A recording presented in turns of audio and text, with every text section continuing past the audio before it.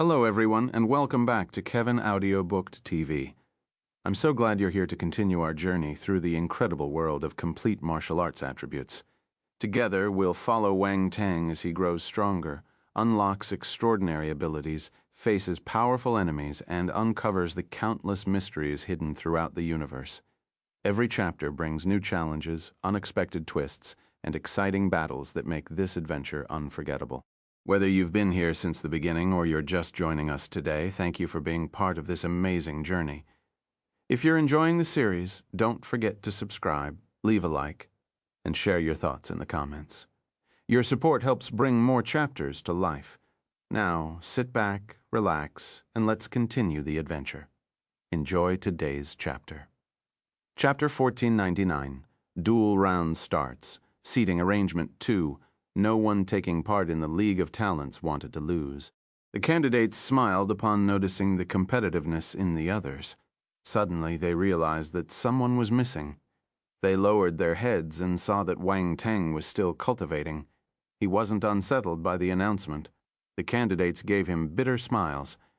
This fellow is exceptionally calm. He could remain composed even at such a moment. Just then, Wang Teng opened his eyes. A sharp glint flashed past his eyes as he stood up. The competition is about to start. Why are y'all still standing here? Wang Teng was stunned when he saw all the people looking at him. Everyone was speechless. What right does he have to say this? Sonic booms were heard and numerous figures took to the sky, dashing towards the battle planet. "Let's go," the second prince said. "Yes," the others replied and flew toward the planet, turning into beams of light. At the same time, on the live chat platform, the live broadcasting was resumed and the audience was on fire. The party was on. It's starting. The second round is finally starting. Ha ha ha. Finally, after waiting so long. I'm so excited. Quick, show me Wang Teng and the Crown Prince on the screen. There they are. I see Wang Teng. There's the Crown Prince. He's so handsome. Wang Teng is more handsome. No, the Crown Prince is more handsome. Silence. I wonder who will be standing at the end of this round, Wang Teng or the Crown Prince? It'll definitely be the Crown Prince. I dare say that he hasn't displayed his full strength. Wang Teng is just faster than him. What? How can you say that our Wang Teng is fast? Isn't it obvious that he has better stamina? Fuck, that sounds a little wrong, brother. It's not just a little wrong, it's completely wrong. I think Wang Teng is stronger. He got first place in 5 zones. Would this be an ordinary warrior? I think Wang Teng is stronger. No one is his match. Bullshit. The Crown Prince is the strongest. Fuck. Have you forgotten about my Ling Yangshu? And my second prince? My second prince got 3rd place in Zone 1. He's just behind Wang Teng and the Crown Prince. You're right. The second prince is strong and amiable. He's my idol. Gaunt is powerful too. He's an unpredictable poison element warrior. This gives him an edge in a duel. I stand with my goddess, Leng Chang Shui. Her ice element is truly amazing. She's a strong candidate for the top 10. The audience was excited. They talked about all the talented warriors and cheered for their favorites. Everyone had their own pick, for instance. Most of the male audience loved Leng Qianshui. Neither Wang Teng nor the Crown Prince could enter their vision. What a genuine response. On the battle planet, there was a giant piece of land in the middle of the sea. Contrary to the 10 forbidden zones, it was a vast place devoid of star beasts, a suitable location for the arena battle round. The entire piece of land would be used for the second round. The martial warriors entered the scene and floated in the sky. None of them landed. Wang Teng and the second prince arrived, then sized up the humongous territory. They were surprised and curious. Our young hero wasn't surprised by the expanse, but by how barren it was. No matter how dangerous the 10 forbidden zones were, they were filled with star beasts and vitality. However, that piece of land was completely different from the rest of the planet. It was spacious. Aside from the candidates, there was no other sign of life. The grayish-brown earth was cracked like spider webs. Deep holes caused by meteors were also found. The desolate landscape was a canvas of sorrow, with blood stains splattered across the barren earth. A gale blew sweeping through the dried soil. The participants hovered in the sky, their hair and clothes rustling loudly in the wind. Is that the arena for the battle? I think so. The entire piece of land is their dueling ground. Fuck, this is getting exciting. They're not restricting them to a standard arena. They will have the whole place to fight. Interesting. Celestial warriors can destroy mountains. Restraining them within an arena would have been atrocious, as expected of the League of Talents. This is a huge investment. Amazing. I can't wait to see them fighting. Let's get it on. The audience was shocked by the sight of the vast piece of land. Enthusiasm burned in their hearts as they stared at the figures hovering above, wishing they could take their place. That was a stage for talents. Only the most outstanding geniuses in the great Qian Empire had the right to step on that grand arena. It was an unsurpassable honor.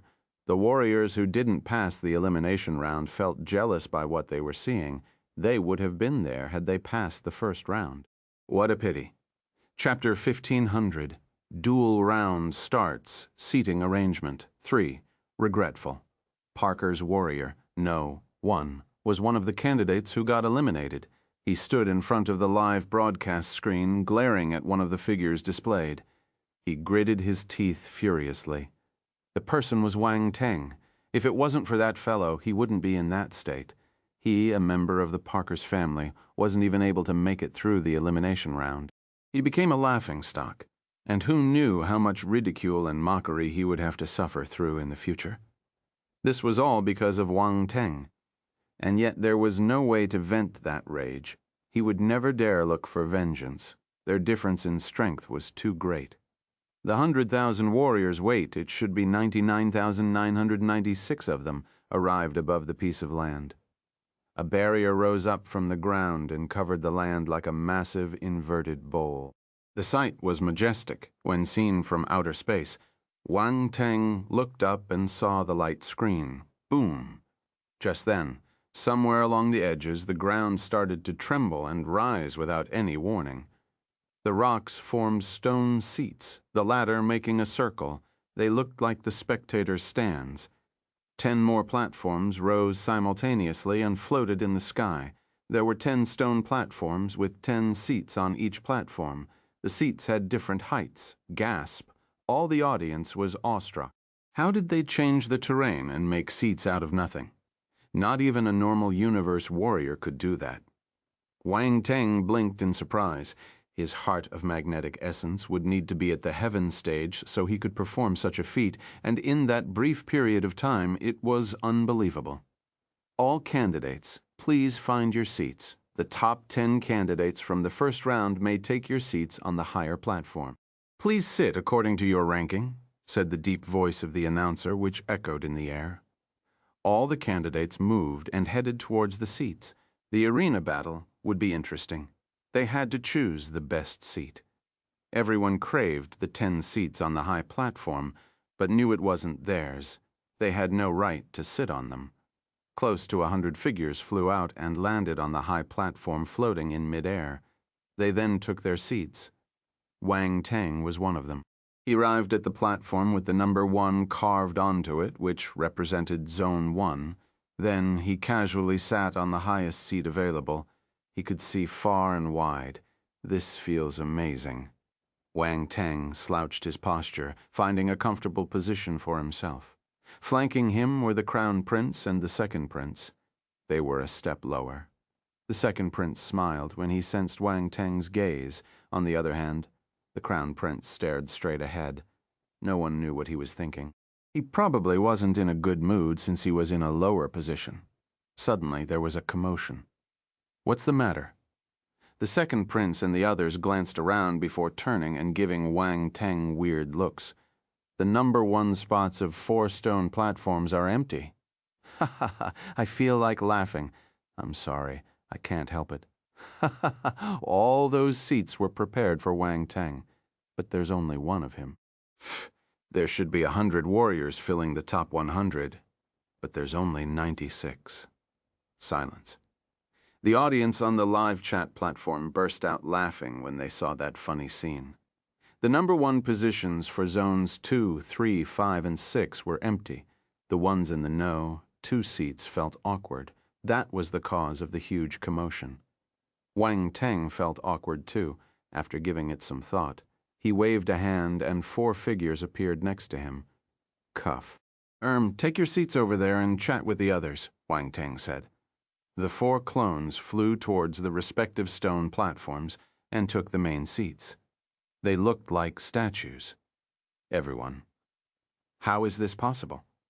His actions caught them off guard. The second prince, Leng Qianshui, and the other warriors were speechless.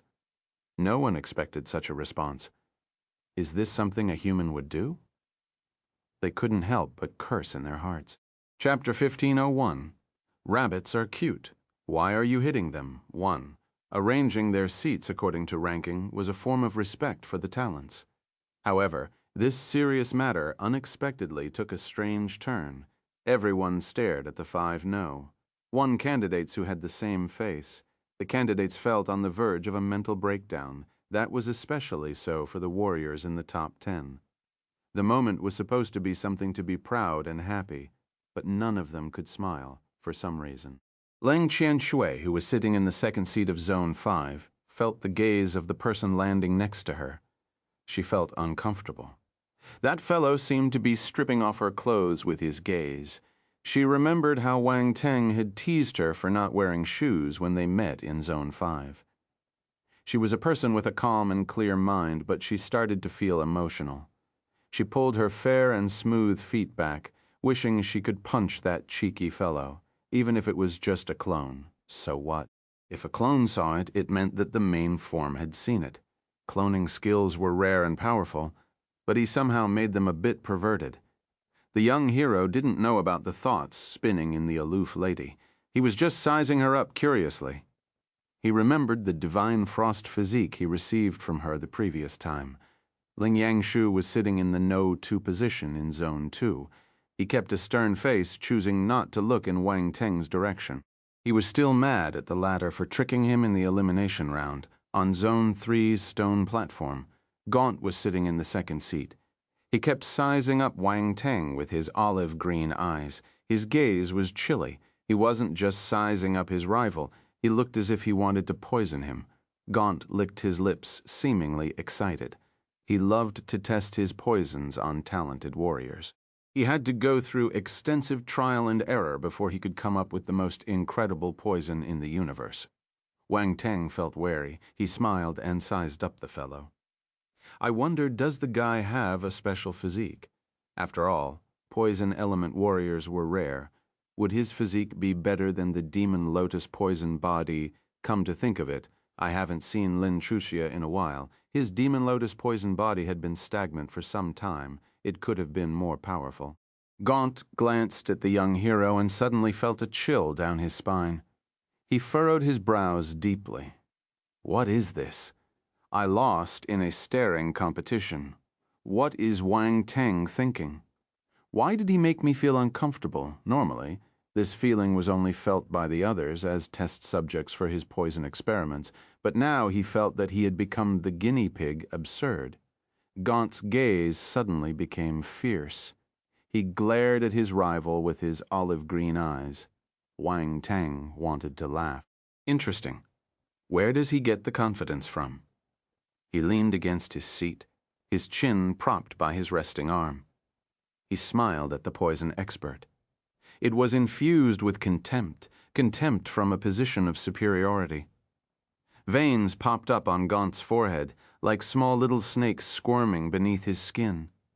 He snorted and looked away. He would wait for their turn in the competition. He felt confident. The first elimination round was based on points, and there were many distracting factors. It was hard to tell who was stronger or weaker. They would need to wait for the battle arena to see their real abilities. The people sitting on the stone seats in Zone 7 were all unfamiliar faces.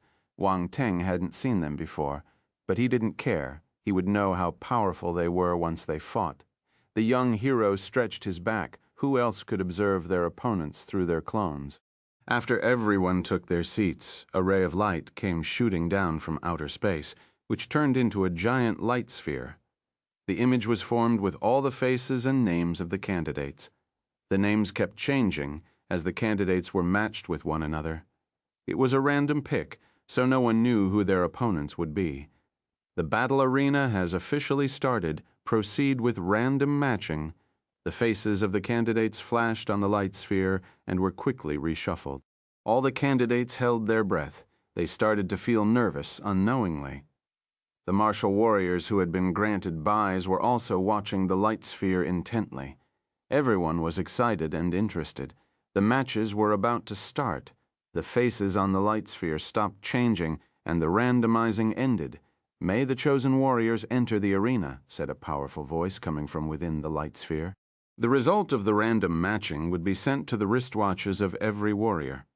That way they would instantly know who they would fight, without having to look for them. After all, there were too many participants. It would be troublesome to check each and every one. The candidates who received a notification flew down from the spectator's stand and quickly found their opponents. Then the battles began. There was no arena. The entire piece of land was available for them. Chapter 1502. Rabbits are cute. Why are you hitting them? 2. The open land ruling was more conducive for martial warriors to bring out their strengths and potential. 10,000 warriors entered the arena. 5,000 pairs were formed. All the pairs were sent to different locations. Each was hovering in the air facing their assigned opponent. The battle was about to start. Wind blew, and yellow sand filled the sky. Boom. An earth-shattering roar was heard all of a sudden, echoing throughout the skies. 5,000 duels began simultaneously. Martial warriors rushed towards their opponents, and the sky was lit up with blazing masses of light, constantly clashing against one another. They were going all out, using their whole arsenal to finish the round. That was the most dazzling stage of the entire great Qian Empire at the moment. No one would hold back. No one wanted to leave any regrets behind. Even if they were to fail, they still wanted to shine with their own light, giving everything they had. The duels started fast and ended just as fast. Many took but a single second to experience real life and death battles. However, there were protective measures set in place. Once a participant lost the duel, they would be teleported away to save their lives. Only half of the 10,000 warriors would advance after the duels. After all the 100,000 candidates fought, only 50,000 would remain. They would randomly be reassigned for a second duel.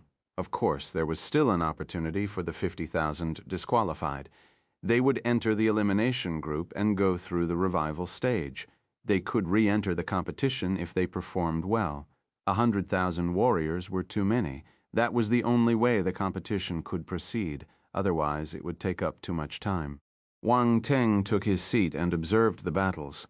His 4 clones were in 4 different locations, and he could see all the martial warriors clearly. Concurrently, he was silently collecting all the attribute bubbles dropped by the martial warriors. He did so in between rounds. Aside from the competitors, no one else could use spiritual power and intervene. They would be severely punished once discovered. Our hero wasn't exempt from this, even after clinching first place in the elimination battle. The only thing worth paying attention to was the plethora of techniques that dazzled his eyes. Ha ha ha, quick look. Our Foreigners from planet Nars is going to advance. Oh, isn't that Parker's martial warrior? No. 2. I didn't expect him to enter the battle arena. He advanced, as expected of the Parkers. I saw him win beautifully. He's really powerful. The fighters from the Parkers weren't weak to begin with. They were just unlucky to meet Wang Teng. Do you think No 2 will get to meet Wang Teng later? It's hard to say. It is possible for them to run into each other. Parker's no. 3 advanced too. Look at his arrogant expression. He's at it again. I really want to see them be abused by Wang Teng again. Feng Yushan from planet Fengnan was actually eliminated. His opponent was a woman, really powerful looking at that. Who's she? What race is she from? Just found it. She's Yue Chikiao, a talent from the Yuanyue race. She's from planet Yuanyue, huh?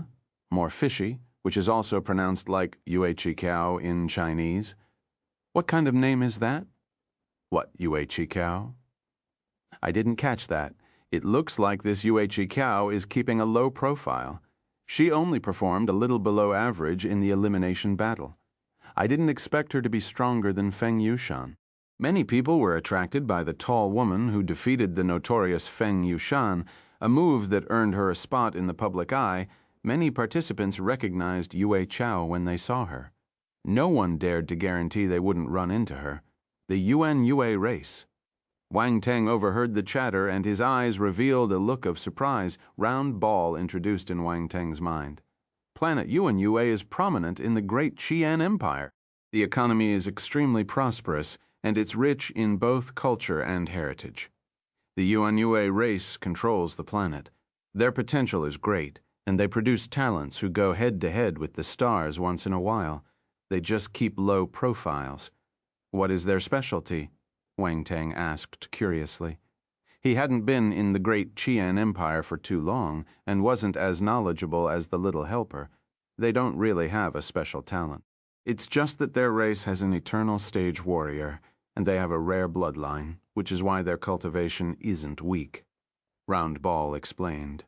The young hero nodded, ending the questioning. Yue Chikao left an impression on him. He was going to observe her performance from then on. The competition continued, and another group of martial warriors entered the battle arena for their assigned fights. Wang Teng became more interested in the battles, as there were more talented warriors participating. That fellow from the Three Eyes race isn't too bad either. He finished off his opponent in a flash. Their race has a big settlement in the great Qian Empire. Since their numbers are considerable, it's not surprising for some great talents to emerge. That's true. Having more people is a great thing. That guy resembles a Luke. Their disguise is great.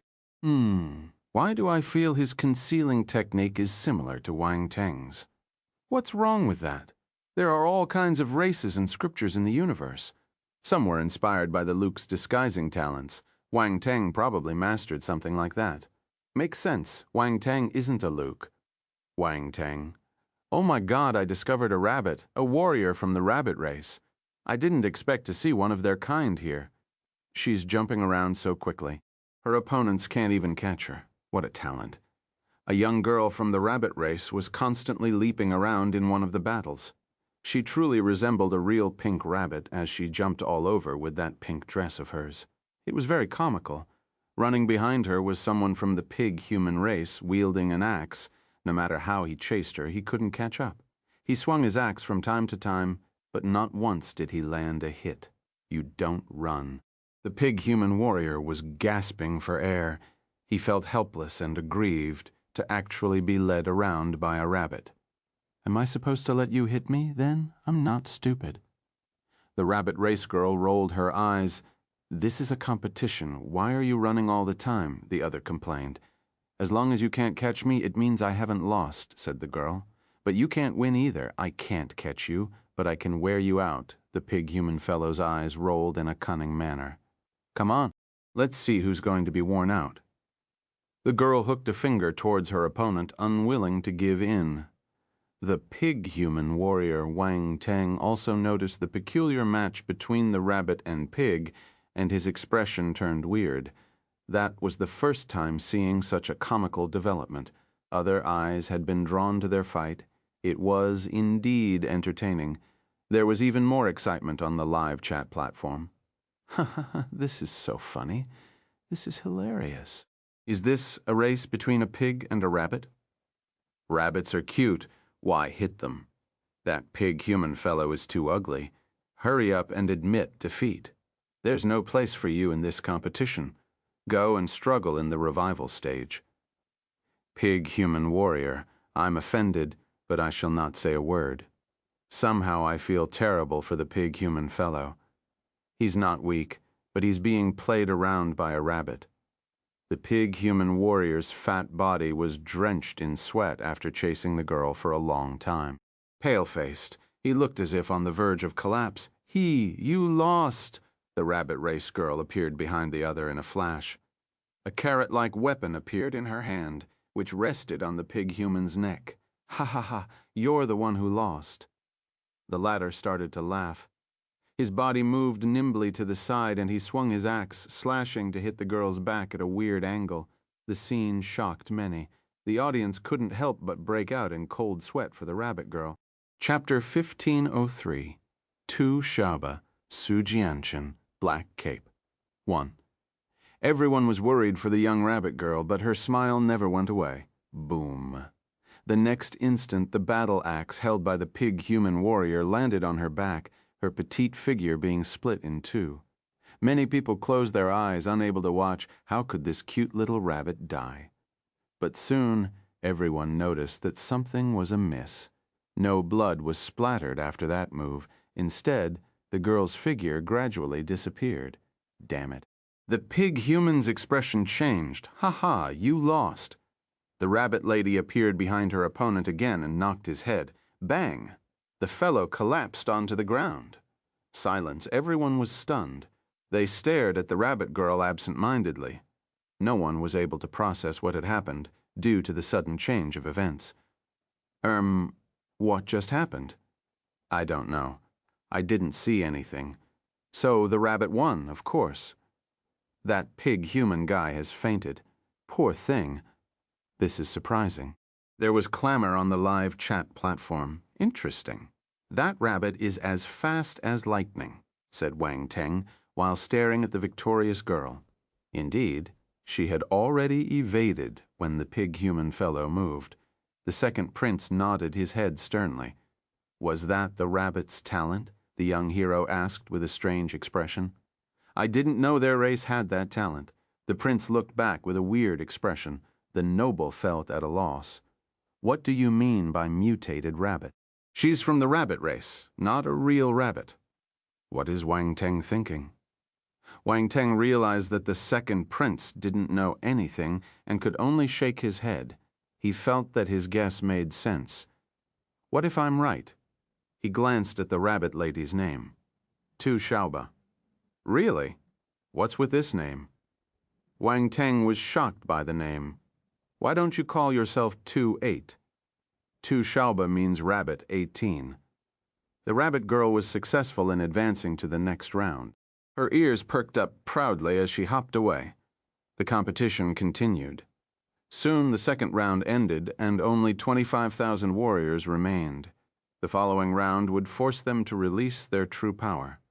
The first was a youth in a gray gown carrying a long sword. His opponent was a martial warrior from the ape race who had grasped an 8th-level Ultima. He hefted his massive blade and swung it around with vigor, leaving a trail of golden glow in the air.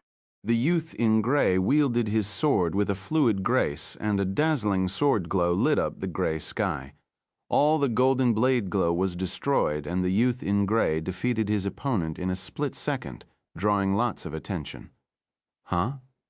Wang Teng's gaze turned sharp.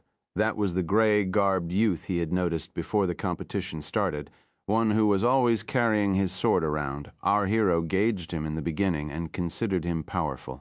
There was a faint hint of sword consciousness around him, so he was very likely an expert, focused and skilled in sword arts. It seemed that his estimation was right on the money. Impressive? Who's the young warrior? Where did he come from? Why didn't I notice him before? He's Su Jianchen. He's from the Beilu Galaxy, a mid-tier civilization under the Great Qian Empire. Another talent from a faraway galaxy? Mid-tier civilization?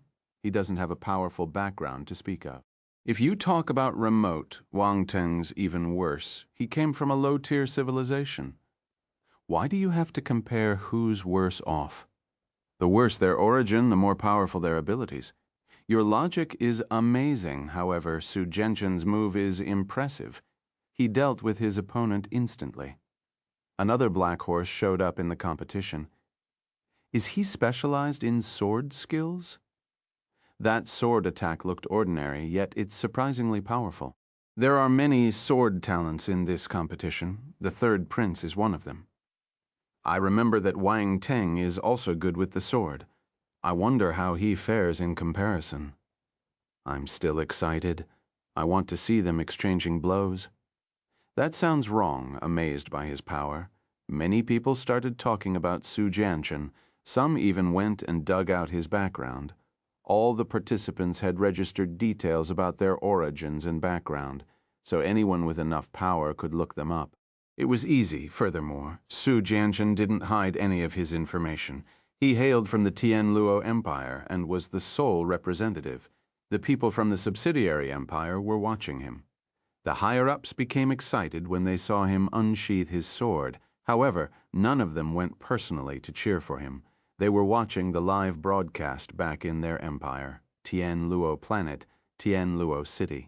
In the center of the metropolis, within an extravagant palace, the emperor of the Tianluo Empire sat on his throne. His figure was tall and a little hazy. It was difficult to see his appearance clearly. Chapter 1504, Tu Shaoba, Su Jianchen, Black Cape, 2. Universe stage warriors were seated in 2 rows next to the sovereign. All of them had powerful auras, too intense to look at them directly.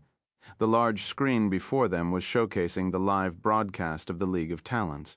"Your Majesty, Jianchen shouldn't have any problem entering the top 1,000, said one of the powerhouses from the Tianluo Empire in a respectful tone. "Ha ha ha ha! Jianchen's potential is on par with those from the talents of the great Qian Empire's main factions. The Emperor was an eternal stage martial warrior." He stared at Su Jianchen with satisfaction. It was his beloved disciple. If Jianchen releases his full potential, he might be able to go head-to-head with Wang Teng, said another universe stage warrior. That's right. Wang Teng came from a low-tier civilization and doesn't have an eternal stage warrior guiding him. Our Jianchen is different. Your Majesty has personally groomed him. He merely kept a low profile during the first round, a third universe expert added, based on his personality. He didn't waste much effort in the first round since he could pass it easily. Otherwise, his rank would have been higher, said the Tianluo Emperor while nodding. It'll be great if he can defeat Wang Teng. All the garnered attention and popularity would be Jianchen's stepping stones. Our Tianluo Empire will definitely stand out in this League of Talents. All the universe stage experts below were excited. On the battle planet's open arena, many sharp-eyed warriors noticed Su Jianchen's sword attack. They gave serious looks to this youth in gray garb. "What a powerful sword attack," the second prince commented solemnly. On the other side, Ling Yangshu straightened his back and stared at the youth in gray sharply.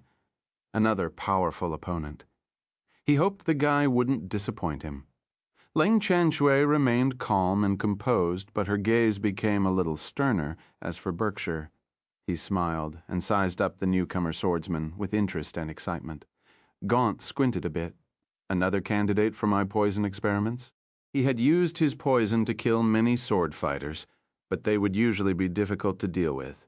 Injuries would ensue if he wasn't careful. The third prince clenched his fist when he suddenly remembered he didn't have a habit of carrying his sword everywhere. Weapons were just tools to him, so he always kept them in his spatial equipment. He felt the urge to grab his sword after being stimulated by Su Jianchen's sword glow. 2 hours later, numerous matches had ended, and the number of remaining candidates diminished. However, the duels were more intense. Another warrior made a grand appearance, catching everyone's attention. It was a fellow wearing a black cape, preventing the audience from seeing his face. He really wasn't the lofty kind, though.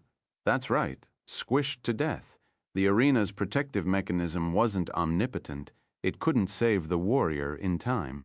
The caped warrior was quick and ruthless, making a killer move from the get-go.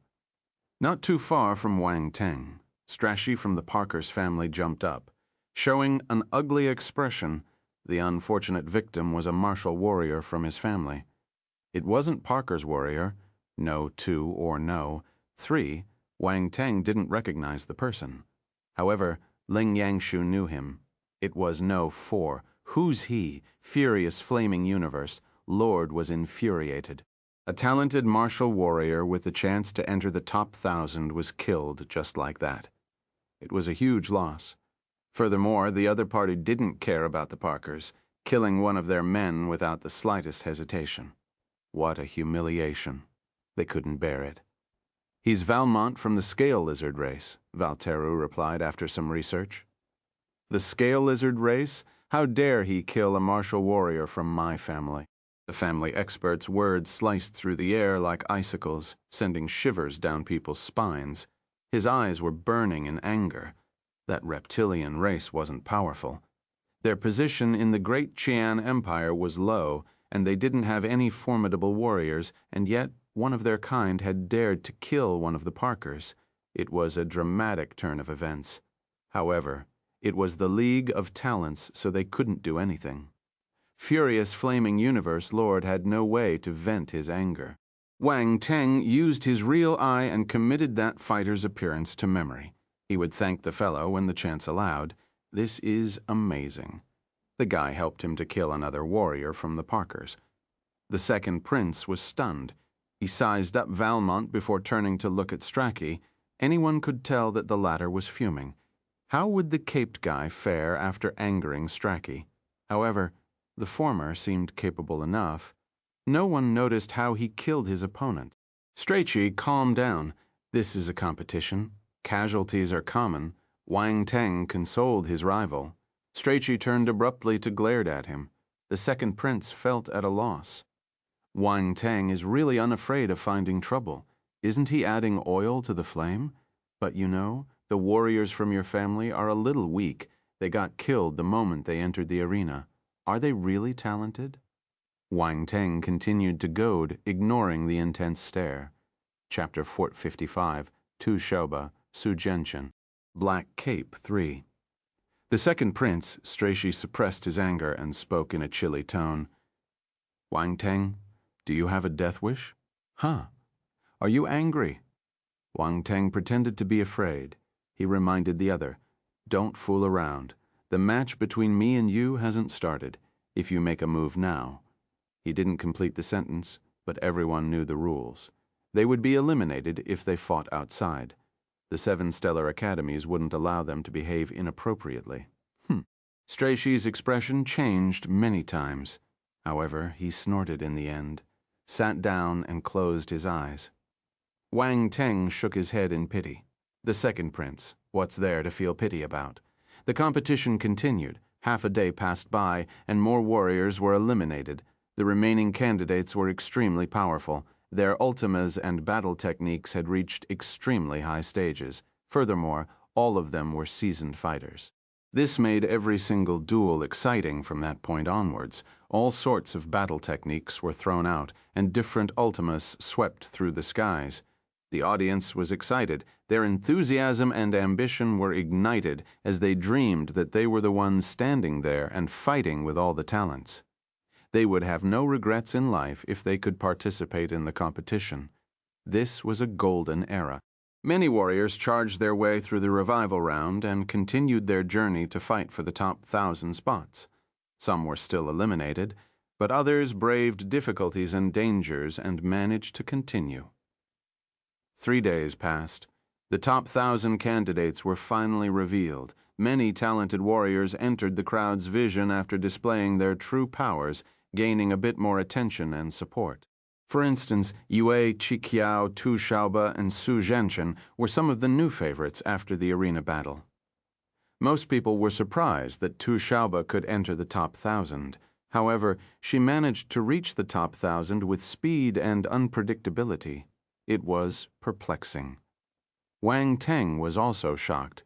This made his interest in her grow. His guess was that she was a mutated rabbit. He was also stunned to see that Parker's warriors, No. 2 and No. 3, managed to squeeze into the top 1,000. They weren't eliminated in the first round, even managing to pull through to the end of the second round. How tenacious. Furthermore, the Parkers had 2 warriors who got the bye, Strachey and Landon. Both were sitting close to Wang Teng since they had entered the top 10 in Zone 1. The Parkers' family trains their martial warriors well. Wang Teng pondered. His gaze turned sharp. No, the top 1,000 have the right to enter the 7 stellar academies. I need to trick them again. This thought entered his mind and stayed there. He was narrow-minded in this regard. The Parkers had tried to kill him at every chance they could, so he had to pay in kind. He wouldn't allow them to grasp such a good opportunity. Killing was allowed in the battle arena. Punches have no eyes. The black-caped guy had done it before. It should be possible, as long as he killed the opponent before the protection mechanism kicked in. Parker's warriors know 2 and no. 3 felt an evil intention looming over them, sending chills down their spines. What's going on? Is the black cape guy looking at us? Chapter 1506. I won't be too fierce. 1. The top 1,000 in the battle arena were finally decided. From 99,960 martial warriors to 1,000 martial warriors, the elimination rate was high. Well, it was the League of Talents. Saying that the talents were like 1 in 100 million wouldn't be an exaggeration. The second prince, Strachey, and the other talents were restless, all of them raring to battle. Being the cream of the crop, normal fighters weren't worth their attention.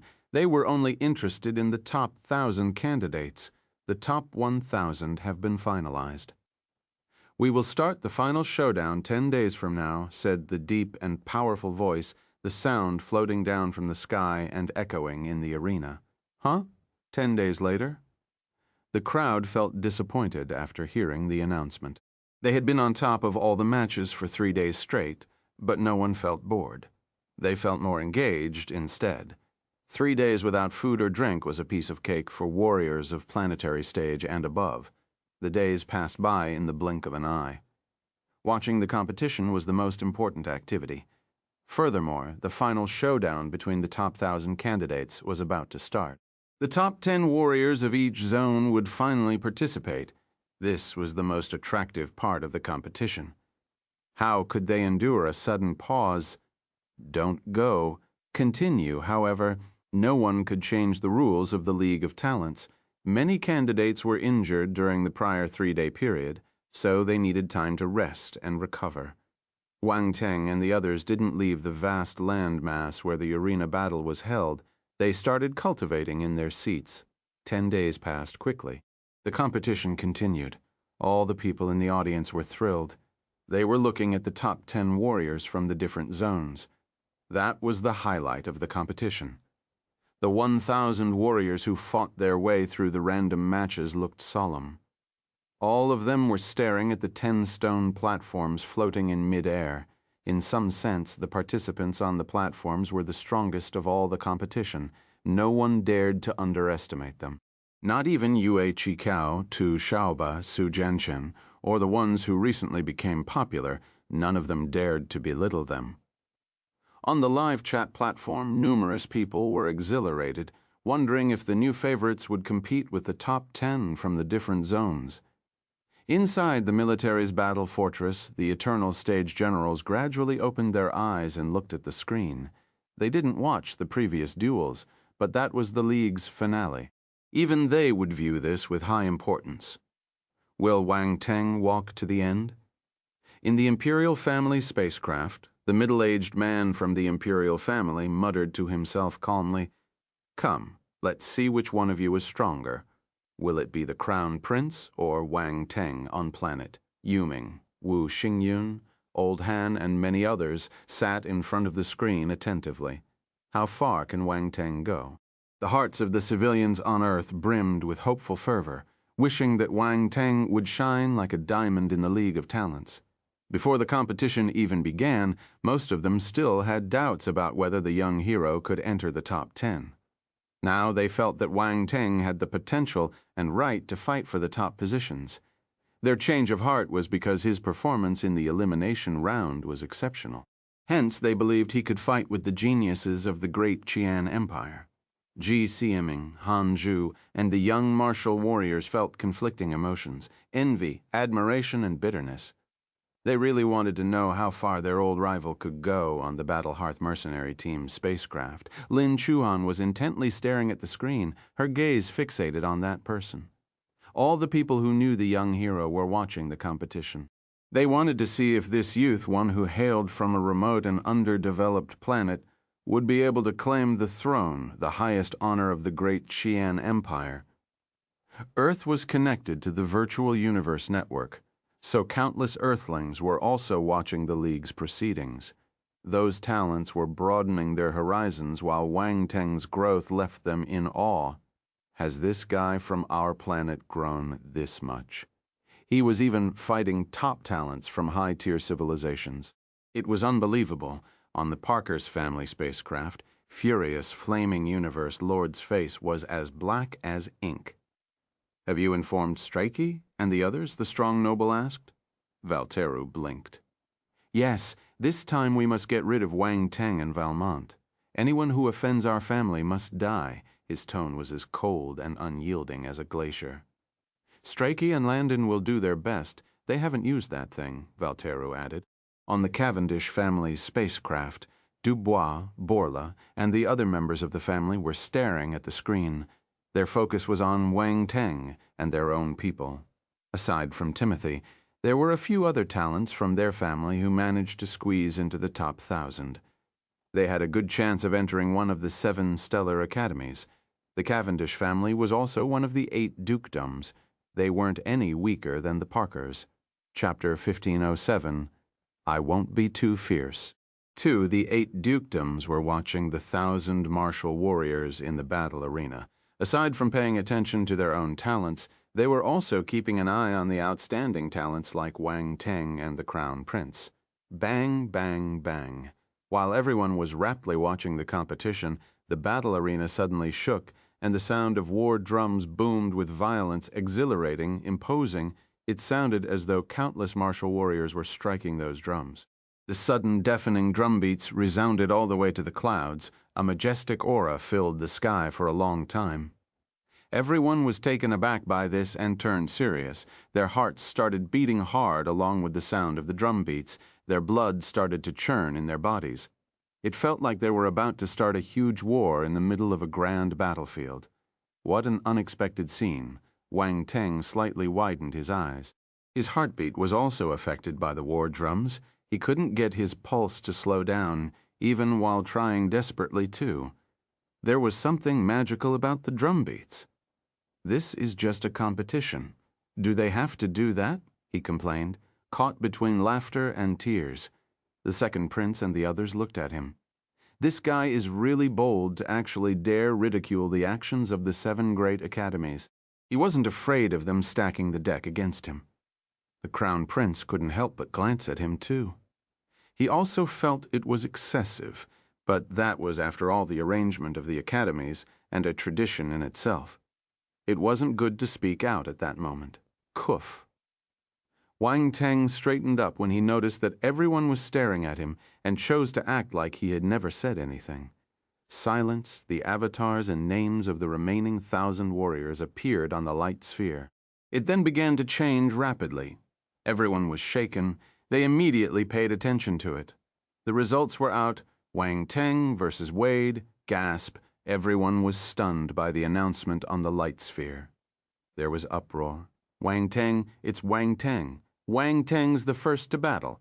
How exciting! A popular contender for the championship is up right away. Ha ha ha, we didn't wait so many days in vain." I'm excited. I don't know if you guys are. I'm fine, don't get too excited. Is this a coincidence, or is it really? Is this a coincidence? The 7 stellar academies probably can't wait any longer. Why is no one paying attention to Wade? Who's Wade? Wade? Over the. Everyone was stunned when they saw Wang Teng be the first to battle. Interesting. But soon they looked with interest at the flustered hero on screen. Wang Teng was preparing to watch the competition in his seat, but felt a bit unnerved when he realized he had to go up and fight. The chances of that happening were extremely small. He topped 5 forbidden zones. It should have been quite difficult for him to be selected as one of the first contenders. He now had some suspicions about the light sphere being tampered with in order to get him in the first match. "Wang Teng, hurry up. Your opponent is already waiting for you," said the second prince, who couldn't hide the smile on his face. "This guy is actually first." This is too good. Many people wanted to see how strong he really was. Back in the first round, the young hero used various techniques to seize opportunities in the elimination battle. He didn't really do many fancy moves, except for his big attacks. No one was able to see anything else. That was the best time to observe him. Strachey, G. Houchin, Timothy, the third prince, and the others shared similar thoughts. They all looked at him as if he were a magical beast. "Why do I get the feeling that you are very happy about this?" said Wang Teng, while glancing at the second prince. The second prince straightened his face and denied, "Really? No way. Not happy at all. You should work on your poker face." Wang Teng felt at a loss. He shook his head and stood up. The amiable noble and the rest suddenly raised their eyebrows. They suddenly realized that the young hero was slowly dissipating in front of their eyes, having already left the stone platform at some point. Wang Teng's body suddenly appeared in the sky. There was a fat young man in front of him, at least 3 times his height. The fellow almost looked like a ball. It was Wang Teng's opponent, Wade, fast. The big guy was stunned by his rival's entrance. He squinted and smiled bitterly. Wang Teng was too fast. He almost didn't see how he had just shown up. It was no surprise he was able to get first place in 5 different zones. He felt unlucky to actually meet such a powerful opponent in the first match. His chances of victory were low.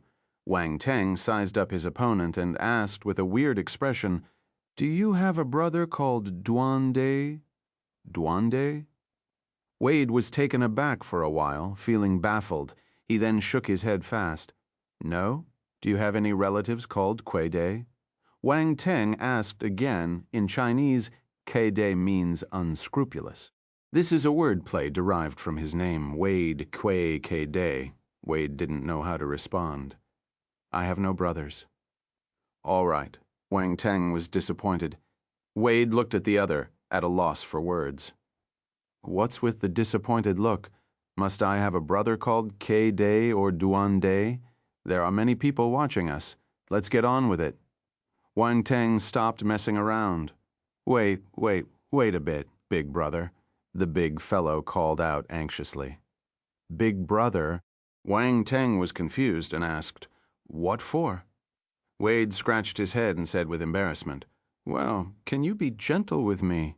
Wang Teng, "Why is this fatty such a coward? Is that okay?" Wade wiped cold sweat from his forehead and looked at Wang Teng with his pair of small, anxious eyes. "It's not impossible." Wang Teng rubbed his chin.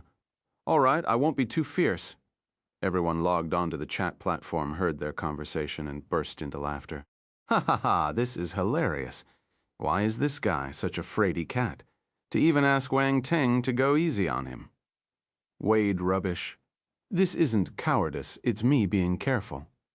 Right, being careful. I'm dying from laughter. This is the first time I've seen such an odd opening match. Wang Teng is too strong. He even stunned the fat man into submission. I suddenly pity Wade. Let's have 3 minutes of sympathy for Wade. Wade, can you be gentle?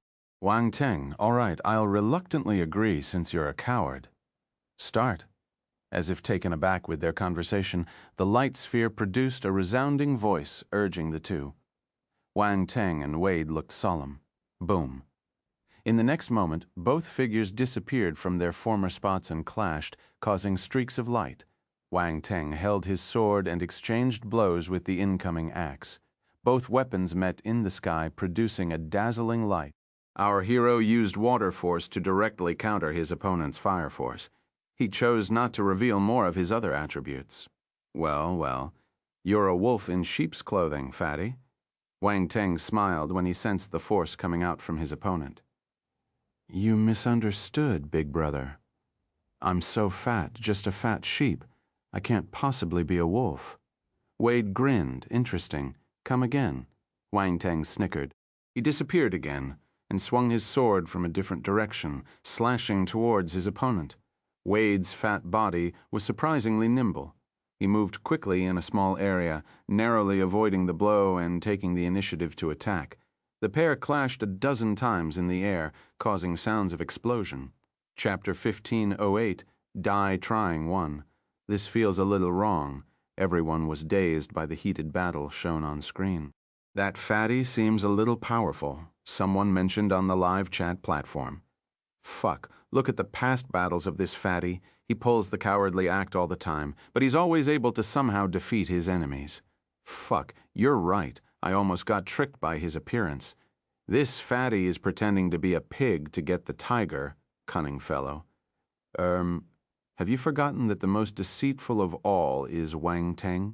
Wang Teng and Wade's battle, the first battle among the top 1,000, was exceptionally intense. Discussions flew left and right. There were many comments about the fatty and his crafty ways. He would always appear timid, while he was in fact hiding his ability. Someone dug out the videos of his past battles for a better analysis and realized that the fellow would always beat his opponent with some difficulty, seemingly by a fluke. That was why no one had paid him any mind. Nobody knew who he was. To think that the guy had been hiding his true ability. No wonder he could get into the top 1,000.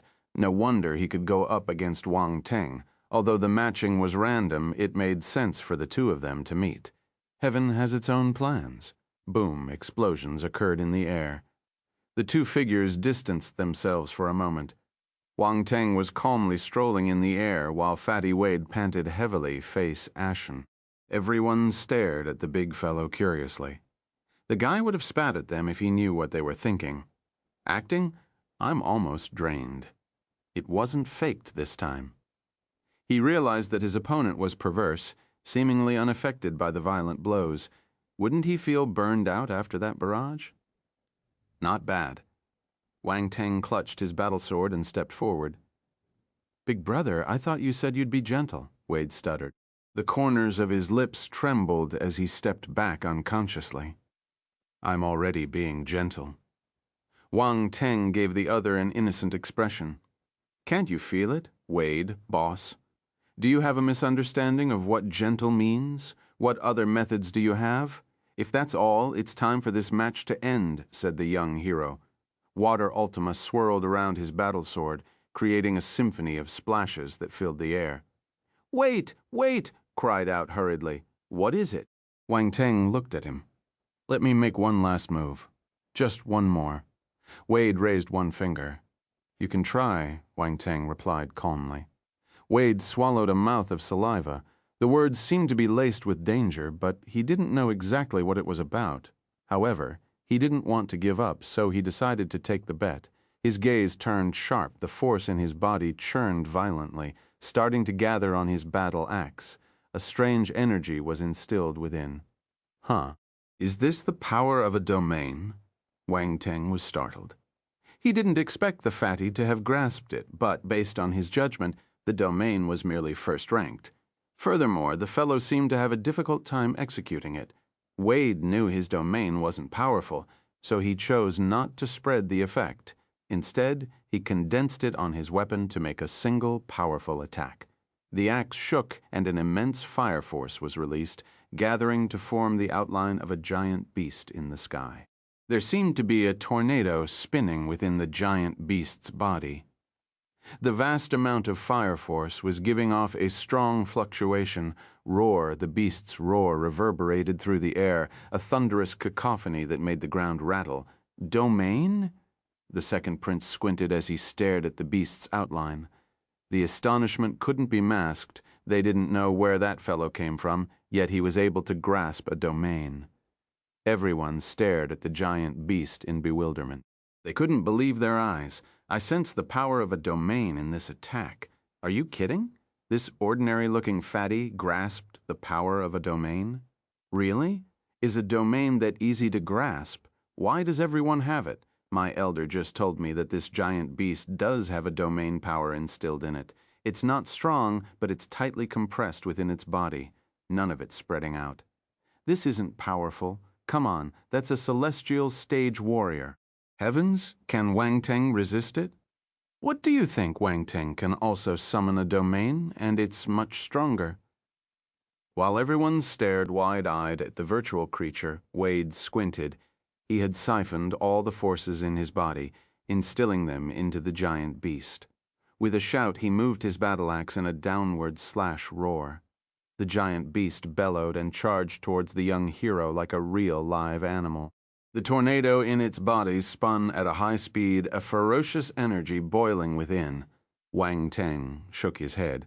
A normal-looking sword was formed on his hand, and he answered with a light-hearted slash. An azure sword glow slit through the giant beast's outline. The creature stopped in midair, unable to move an inch further. Wade's expression froze, then his face turned pale. This time, it was real. It couldn't be more real. Boom, amid a loud explosion, the gigantic virtual creature erupted. The terrifying energy within lost its vessel and was spilled without restraint. Chapter 1509, Die Trying 2. A fierce inferno was caused by the force sweeping across the ground. Wade retreated furiously. His pupils shrank as he stared at the scene in astonishment. Too powerful. Wang Teng is too powerful. One attack.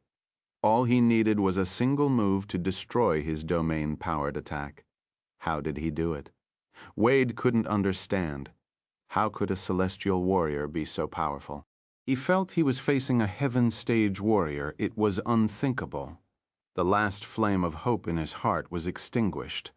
So powerful. Is that Wang Teng's true strength? He destroyed a domain attack with one move. Impressive. Amazing. Wang Teng is so strong. Let's see who dares to doubt him now. I feel bad for the fatty. He grasped a domain, but that was still not enough to be a match. No worries. He can still fight against other talents later on. His ranking will be decent since he can summon a domain. Everyone had a new understanding of Wang Teng's ability. Not everyone could destroy a domain attack with a single sword slash. His understanding of domains had to be extremely profound to achieve it. The second prince, Streishi, and the others understood this and became serious. The residual impact of the explosion subsided, the powerful force disappeared, and Wade looked at the calm youth hovering close by. He swallowed saliva, wanting to admit defeat. Have you heard of this saying? Wang Teng said suddenly. What saying? Wade was stunned. Die trying, Wang Teng disappeared. Shit. Wade felt his hair stand on end. His expression changed entirely as he shouted, I admit your head. Wang Teng appeared behind him with a brick in his hand. He mercilessly slammed it on the fatty's head. Bang, bang, boom, boom, cries of agony resounded in the sky. Everyone was dumbstruck, even the princes. The third prince felt the muscles on his face twitch. He seemed wary as he stared at the brick Wang Teng was holding. Strachey and Landon exchanged glances. They remained expressionless, but their trembling eyelids betrayed their uneasiness. Leng Qiangshui looked bewildered. This person always acts unexpectedly. Gaunt kept his poker face, but if one were to observe him carefully, they would see the corners of his eyes moving a bit. Berkshire touched his head unconsciously and smiled. He started to get excited. That's brutal. Most of the audience swallowed their saliva involuntarily. Oh my God, is that his weapon? Why does it look like a brick? And sparks came off. This is the first time I'm seeing this weapon in my life. My knowledge increases. Looks handy. I want to try it. As Wang Teng said, die trying, I believe him. The fatty tricked the wrong guy. He couldn't even admit defeat in time. Poor thing. What happened to being gentle? After some time, Wade's face became badly bruised. His round face got rounder, and he looked like a pig's head. Honestly, he really looked like a pig now. He fell straight back and fainted. His swollen head slammed on the ground. Stupid fatty, how dare you try to trick me? Wang Teng stowed his lightning slap and clapped his hands. Then he collected the attribute bubbles. Constellation Force, Fire 32 Serad, Fire Domain 100.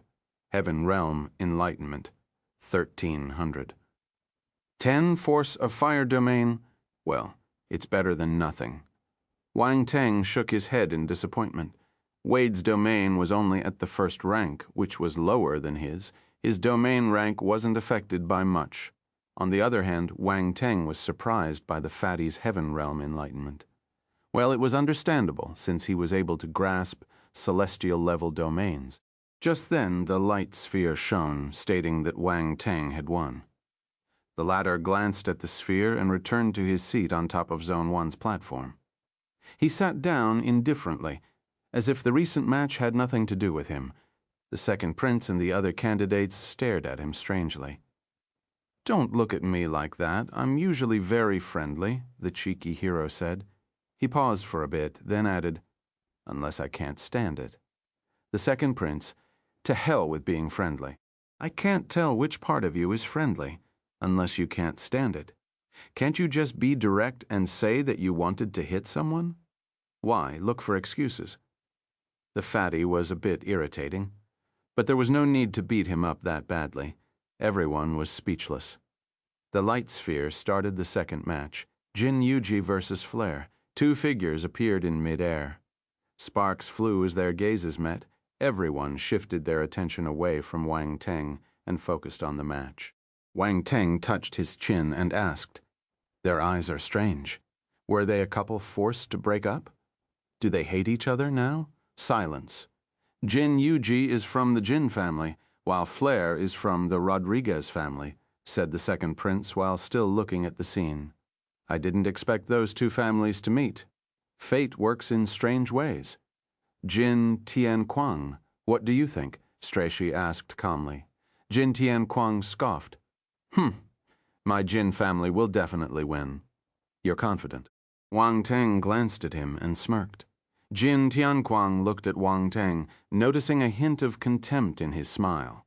Anger boiled in his heart. However, when he remembered how he beat Wang Teng up, his flames of anger were doused, as if someone would have poured a bucket of ice water over him. Never mind, he didn't need to win that verbal competition. Jin, Yuji, and Flare's battle had already begun. The warriors from those two families never liked each other. Adding their deep-seated grudges, their collision was explosive whenever they met. There would always be a fight. Boom, boom, boom. The two of them had a heated battle in the air. Both executed their most powerful techniques, and their ultimate powers swept through, a 10th level ultima. Wang Teng stared at Jin Yuji in surprise. He had seen the latter use an 8th level ultima during the first elimination round while he was lurking around the Jin family warriors and stealing points from them. He didn't know she was actually hiding her skills.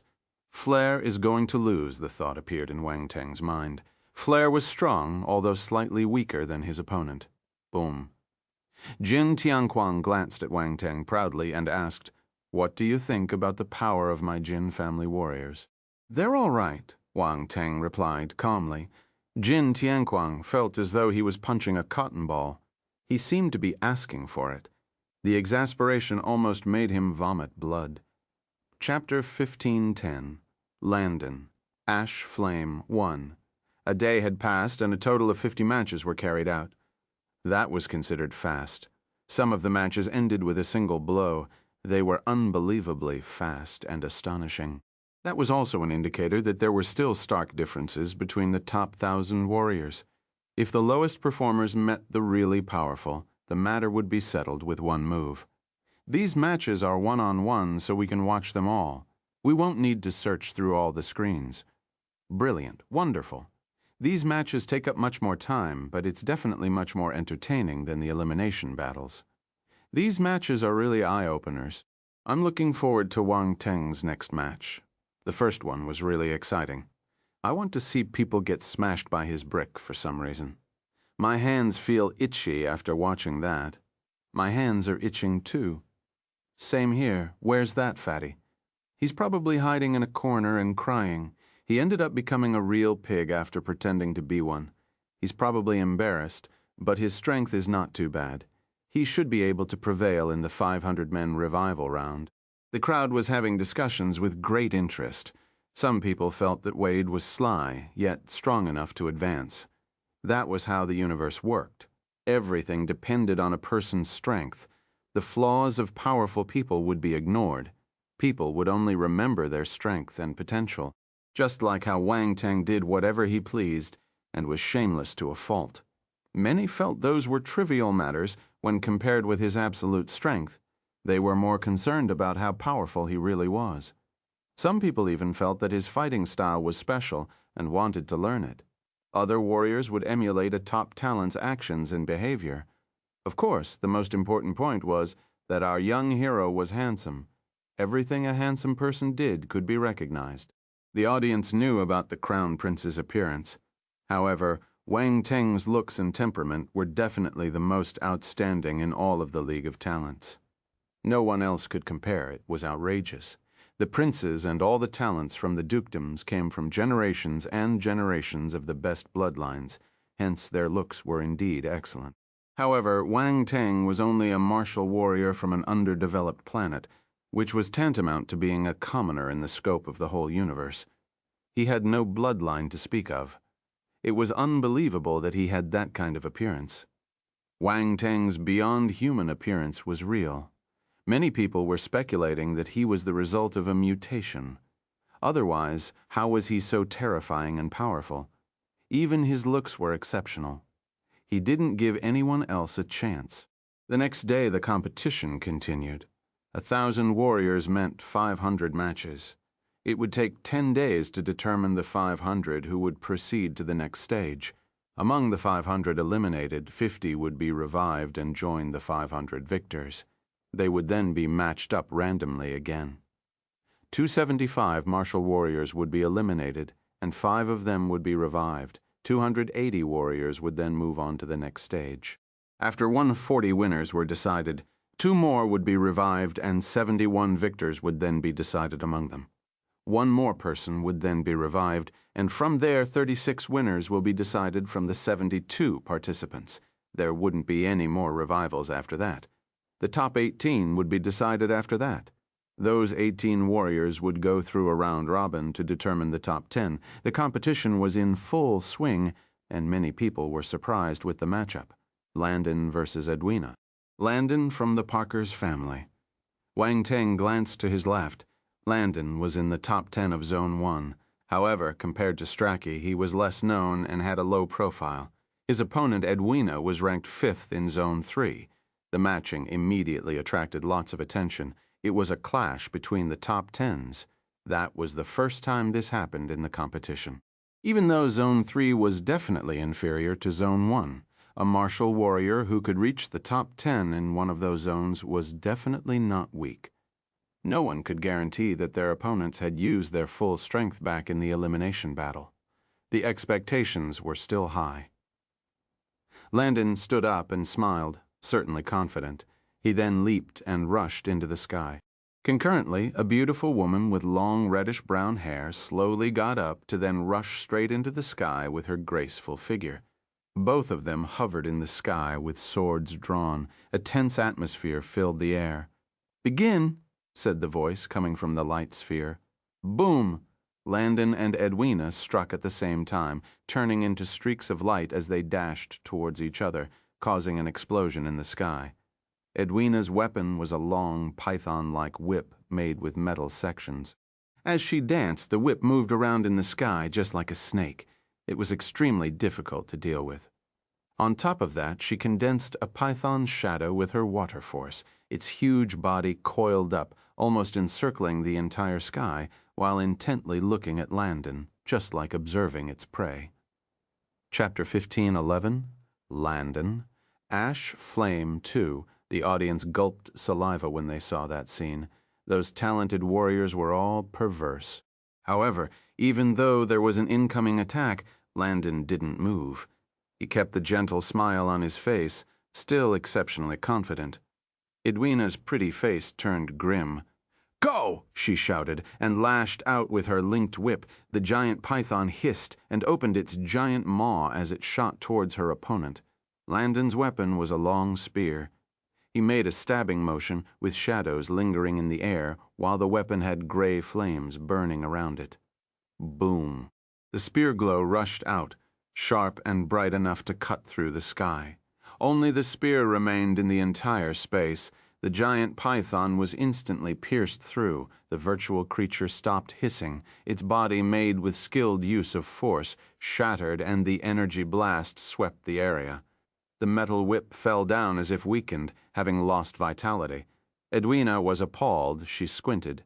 A figure stepped out of the void, instantly flashing to stand before her. The sharp edge of the spear landed inches away from her throat. The ice-cold metallic feeling caused her to shudder. "You lost?" Landon said indifferently. The woman's face turned pale. The defeat was so quick and direct that she didn't have any intention of resisting. Gasp! There was a huge commotion. They were both top 10 qualifiers, but the difference was huge. Landon had won beautifully. A single attack was all it took. Some people didn't even see what he did or how he won. The match ended and both parties left. However, the audience were still talking about it. Landon used a special flame, right? I've never seen a gray flame before. It's said that the Parkers have trapped many special star beasts with beast flames so that they can have an endless supply. I know about this too. Everyone kind of knows about it. It's quite obvious by now. I wonder what kind of flame it was. It seemed to be powerful. Is it a divine flame? No way. Divine flames are stronger. That's right. Divine flames are rare. The candidates showed different expressions when they saw Landon descend and return to his seat. They viewed him with more importance now. No one thought that a warrior who always followed behind Strachey would be that powerful. Strachey normally blocked his limelight, but he managed to get it back. That performance instilled in many the idea that Strachey wasn't the only powerful warrior from their family. Wang Teng glanced at Landon with a strange glimmer in his eyes before he quickly released his spiritual power and picked up the attribute bubbles floating in the sky. Dragon Blood Battle Physique, 4th rank, 100. Constellation Force Fire, 2,600. Ash Flame, 1,000. Wang Teng raised his eyebrows and flashed a meaningful smile. He glanced at Landon again. 4th ranked Dragon Blood Battle Physique. If he remembered correctly, back when they fought the oceanic unicorn whale, Strachey had dropped this constitution but only of 3rd rank. This meant that Landon's skill was a rank higher than Strachey's. This is interesting. The guy who's always behind Strachey has a stronger physique than him. I wonder if Strachey knows about this. If he didn't, what would his reaction be when he found out? As expected, not one member of the elite families was naive and innocent. Everyone had their own agendas. Is this what they mean by respecting your elder siblings and loving the younger ones? Wang Teng touched his chin and wondered. Landon felt something and turned.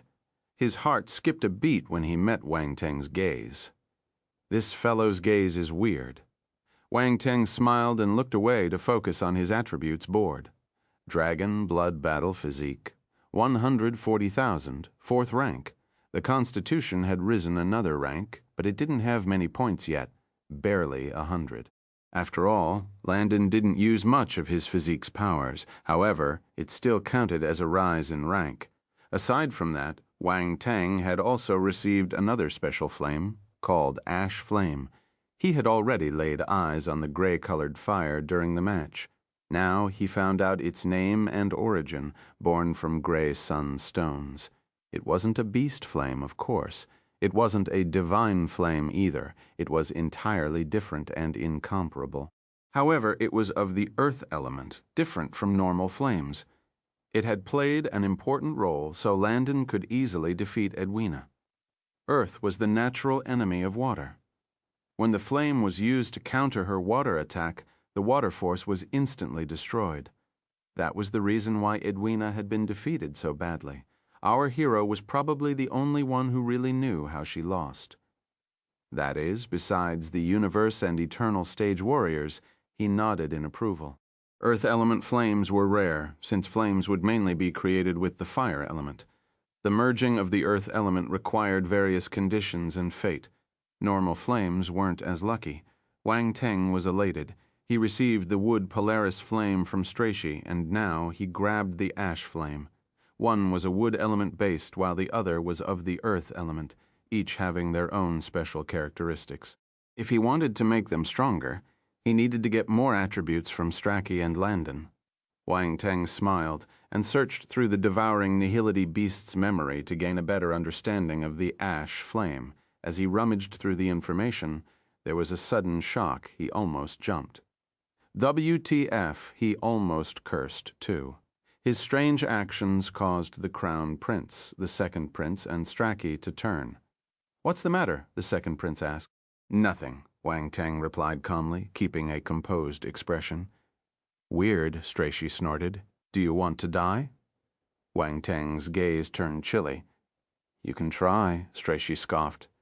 "Bite me," Wang Teng said. The veins on his rival's forehead popped out. "This bastard's treating me like I'm a dog." All right, let's check the next match," said the second prince to mediate. Strachey turned and snorted. Looking for trouble, Wang Teng complained softly. The second prince was caught between laughter and tears.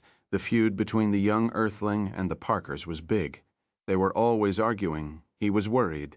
There was nothing to gain from provoking the Parkers. Their waters were deep. Wang Teng ignored Strachey and closed his eyes. He went through the information he found. After some time, his eyes opened again. They were shining. Gray-white flame. He found the records of the gray-white flame in Nihility's memory. The flame was related to the ash flame. The latter was special, born inside gray sunstones. What many people didn't know was that a special geological environment would form wherever those stones were.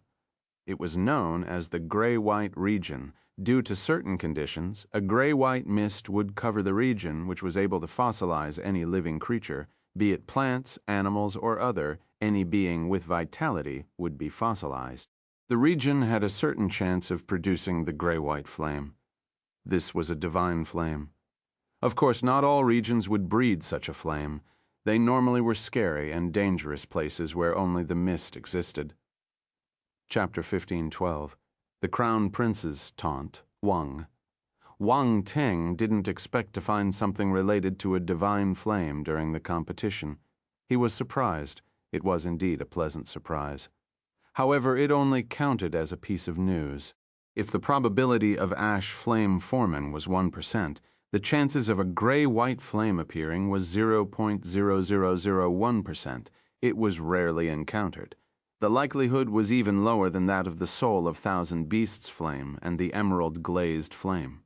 However, he managed to get a piece of information from the beast's memory.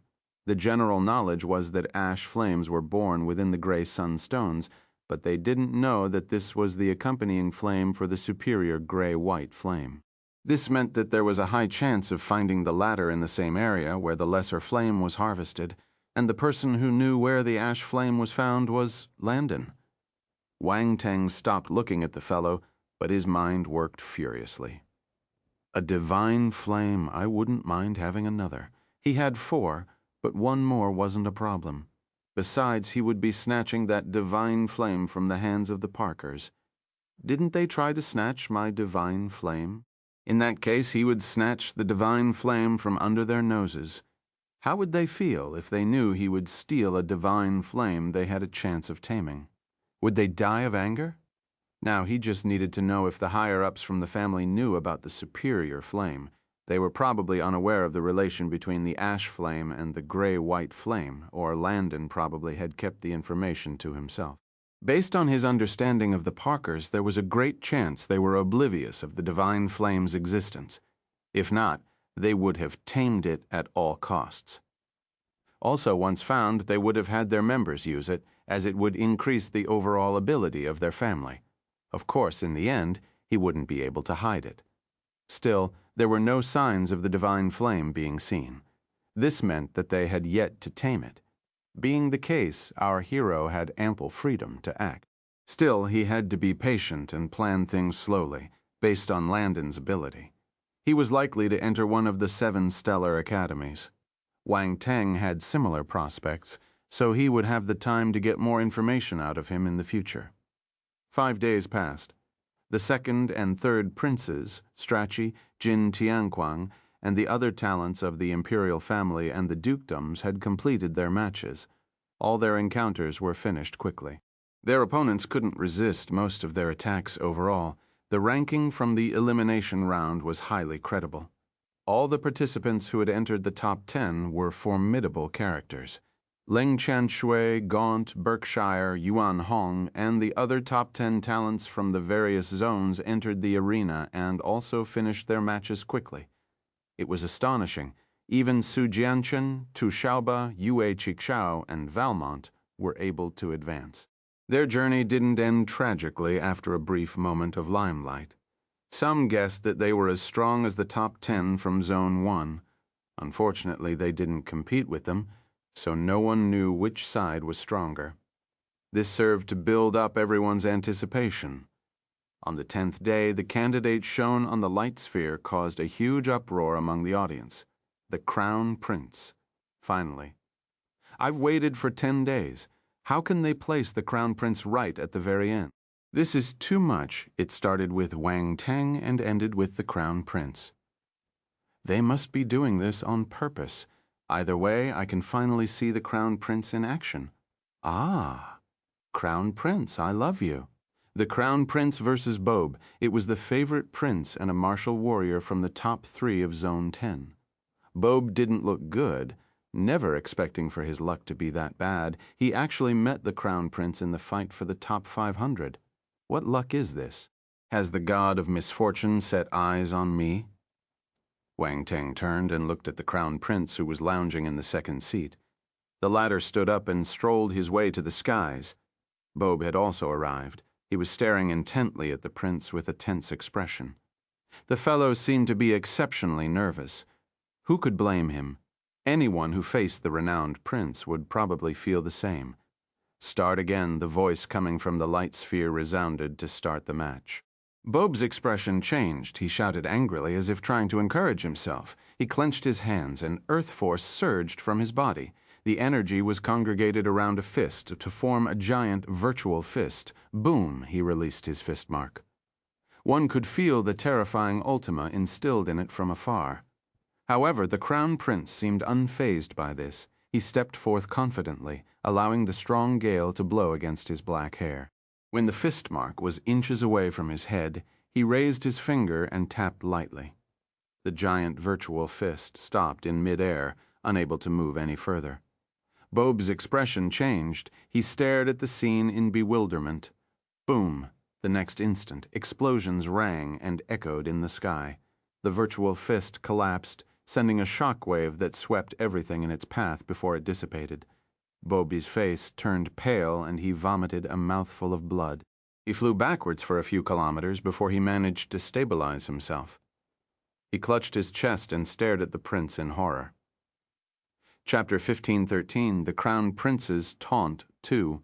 The Crown Prince didn't look at his opponent again and promptly returned to the stone platform. Bobby's expression changed, finally conceding defeat.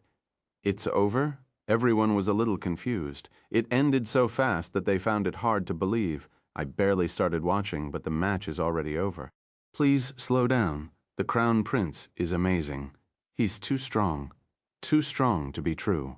Worthy of the Crown Prince title. Who can match up to him? That being said, looks like even Wang Teng couldn't finish off an opponent as easily. I think we have to take another look at the gap between Wang Teng and the Crown Prince. Wang Teng might not be his match, Crown Prince. Wang Teng is nothing when I'm being serious. Don't you think it's a little too early to determine that? Let's wait until they finish their matches. The favored prince's first battle was so shocking that the crowd wondered if they had underestimated his strength. Many had previously thought that Wang Teng was a worthy adversary, but the Crown Prince was able to take out his opponent with one strike. Such strength was unbelievable. Could Wang Teng do it? While his previous battle was also shocking, it didn't feel as grand. People's thoughts and opinions changed as the competition progressed.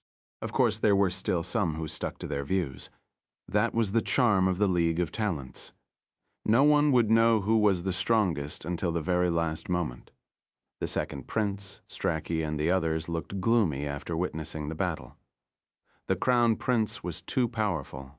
The latter was awfully calm and relaxed, unaffected by such external factors. Strachey's gaze was unable to disturb him. The heir apparent was indeed powerful, but our hero wasn't afraid at all. He had encountered many strong enemies ever since he set out on the path of martial arts, even daring to provoke universe stage warriors. The prince was only a celestial warrior, as Wang Teng saw it. He was the strongest in that cultivation stage. But then again, the Crown Prince was a bit pretentious. There was no need for him to cause such a stir. It was definitely done on purpose. At least the young hero was gracious to his opponent. Even if he could finish off his opponent with one blow, he wouldn't do it. The prince had no respect for his opponent at all. Just then, the Crown Prince approached the platform. His gaze was calm, which swept past Wang Teng in a subtle manner. The latter was taken aback. What's this? Is he taunting me? The Crown Prince does things like this too. Wang Teng clearly felt a fiery gaze from the noble. It was surprising to see. He initially thought that the lofty air was calm and indifferent. Even when furious, he wouldn't reveal even the slightest emotion. But now it seemed like he wasn't indifferent to having been dethroned in Zone 1 after all. He chose to defeat his opponent in such a manner to show our hero a measure of his strength. Both would have to fight eventually. Wang Teng smiled when he thought about that. He then channeled his spiritual power and picked up the attribute bubbles dropped in the last match. Constellation Force Earth, 580 Raids, Dragon Crushing Fist 220 Ray, Constellation Force Metal 650 Tyrant's Finger 1500. The attribute bubbles fused with Wang Teng's body and mind, and a strange glow appeared in his eyes. An image was created in his mind's eye. A huge finger appeared in space and landed on a planet with overbearing force. Boom! There was a loud bang, and the planet was immediately destroyed. Magma and seawater were floating in space. It was an impressive scene. The image disappeared, and a battle technique appeared in Wang Teng's mind, which was carved into his memory. Tyrant's Finger. There it was! Yet another finger battle technique. His eyes twitched and something dawned in his heart. The Crown Prince used the technique to defeat his opponent with one finger. The technique was of the universe stage. It could compress the power of a domain into one finger. It was devastatingly powerful. Wade was also compressing his domain unto his body, but this was different. One was a battle technique, while the other was just raw compression. The results couldn't be compared had the fatty possessed a battle technique that could potentialize the power of a domain. Wang Teng would have needed to spend more effort in defeating him. Not bad, Wang Teng smiled. That was the first time in the competition he had gotten hold of a universe stage battle technique. And it was a finger battle technique.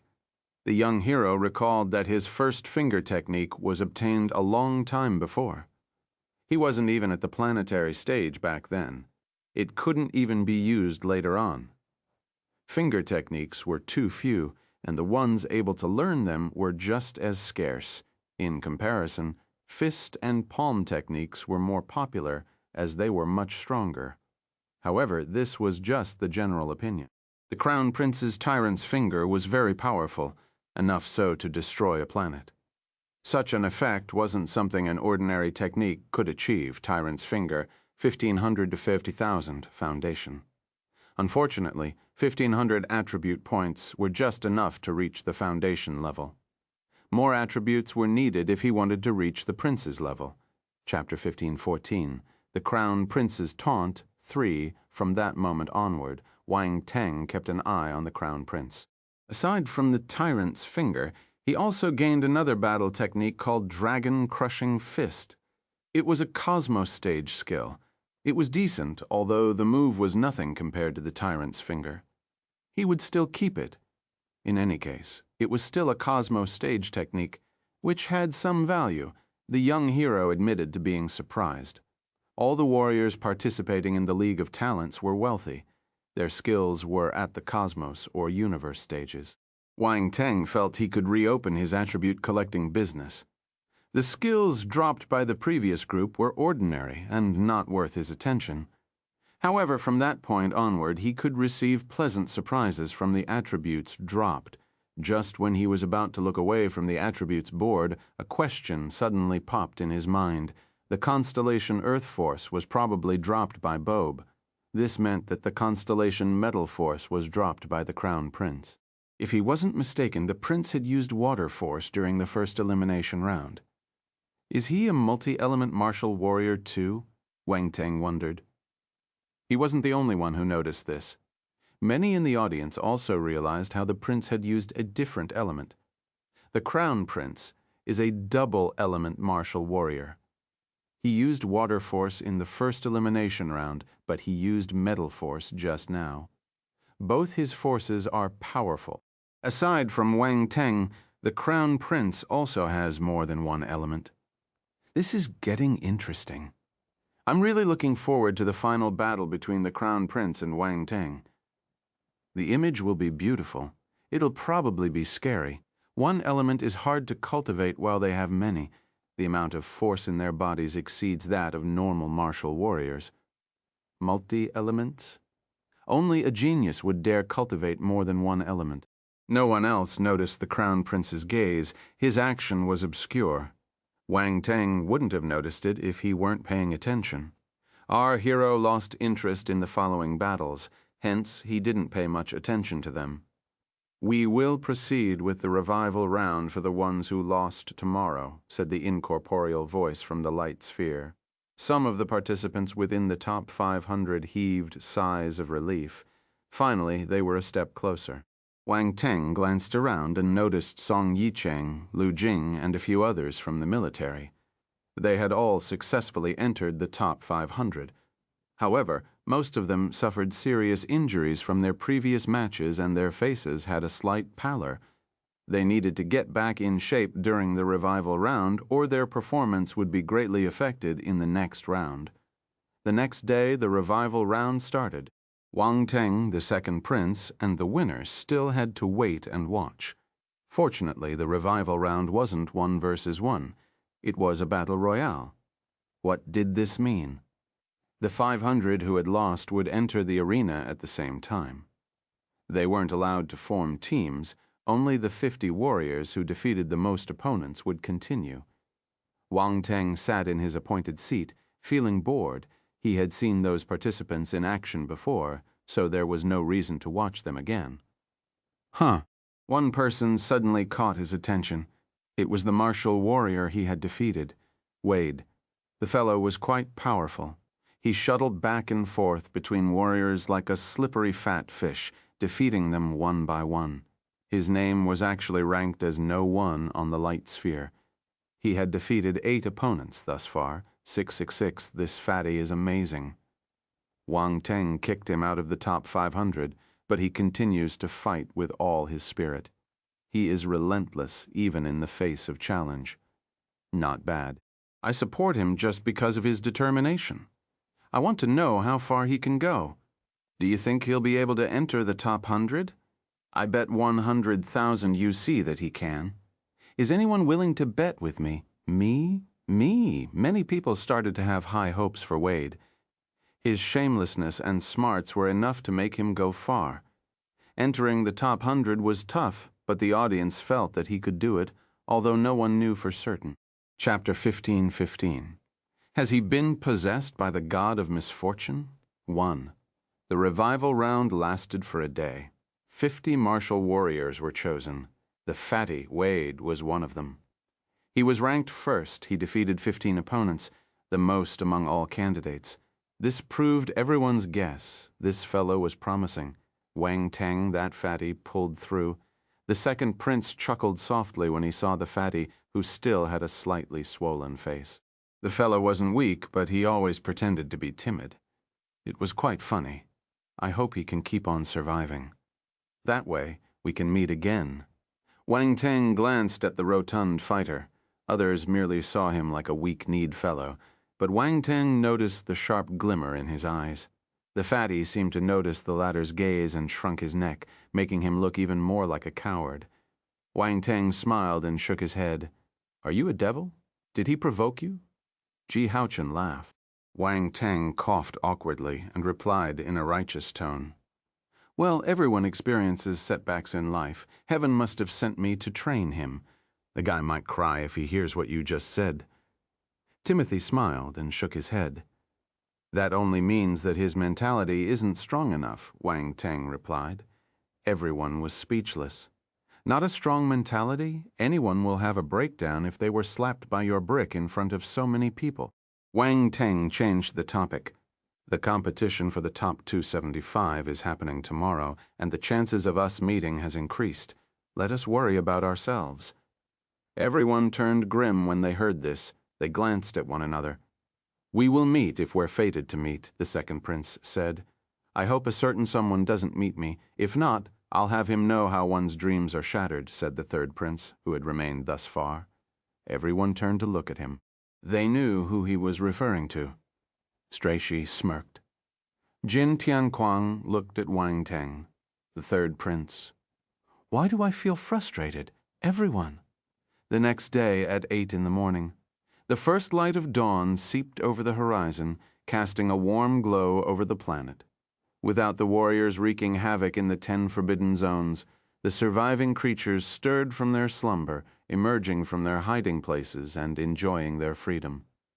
Then they started breeding. The audience started watching the competition again. The matches for the top 275 started on time on the barren land, right in the middle of the 10 forbidden zones. Numerous spectators swarmed to the live chat platform. Discussions flooded the place again. The light sphere flickered and started matching the 550 candidates randomly. The image paused. The candidates for the first match appeared: Sawyer versus Jiang Chenxi. Everyone was shocked. Sawyer was a talent from the Rodriguez family who also claimed one of the top 10 spots in Zone 1. Jiang Chenxi was from the Zhang family and ended in Zone 2's 4th place. That was a clash between two dukedom families. Without a doubt, it would be an interesting battle, exciting. Sawyer stood up and took to the skies. Zone 2's stone platform was to the left of Zone 1, but the distance was still quite far. A beautiful figure flew out from Zone 2's platform and hovered in the air. Wang Teng recognized her. She was among the Zhang family members who attended his barren banquet. Back then, when he had a conflict with the Parkers, the Zhangs chose not to interfere, even purposely distancing themselves from the young hero. They probably felt he wasn't a match for the powerful dukedom. He couldn't blame them. After all, the Zhang family wasn't a charitable organization, and they had no prior dealings with him. Thus, they weren't obliged to help him. Of course, he neither liked nor hated them either. He was just a bystander. What is a bystander? A person you would smile at on the streets but forget the moment you turned a corner. They would be forgotten. Boom. An explosion was heard. Sawyer and Jiang Chenxi started fighting. They collided in midair and airwaves were swept out. A deep imprint was left on the ground. These two are really strong. Both their ultimas are at the 9th level, very close to the 10th level. The second prince commented. Let's see if they have any domains, Xiahou Zun said calmly. Sawyer was also in Zone 1's top 10, but grasping a domain was a divider. The difference between someone with a domain and someone without was massive.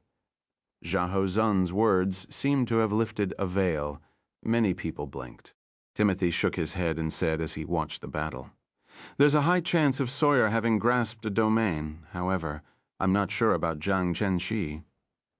No one's going to be willing to use their domains right now. Domains are a warrior's trump card," the second prince said. "That's right. This is just the top 275. It's too early to reveal trump cards."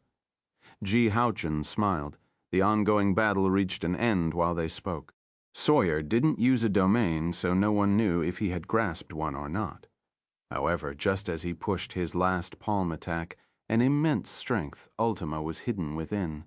A giant palm appeared in the sky with green constellation wind force churning around it. A strong gale was formed and raided over the sky.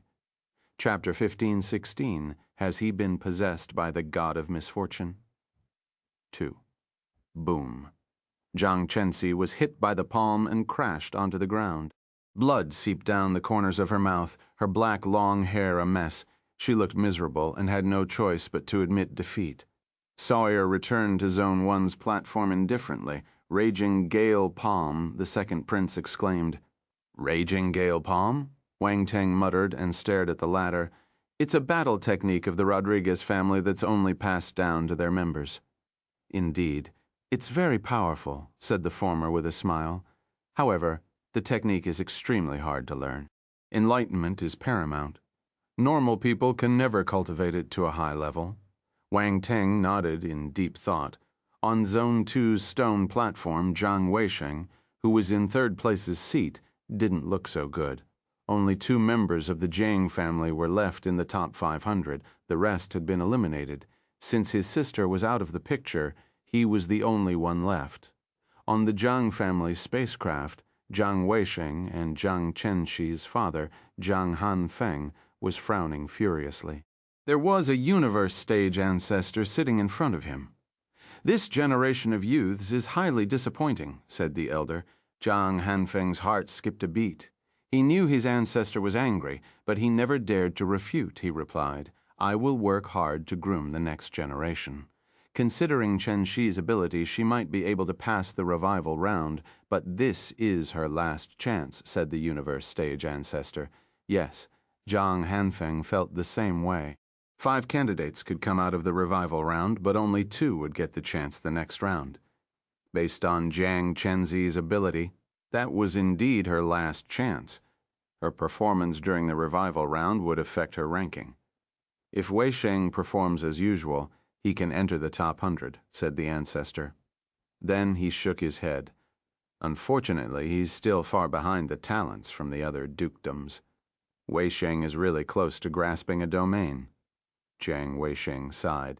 He left the sentence unfinished, contrary to the gloomy and depressing atmosphere the Jiangs were in. The Rodriguez were in a good mood. They had a few exceptional talents. There was Sawyer, who was an outstanding warrior. Being one of the top 10 in Zone 1 was enough to prove his ability. The universe stage warriors from his family had high hopes for him. They wished he could defeat Jin Tianquang and keep the Jin family down. Flair, who fought with Jin Yujie, was not bad either.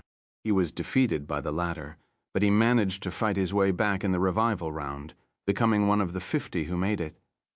Wang Teng released his spiritual power and collected the attribute bubbles in the spot where they battled. Constellation Force Wind 670 Raging Gale, Palm 2100.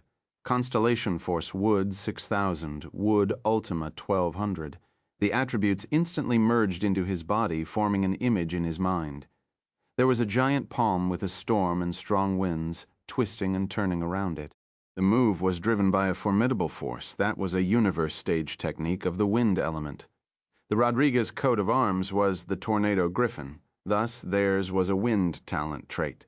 The move was the palm battle technique passed down as a legacy. It was just as the second prince mentioned.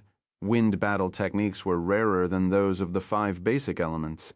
Even Wang Teng only had the Dragon Wing Tornado. The latter was a heaven stage technique, while the Raging Gale Palm was of the universe order. It was undoubtedly stronger.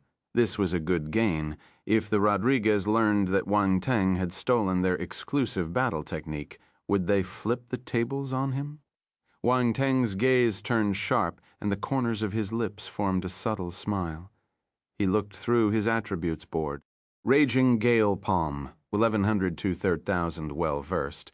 His own Raging Gale Palm went from foundation to well-versed with the 2,100 points collected. He was able to unleash some portion of its power. The second prince said that enlightenment was a strong factor to practice the technique, and yet he learned it entirely by collecting attributes. Easy peasy. The Rodriguez family would go green with envy if they ever knew about this. There was also a Raging Gale Ultima, which was of the wind type. However, Wang Teng's Ultima was already at the 10th level, so the newfound Ultima was useless to him. His was the most comprehensive. Raging Gale was just one of the Wind Ultima's forms. Most of Wang Teng's forces and Ultimas had already reached the perfected stage. Since no more breakthroughs could be achieved, further additions were no longer effective.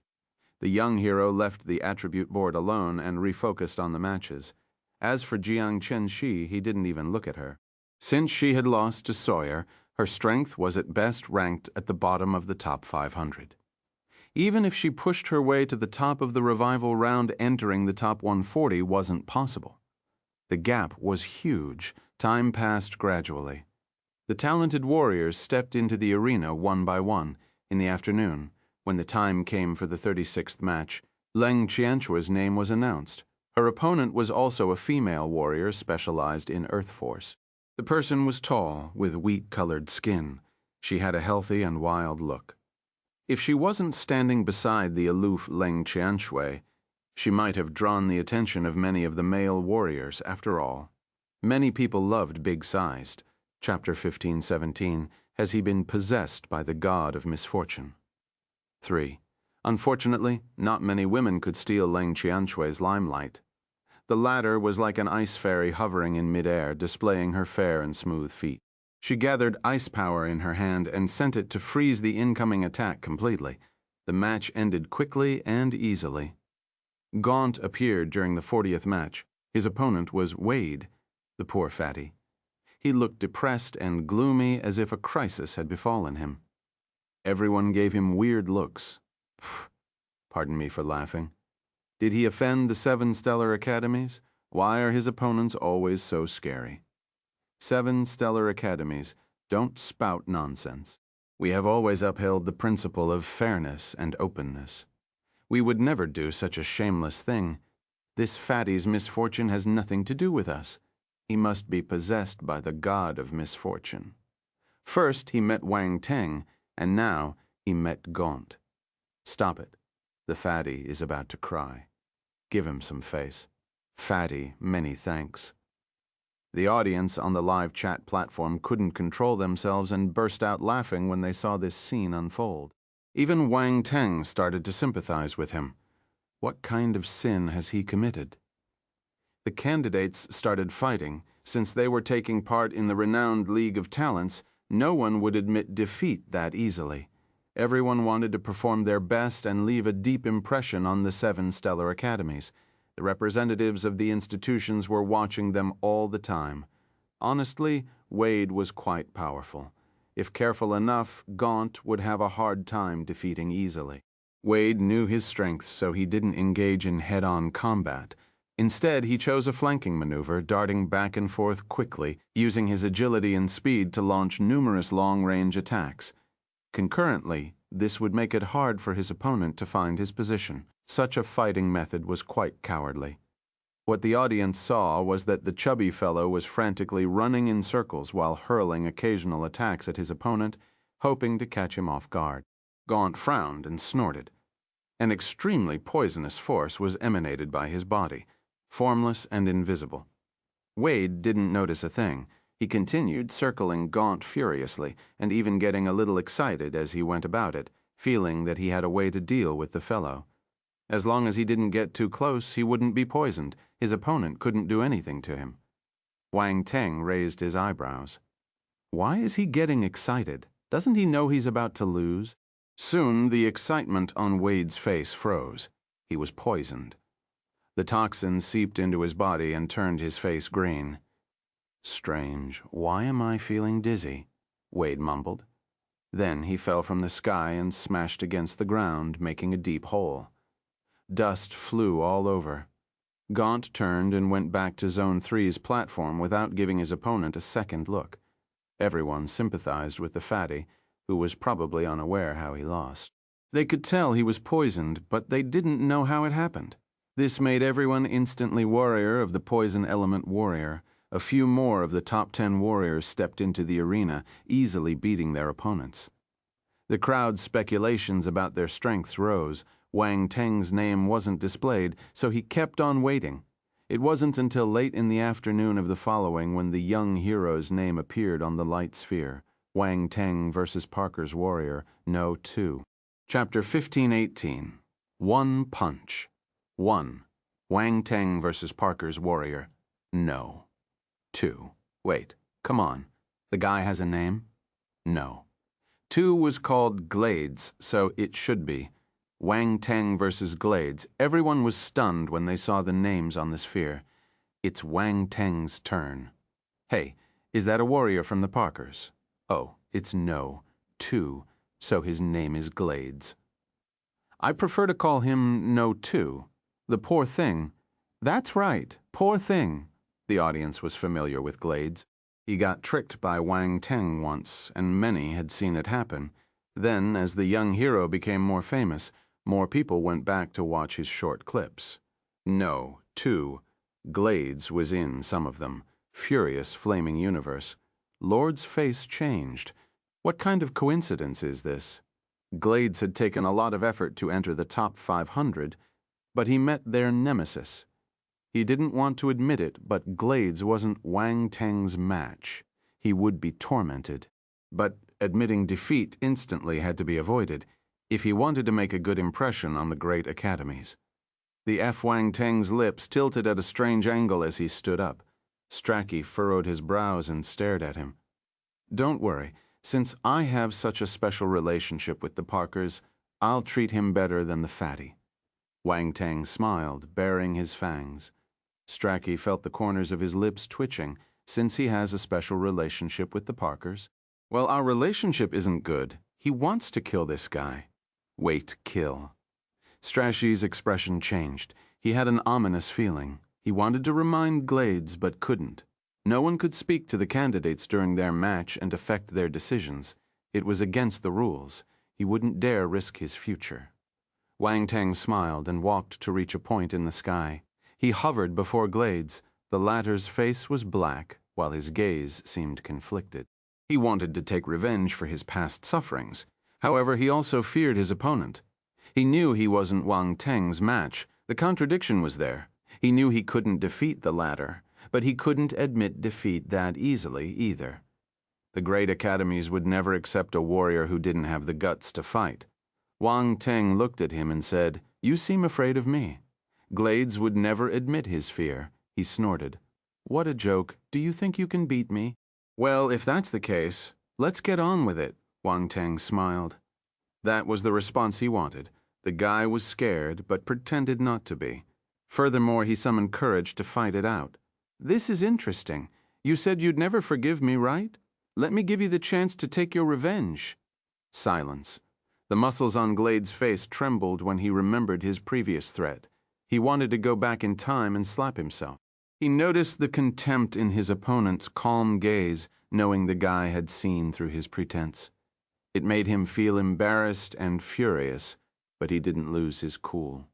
Since he couldn't defeat his opponent or give up, the best way was to try his best and go all out.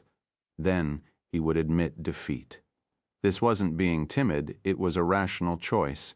It was a choice a smart person would make. Once that was settled in his mind, Glades gritted his teeth. The muscles on his cheeks tensed up as he shouted, "Boom!" Amid a loud explosion, a crimson flame erupted from his body. The flame spiraled around him before shrinking back into his body, forming crimson flame patterns on his skin. His muscles bulged and a formidable aura burst forth, the dragon blood battle physique. This is the constitution exclusive to the Parkers. It's my first time seeing it. Looks powerful. I'm envious of the Parkers' physique talent. Wow, what a macho man. A young man like me loves a macho man to the young man above. I, too, am a macho man. Shall we meet? How macho are you? Very. Hello, is this the police? They're being weird. Please catch them. Glades released his dragon blood battle physique the moment he started the match. He must be stressed. Of course, he knows how strong Wang Teng is, so he must use his full strength. Wang Teng? What happened to taking revenge? Why are you afraid? Sigh. I feel sad for No 2. I want to know how many punches No 2 can handle after activating his constitution. We're talking about the dragon blood battle physique. He should be able to withstand a few hundred punches.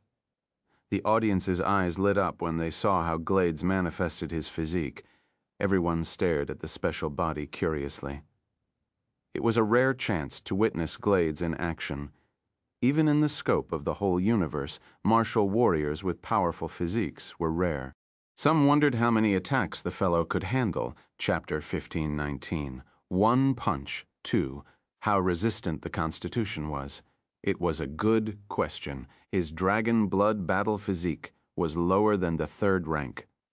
Wang Teng squinted as he stared at his opponent. Based on the heat exuded, he could guess that it had yet to reach the 3rd rank.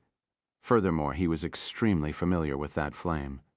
It was the scorching beast flame, the same one he received from the furious flaming universe lord. Good. Looks like I can collect more attributes of this flame to make it stronger. Beast flames weren't inexhaustible, as opposed to divine flames that could absorb the power of other flames to replenish their consumption. In the case of beast flames, once taken out of the star beasts' bodies, they were like floating duckweeds without roots and would be depleted after some time. The beast flames in Wang Teng's body relied on nourishment from divine flames to keep them burning. That was why they managed to survive thus far. However, he could only maintain their size. That was why he hoped to receive more attributes so he could make them stronger. Once Glades executed his dragon blood battle physique, he raised his blade above his head and started to gather Constellation fire force around it. A violent fire ultima was summoned, creating a crimson blade glow a few hundred meters long, which pierced through the sky, making it hard for anyone to see the end of it. It was a spectacular sight. Many people were astounded, as expected of the Parker's family. He might not be a top talent, but he was still powerful. He was probably more skilled than 80% of the candidates. If he hadn't met Wang Teng, he might have been able to walk further, but it didn't matter. Given his capabilities, he could still fight his way through the revival battles and keep on competing. That was what most of the audience thought. It only took a few seconds for Glades to power up his move. The blade glow was formed in the blink of an eye. Wang Teng showed no signs of trying to stop him. He didn't even seem to be executing any battle techniques. All he did was stare at his opponent with interest. What is Wang Teng doing? The people in the audience were puzzled. Strachey frowned. He felt uneasy. He didn't think that Wang Teng would let Glades go scot-free. The second and third princes, as well as Ji Haochen, had their attention on Wang Teng. They sincerely wanted to know how he would end the battle. Hence, they were sure that he wouldn't let the fellow off easily. While everyone was immersed in their own thoughts, Glades shouted and went all out. He slammed his battle blade down furiously. Go! The massive crimson blade glow slashed down with a terrifying and scorching heat. The air around it was distorting, as if about to collapse and make dimensional rifts. It was a daunting sight. The scorching heat and unyielding force surged across the land, leaving indelible marks in its wake. Even before it landed, the impact of its presence was already echoing through the very fibers of the land. Sand and dust tossed and turned in the air. Wang Teng and Glades were covered up by sand and dust. Just then, the blade glow plummeted and reached the place right above Wang Teng's head. Wang Teng abruptly looked up with a green glow in his eyes, seemingly caused by green flames dancing within his pupils. Beneath his shirt, green flame patterns were already covering his entire skin. Once he reached the 4th rank for the Dragon Blood Battle physique, Wang Teng realized that he could control the flame pattern's position. They wouldn't cover his entire body like it happened when some of the Parkers used it, so it would be less obvious. That was a good thing for him, since he had stolen the family's unique physique. Some things can't be exposed. Glades was near him, so he immediately sensed a familiar aura. He frowned, perplexed. Without warning, Wang Teng activated his 4th rank Dragon Blood Battle physique, and a terrifying fire force started gathering around his fist, which formed a giant virtual fist he sent forth, 5-element fist, fire. Boom! The impact of the frightening attack pushed away the dust and sand, which then collided with the blade glow. An earth-shattering explosion was heard. Crack! The blade glow was instantly destroyed. However, the virtual fist didn't disappear. It kept shooting towards Glades with the same power and speed. The fellow was in shock. The dust and sand covered his vision, so he didn't see what had happened just then. Thus, he wasn't able to react in time. Boom! The massive fist crashed into his body. Boom! Another explosion resounded and his body was pulverized. A ball of blood mist was formed in the air. Silence. Dead silence. The silence was deafening.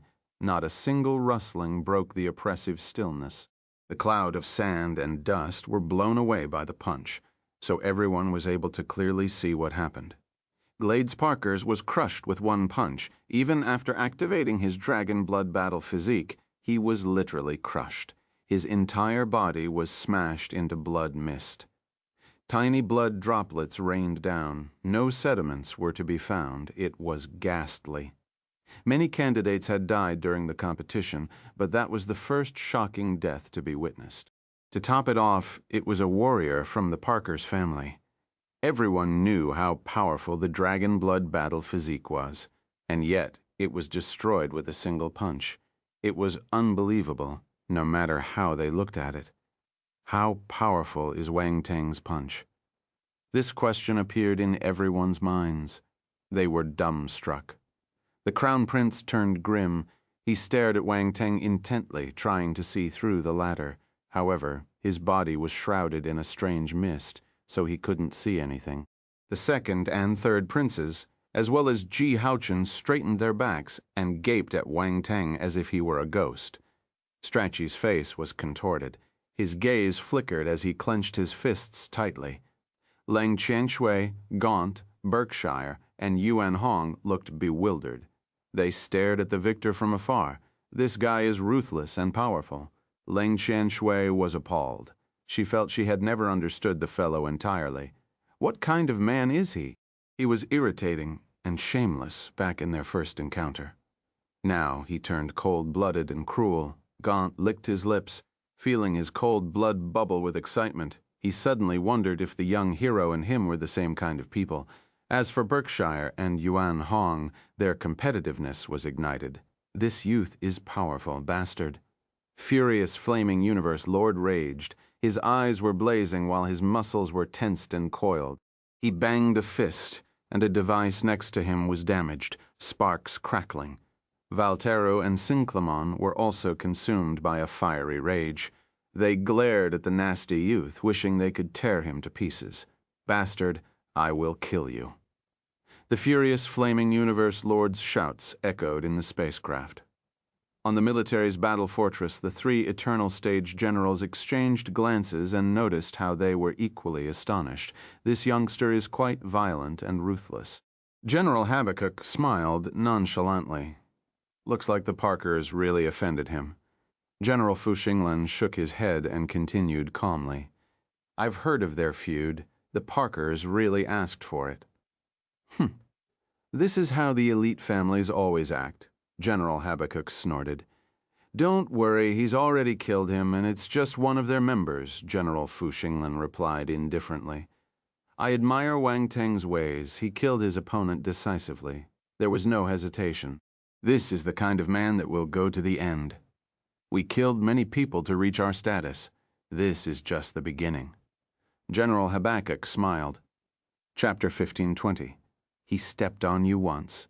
I'll step on him 10 times. Wang Teng astounded countless people by crushing a warrior from the Parkers family with just one punch. Firstly, they were stunned by his savage action. Secondly, they were amazed since he dared to kill a warrior from the Parkers in front of myriads of people. Is he planning to fight with the Parkers to the last man? Impressive. How can someone have the guts to do this? Amid everyone's gazes, Wang Teng hovered in the sky, feeling the blood mist around him. However, none of it landed on his skin. I was a little too aggressive. Why was he so weak? Wang Teng shook his head and mumbled, Everyone look at what you're saying. You've already killed him. Isn't it a little too late to self-reflect? Wang Teng walked toward Zone 1's platform and returned to his seat. The second prince, Ji Haochen, Strachey, and many others glued their eyes onto him as he walked over. Not once did they shift their gazes away. That was proof enough of their conflicting emotions. Wang Teng, you're ruthless. Strachey gritted his teeth. Oh, I'm sorry. Wang Teng apologized with a serious expression. Everyone, did he just apologize? What is this? The candidates stared at the young hero, truly bewildered, still unable to comprehend what he had just done. Honestly, he did sound quite sincere. Strachey's words got stuck in his throat. He didn't know what to say anymore, by right. Wang Teng should have rebuked, and he would then retort, to hell with apologizing. Do you think you can be forgiven when you apologize after killing someone? Am I supposed to pretend that nothing happened? The veins on Strachey's forehead popped out.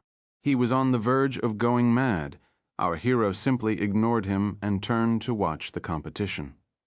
No one else spoke. Wang Teng and the Parkers' grudge was obvious. Everyone knew about it. There would be a life-or-death battle soon, a mortal battle between Wang Teng and the Parkers. If they could kill the other party, they would definitely do it with all their might. There would be no mercy. The audience on the live chat platform were also talking about the issue. It became a hot topic.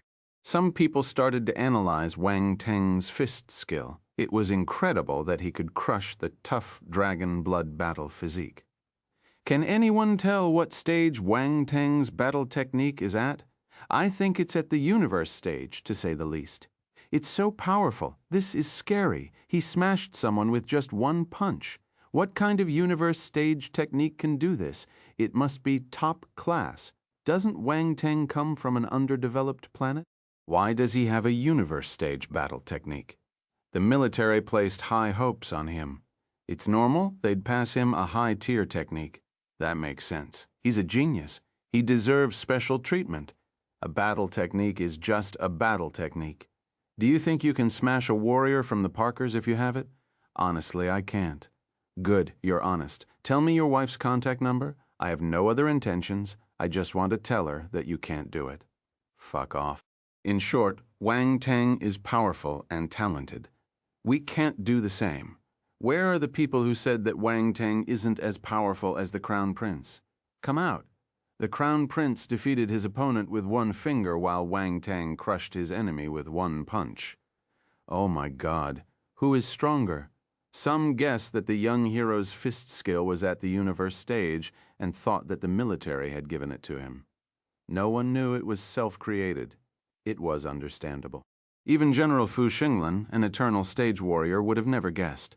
However, they did know that the military didn't grant any universe techniques, hence it had to originate from a powerful legacy, based on his information.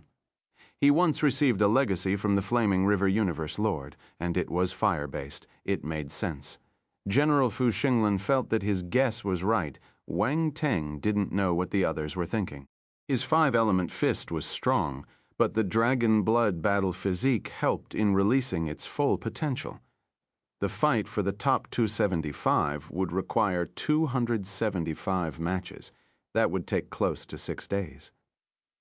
On the third day, Strachey was named Strachey versus Song Yicheng. There was a commotion when those two names appeared. Song Yicheng was a talent from the military. To think that Strachey from the Parkers would be fighting with a talent from the military. Strachey stood up and glanced at Wang Teng. With a menacing smile, he asked, "I will treat him well." "Sure," Wang Teng leaned against his seat and replied calmly while resting his chin on his hand. "Do you think I won't beat him to death?" said Strachey to him using voice transmission. Wang Teng looked up in confusion, as if unable to understand why the guy uttered such a stupid thought.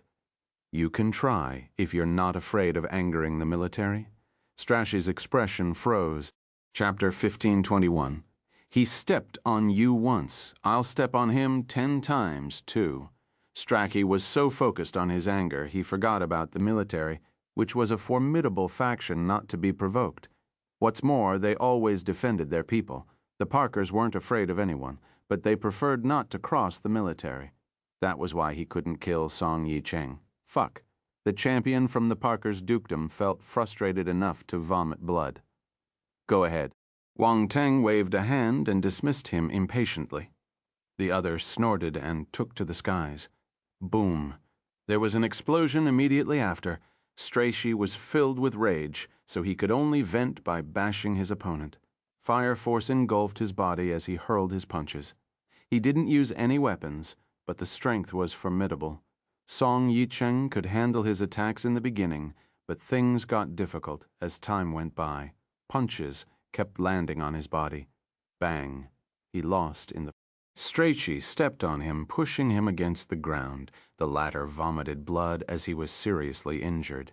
The victor was brutal. He didn't go for the kill, but he injured the opponent seriously, enough to prevent him from taking part in the next round. Most importantly, he actually stepped on Song Yicheng's head. It was a blatant humiliation. Song Yicheng's eyes turned bloodshot. Blood dripped down the corners of his lips. Gasp. It was a collective gasp made by the audience. Strachey was indeed ruthless. He stepped on a warrior from the military. Wang Teng's expression darkened. A sharp glint flashed past the depths of his eyes, although barely noticeable. It was an undeserved calamity for Song Yicheng. Others were still implicated by his feud with the Parkers. He wouldn't have taken it to heart if it were a normal competition. Yes, Song Yicheng might be a talent from the military, and losing would merely be an indicator of him not being strong enough. Still, Strachey vented his anger on him, purposely making him lose in a pitiful manner. He even stepped on his head to humiliate him. Hong Jing-ho and Lu Jing clenched their fists in anger when they saw this happen. The winner returned to his seat and glanced at the young hero once the day's proceedings ended. Wang Teng left his seat and went to take a look at Song Yicheng. Strachey smirked. The loser was in bad shape. He was still awake when he received Wang Teng, but he was extremely weak at the moment. Many bones in his body were broken. He wouldn't be able to recover quickly. This would bar him from going to the next round. Wang Teng remained silent for a while, then said, "I'm sorry. This has nothing to do with you. I don't blame you." Song Yicheng shook his head. "Without you, I would still run into Strachey and end up like this." That was the truth. Based on his rival's personality, he would definitely resort to defeating his opponent in a cruel way. All the warriors who met him normally ended up with serious injuries. However, he definitely stepped on him because of Wang Teng. "Don't worry, I will avenge you. He stepped on you once. I'll step on him 10 times, not one less. I promise." Wang Teng said. Song Yicheng was stunned. Then he smiled. He knew how strong his comrade was, so dealing with their rival was doable. Others were probably unaware of his strength, but the people from the military knew. Wang Teng was a formidable warrior who had won many big wars. "I can leave the competition in peace. This Strachey is vicious." Song Yicheng fainted the moment he finished speaking. He had been holding on all that time. "Strachey won't enter the 7 stellar academies. He will end up in a worse state than you." Wang Teng thought. His gaze was merciless. That was his original plan, and now he made a promise to Song Yicheng. He had caused his injuries due to association, so he would take revenge on his behalf. 3 more days passed. The top 275 were chosen. Most of the top 10 candidates from the 10 forbidden zones were capable of advancing. Only a few were kicked to the revival round because they were matched against powerful opponents.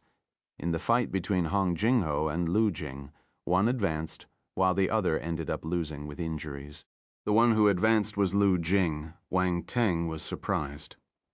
Hong Jing-ho met a powerful opponent, so he was defeated and could only participate in the revival round. This time, there were 5 days of rest. The following battles were intense this time. So many candidates were injured. They needed time to recuperate, so the 5 days were used for healing purposes. However, people like Wang Teng were bored. They didn't even drop a single hair, so there was no need for them to recuperate. Fortunately, those 5 days passed in a flash and the revival round started. 5 people were chosen out of the 275 defeated from the previous round. The battles were even more heated since all those candidates were powerful. Also, the slots available decreased greatly. Similarly, it was a battle royale setting. The 5 warriors who defeated the most opponents would get to advance. Wang Teng became excited. It's finally starting. The 275 martial warriors entered the arena and started hunting. "Huh?" Ji Haochen exclaimed. "That fatty's recovered." He sounded confused and puzzled, as if witnessing a strange occurrence. Everyone followed his gaze and saw the cowardly fatty. Wang Teng was startled. Wade was attacked by Gaunt's poison force, but he was alive and kicking at the moment. This was interesting. Chapter 1522. He stepped on you once. I'll step on him 10 times. 3. Gaunt's face was as black as ink. He seemed to be in a bad mood. This fatty managed to recover from my poison. The others glanced at the poison master. Strangely, no one spoke. Even Ji Haochen and the powerful candidates were wary of the fellow. They weren't confident of defeating him if they met him during the competition. But he suffered a setback when meeting that unknown fatty. Everyone stared at Wade curiously, wondering if he could get through the revival round this time. "Wang Teng, do you think he can win?" Ji Haochen asked. Wang Teng coughed and replied, "Well, 50-50? Honestly, he couldn't see through the chubby fellow. It's amazing that he can recuperate so quickly after getting poisoned. I don't think I could heal as fast as he does." The second prince lamented. The others remained silent, but shared the same thought. They started to treat Wade with more importance. However, that wasn't enough to treat him as a true opponent. They could easily beat him, based on the ability he displayed. Concurrently, the audience noticed Wade's presence. They stared at him in bewilderment. Wait, the fatty is here again. Amazing. How'd he do it? I remember he turned green when he was poisoned. Tell me about it. His entire body was green. That's true. He's quite resilient. Does he have a special physique? How can he recover so quickly? That's possible. This fatty hides himself well. Hello, this is the Pan-Universe Institute of Strange Creatures. May Mr. Wade come to XX? No. 56X Street, XX6 City after the competition? Our secret research institute is there. We look forward to your arrival. A research institute for strange creatures? The fatty's a strange creature? This is funny. A secret research institute. Please delete the address and retype the sentence. Do you think we're stupid? Silence. Many guessed that Wade's physique was a hidden trump card, which perked up their interest. The match was intense. Other duels took place in all corners of the arena. The 275 fighters used all their might to grab one of the 5 revival slots. The following day, the revival round came to an end. Everyone's expression turned strange when they saw the fatty swaying back and forth as he stood among the 5 surviving candidates. Is he acting, or is he honestly about to collapse? What? This fatty is impressive. He survived yet again. There must be something strange about him. You must never judge a book by its cover. I've just learned that I must never look down on a fatty in this league of talents. Friendly reminder, don't look down on any fatties around you. Show them some love and care. You might get your own strange fatty one day. Silence. What crap are you saying? Can anyone tell me what kind of strange creature is this strange fatty? How strange? I don't know. A bunch of people started ranting, fueled by their bewilderment when they saw the fatty advancing. Wade's fame rose, climbing to the No 18 spot on the popularity rank, close to the talented warriors from the dukedoms and the princes. Chapter 1523. Wang Teng versus Berkshire. The revival round was completed. 5 candidates re-entered the competition, and 280 warriors in total advanced to the next round, where they would fight for the top 140 positions. 3 days later, the matches continued. Only a third of the remaining competitors were from the top 10 candidates that rose in the first elimination round. The match was getting grueling and challenging. The second prince, the third prince, Ji Haochen, Strachey, and the other talents finally experienced a sense of oppression. That was the pressure given by the other talents. Even late-blooming talents like Yue Chao, Tu Xiaoba, Su Jianchen, and Valmont were among the top 280. They were powerful, representing a threat to the princes and the dukedoms fighters. As for Wang Teng, he remained calm. Those competitors weren't enough to make his confidence waver. Similarly, the crown prince also remained composed.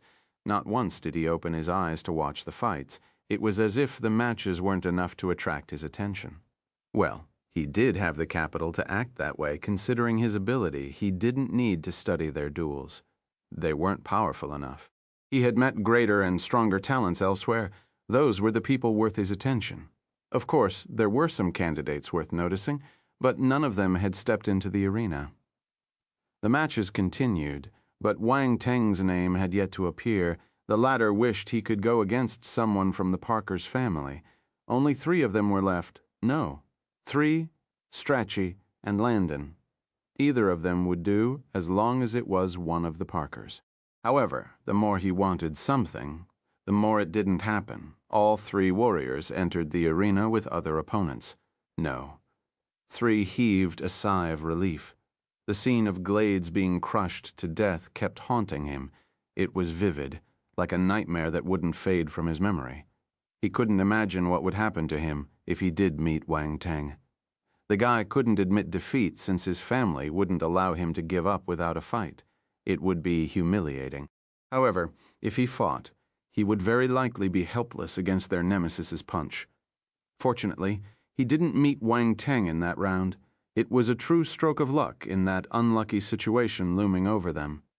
The warriors entered the arena and went about their fierce battles. Lu Jing met Su Jianchen and lost. She couldn't advance any further. The other three candidates from the military had also left the competition. As for Wade, his opponent this time was Yuan Hong. This was another tragedy. Naturally, he wasn't that expert's match and lost. Getting kicked out yet again, the fatty is pitiful. He had to cope with a weight that wasn't his to bear. All his opponents were strong, so he was kicked out in all three matches. Poor thing. He has to struggle in the revival rounds 3 times already. I wonder, will he make it out of the revival round this time? This is the 3rd time. If he succeeds, I will bestow him the title of Fatty God. Ha ha, Fatty God. What kind of name is this? Why not call him God V? God V is another person. They both look ordinary, but they're actually amazing. I hope the Fatty can create more miracles. Fatty, all the best. Wang Teng waited till the 3rd day for his name to be displayed on the light sphere. Wang Teng versus Berkshire. The crowd was growing restless from all that waiting. All of them became excited when they saw his name. Wang Teng, finally. It's not easy. It took 3 days for him to be called up. Wang Teng only threw a punch in the previous match. It was over before I could even enjoy it. Wang Teng is too strong. Weaker participants are just bullied by him. Everyone saw the names on the light sphere, but most were attracted by the young hero's name, since he was so popular. They outright neglected the other fellow. Soon, though, people noticed who the contender was. Berkshire, it's Berkshire. He's the one who got first place in Zone 6. Damn, well met. Oh no, I'm getting anxious. This is the first time first-place winners meeting in the battle arena. Great. I have a feeling this match is going to be the most exciting one so far. Go on, get going. Quick! I can't wait any longer. The audience's emotions rose again when Berkshire was recognized. Wang Teng was too strong. Ordinary warriors were not a match for him. Things could be different if it was Berkshire, the first-place holder in Zone 6. Berkshire attracted widespread attention during the first elimination battle. His performance was dazzling. He wasn't any weaker than the top 10 talents of Zone 1. All factions were taking note of him. Such a talent had to be roped in. Many people investigated the talent's background and discovered he hailed from Giant Rock, a small galaxy under the Great Qian Empire. The Giant Rock race was a powerful existence that thrived there. This race had great affinity with constellation Earth Force. Their massive bodies were like rock clusters, some growing to be 7 or 8 meters tall when they became adults, just like small giants. Berkshire was one of them, a member of the Giant Rock race who possessed extraordinary talent. His planet, also named Giant Rock, was massive and brown-colored, home to a large population of his kind. In a great hall made with large rock formations on that very planet, a bunch of the candidates' kin had gathered to stare at a screen. The scene was comical. It was like a group of giants in a small movie theater. Berkshire, it's Berkshire. One of them shouted all of a sudden, "Is the kid going to fight another talent of the Great Qian Empire?" said a Rocky Universe stage warrior sitting on a massive stone chair as he slowly opened his eyes. Yes, Sir Kellogg. Berkshire's opponent is a super talent called Wang Teng. A heaven stage warrior explained, then added in a serious tone, "Wang Teng is an extremely powerful warrior from the Empire's military. I'm afraid Berkshire will have a tough battle." Ha ha ha! Berkshire is our race's most talented warrior. No matter how strong the opponent, he will definitely be able to defeat him. Kellogg laughed with grandeur. That's right. Berkshire is a talent that appears only once in several thousand years. He's expected to reach the eternal stage. He will definitely come out on top. The other Rocky experts showed determination in their eyes on the live chat platform. There was an abrupt surge of Berkshire fans. They were all martial warriors from the Giant Rock race. Berkshire! Berkshire! Berkshire will emerge victorious. Countless warriors of the Rock race shouted Berkshire's name to cheer him on. To them, it was an honor of the highest level to have someone of their kind participate in the League of Talents. The entire Giant Rock race was proud of him. It was a race's pride and honor. The same applied to Su Jianchen. He had support from the experts of the Tianluo Empire because he was one of them. The further he advanced in the competition, the prouder the warriors would be. In the future, they would be remembered as talents who emerged from the Tianluo Empire just like Su Jianchen. It was the same. Now, Berkshire was representing the giant rock race in battle. As for Wang Teng, he had more supporters. Many people in the empire were supporting him. All the warriors from the empire's military were supporting him as well. Even those who hailed from the distant planet Earth in the Milky Way were supporting him as well. Those familiar faces were looking intently at their screens, looking at their hero. It was just that Earth's population was too small compared to that of the great Qian Empire. It was like comparing a small body of water with the ocean. The former could instantly be drowned in the latter. It was too early for such a scene, but everyone was excited about the duel between Wang Teng and Berkshire. Wang Teng slowly got up and walked over. The crown prince opened his eyes and looked at him. The second prince and the others also turned to look at the young hero. On the other side, Berkshire was much rougher. He stomped on the stone platform and burst into the sky like a cannonball, producing a loud boom. The corner of the stone platform immediately collapsed. Ha ha ha ha! Berkshire's laughter echoed in the sky. He was already in front of Wang Teng. The latter was speechless as he looked at the big fellow. It's just a competition. What is he laughing about? What's so funny? Shouldn't you be happy when meeting a strong opponent? Berkshire was holding a huge mace in each hand, excitement showing in his eyes. Ugh, I'm afraid you won't be that happy later on, Wang Teng said. The rocky fellow wasn't bothered. He replied with gusto. Hee, I like confident opponents like you. Let's get on with it. All right, Wang Teng nodded. Boom! As soon as the words were heard, Berkshire took a step, and the air beneath his feet burst, making a loud explosion. His massive body turned into a streak of light as he darted towards the young hero. His maces released an earthy yellow light. He aimed to bash the opponent's head.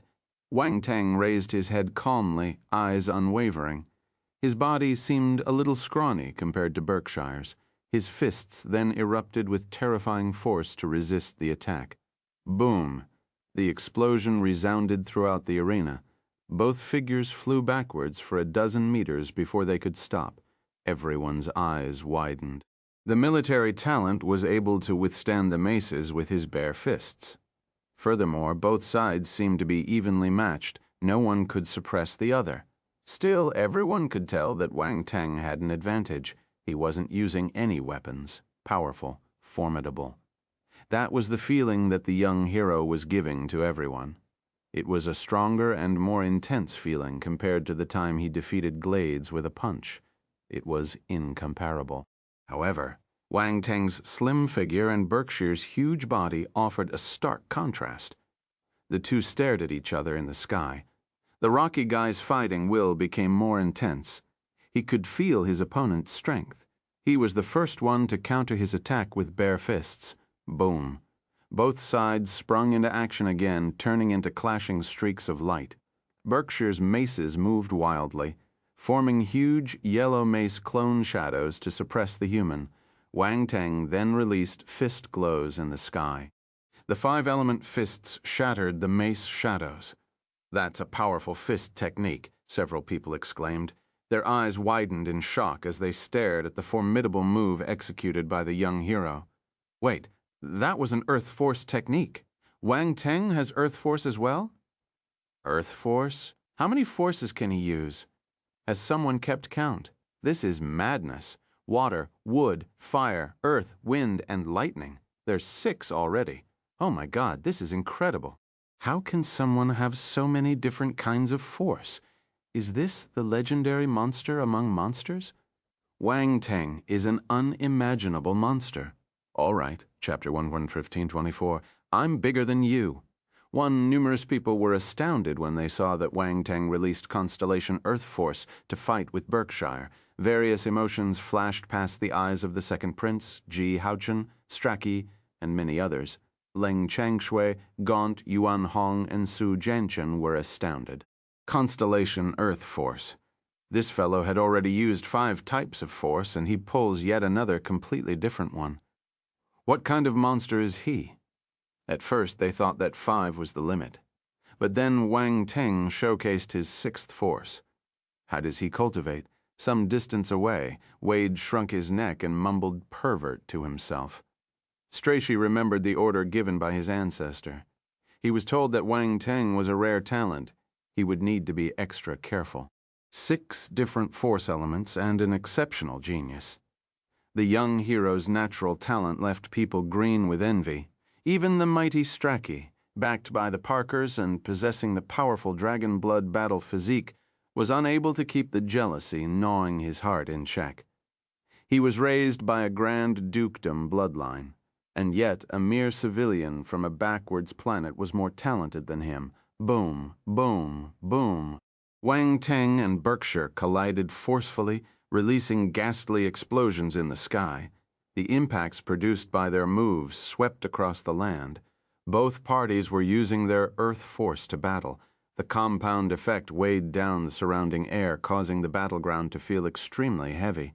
It was like a gravitational field. Anyone who stepped into the region would be mercilessly crushed. Wang Teng's physique is extremely strong, someone exclaimed in disbelief.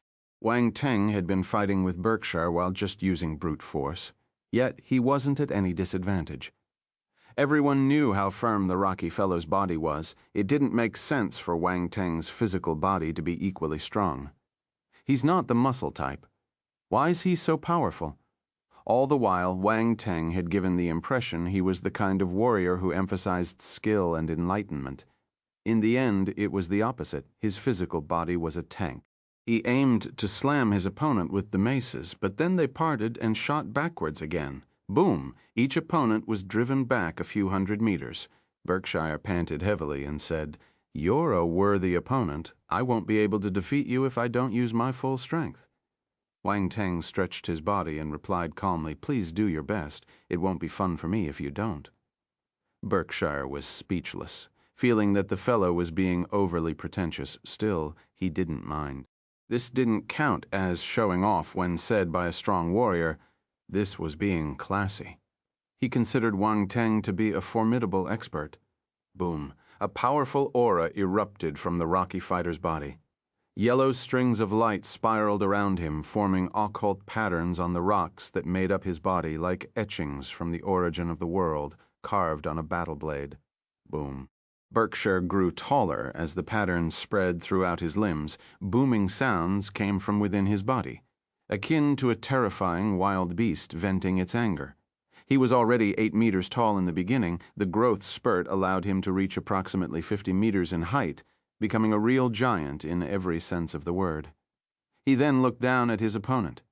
His battle maces also expanded to match his greater size. This was normal. In all of the universe, most metal substances could expand and constrict. This gave the chance for various unique weapons to be created with the exceptional skills of a blacksmith. The pair of blunt weapons became scarier as they grew larger, their weight alone, not taking into account the powerful force of a celestial warrior, would be enough to smash a small hill. Gasp! The audience inhaled mouthfuls of cold air. They stared at the terrifying giant in shock. What is that? Is that Berkshire's talent transformation? A giant's body? I never knew the giant rock race could turn into giants. The maces are huge. I'd probably pee my pants if he was in front of me. Did you pee? Yes. Is this really a celestial warrior? He's too powerful. On planet Giant Rock Universe, Lord Kellogg laughed. Berkshire's giant rock talent has awakened. He's a genius. Wang Teng's body is strong, but he won't be Berkshire's match once he executes his giant rock talent. A Heaven Lord chimed in. That's right. Berkshire will win and enter the next round, said one of the warriors present outside the battle planet, on the Cavendish family spacecraft. Dai Chi's expression turned weird. He mumbled, "Why does Berkshire's talent look a bit familiar?" Back in the arena, Wang Teng placed his hand over his eyebrows to look up. "Wah, so tall, he's huge." Exclamations were blurted by him. Everyone. Why do his actions leave me speechless somehow? Shouldn't you be amazed by his power? What do you mean by tall and huge Wang Teng? Berkshire's voice rumbled like thunder, making Wang Teng's eardrums quake. It was deafening. Chapter 1525, I'm Bigger Than You. 2. What? Wang Teng asked. Berkshire paused for a moment. Then he said, There's still time for you to give up. Big doesn't mean strong, the Earthling replied calmly. I'll show you my real strength now. Berkshire's voice boomed. He waved a hand, and the giant mace slammed onto the ground. Boom. The air around the mace was compressed, distorting space and releasing ear-splitting booms. Wang Teng darted to evade. He didn't wait to receive the attack. However, when he appeared in another location, the first giant mace had already taken a left turn, immediately sweeping towards him with the same intimidating momentum. The Rocky fighter was gigantic, but his movement wasn't affected by his size. There was no sluggish and stiff movement. He remained agile and quick. Wang Teng was familiar with the feeling, because he had experienced it many times over. Once turning into a giant, Berkshire was like a force of nature, a creature of pure strength and power. Every attack was capable of injuring a celestial warrior heavily. Hence, even our hero wouldn't face him head-on. Why are you dodging? Come and fight me. Come, Berkshire roared like a giant yearning for violence. There was clamor on the live chat platform. Is Wang Teng going to lose? I don't think so. Berkshire might be strong, but can he be stronger than the great lightning monster? But Wang Teng is only dodging. He's probably afraid since he hasn't fought back yet. I think so too. Wang Teng is evading instead of facing his opponent directly. It'll be hard to defeat Berkshire unless he tries with what he used to defeat the great lightning monster. You can't execute that move easily. It'll probably exhaust much of Wang Teng's energy. There were many discussions and guesswork. The audience started to worry for the young hero. Let me show you what a real giant is, Wang Teng said in his mind. An ambiguous gaze flashed past his eyes. Heart of magnetic essence, activate. Wang Teng shot up into the sky. A strange fluctuation spread around him. Boom. The ground trembled and jagged cracks started to appear. The earth split open like a wound, as if someone were hammering it from below. Pieces of land broke off and rose into the sky. Wang Teng floated in the middle of those broken rocks. What's that? Everyone was stunned. They didn't understand what was happening or what the Earthling wanted to do. Even Berkshire stopped in his tracks and stared at his opponent warily. Is he executing an ultimate battle technique? It's here, Dai Chi's eyes lit up. I remember this move. He remembered the move the young official had executed back on Defense Planet number 4. Wang Teng was just a planetary stage warrior at the time, but the technique was already extremely powerful. He killed numerous devil kings and even some of the low-tiered devil emperors. The young hero had already advanced to the celestial stage. How powerful would that move be now? Boom. Amid everyone's gazes, the rocks pried out from the ground, flew towards Wang Teng, and gathered around him, instantly forming a round ball. Berkshire squinted as if having just witnessed something incredible. While everyone looked bewildered, the round ball started changing. 4 thick stone pillars emerged from the sphere, turning into a pair of giant arms and 2 massive legs, sturdy enough to support the body. The round core changed too, becoming slim and toned like that of a human. Boom. Another explosion rang. A stone head popped out from the stone core. It was an angular face. Earthy yellow light shone within the 2 eye sockets. The rock giant lowered its head and looked at Berkshire. This second giant was 100 meters tall. Berkshire was just like a child in comparison. Berkshire's heart swelled with disbelief. He couldn't believe what he was seeing back on planet Giant Rock. Bang Universe Lord Kellogg sprung up, shattering his stone throne. He fixed his gaze intently on the rock giant on screen. Similar. This is too similar. The rocky experts around him were appalled, feeling at a loss of words. Outside the battle planet, numerous pairs of eyes were staring at the recently manifested rock giant. One thought floated across their minds. What's that? They were dumbfounded by Berkshire when turned into a giant. Still, Wang Teng's transformation completely blew their minds away. How can a normal person gather rocks and form that enormous stone body? It was unbelievable. What kind of talent would allow him to do this in the arena? The human candidate's voice floated down from the rock giant's head, resounding all over and deafening the crowd. "I'm bigger than you, Berkshire. Didn't you say that big doesn't mean strong?" Wang Teng continued. "Come, have a taste of my strength." Berkshire's expression changed. He wanted to retreat, but his competitiveness forced him to stop. A terrifying force glow started gathering around his maces. Wang Teng controlled his rock giant and dashed towards his opponent. Boom! The ground rumbled violently as the rock giant stomped on it. The behemoth moved at an incredible speed, arriving in front of Berkshire in the blink of an eye. "Come," the latter roared and flung his battle maces. Wang Teng controlled the rock giant and threw punches. Earth force was covering them. Direct, brutal, boom. Deafening explosions resounded as the young hero's punches crashed into Berkshire's maces. Clang. A clear metallic ring echoed, causing everyone's hairs to stand on end and their teeth to turn sore. The rocky opponent showed a different expression. He almost lost his grip, barely managing to stop his maces from flying out. Oh my God. I would never be able to handle Wang Teng's punches. This is brutal. It's the first time I'm seeing such a battle. I am on my knees, watching the broadcast with my parents.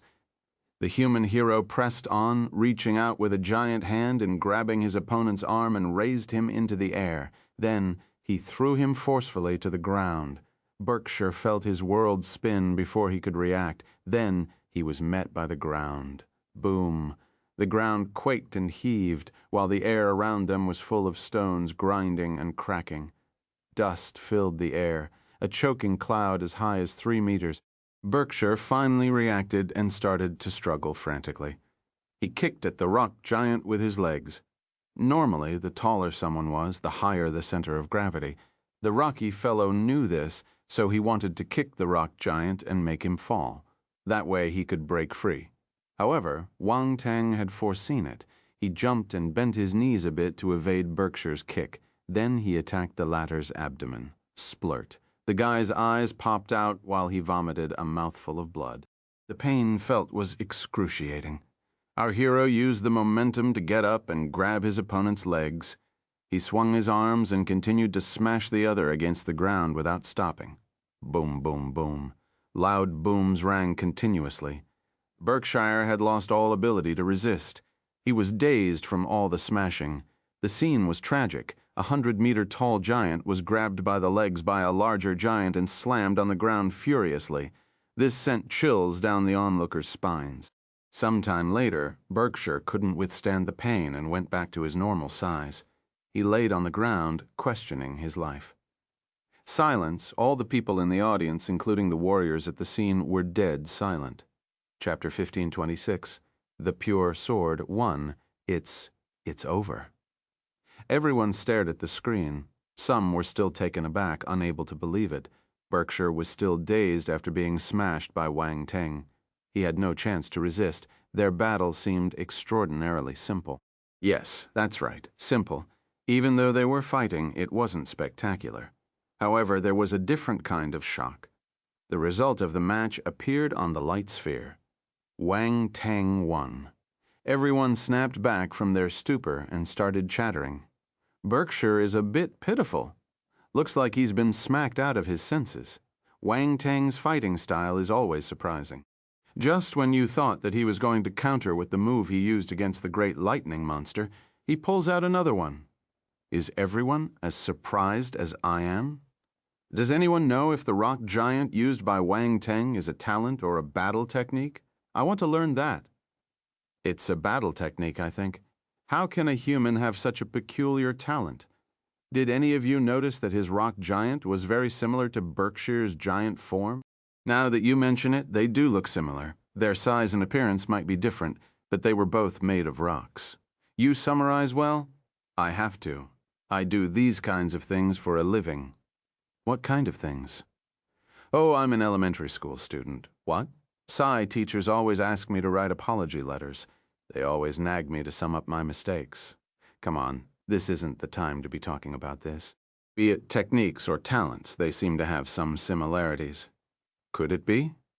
Could it be? Could it be that they are related? Silence.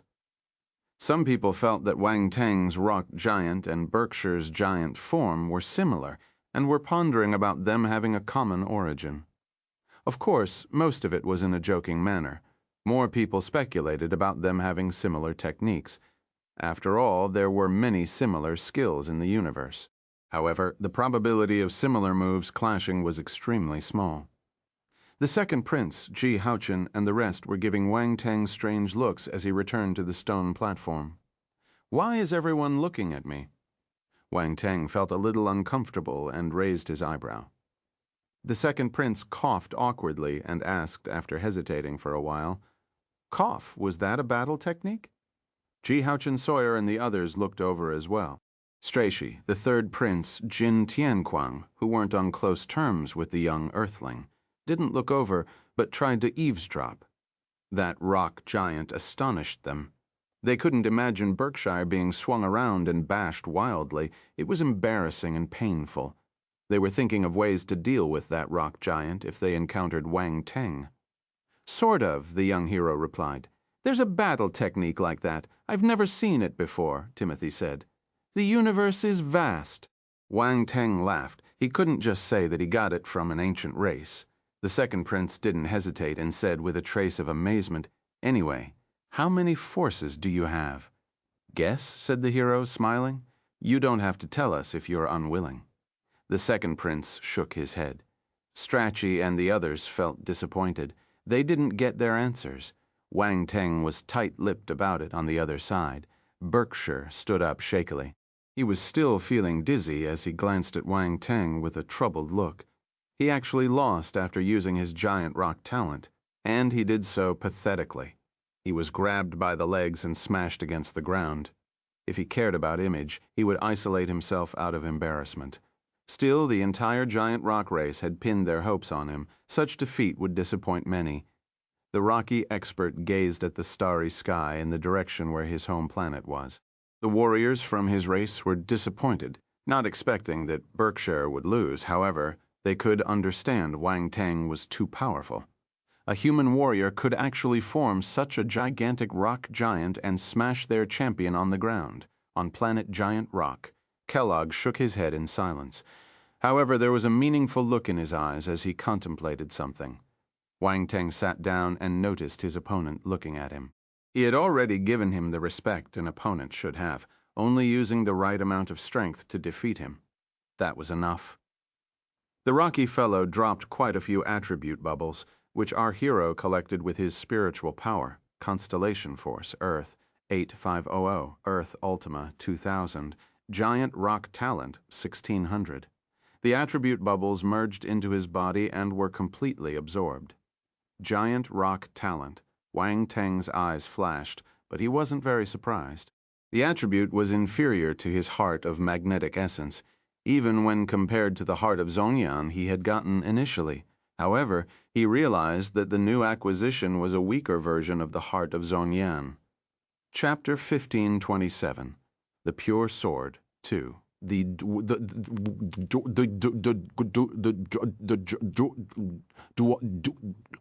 giant rock and the Zhongyan races have some kind of connection.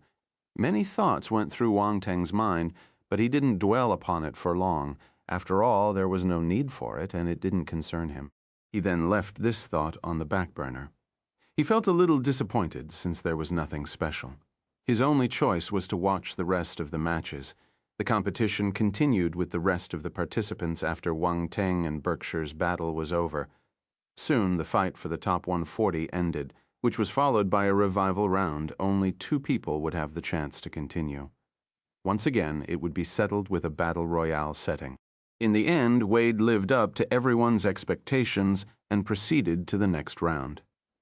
It was really intriguing. No one knew how he did it. He was resilient to an extreme.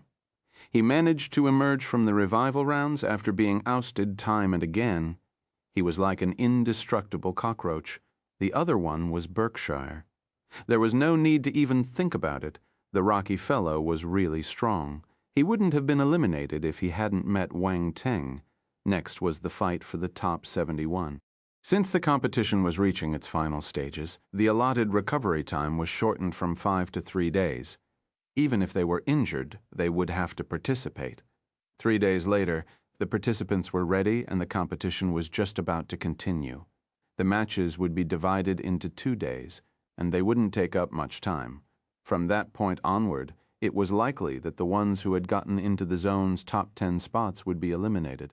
The avatars and names of the participants for the first match appeared on the light sphere. Yuan Hong versus Su Jianchen. Yuan Hong. The first one to appear was Yuan Hong, and his opponent was the popular Su Jianchen. Tian Luo Empire. The emperor squinted as he looked at the participants on the light sphere. Some surprise was evident. Yuan Hong was ranked first in Zone 4 and renown preceded him. He was extremely powerful. Would Su Jianchen be able to win?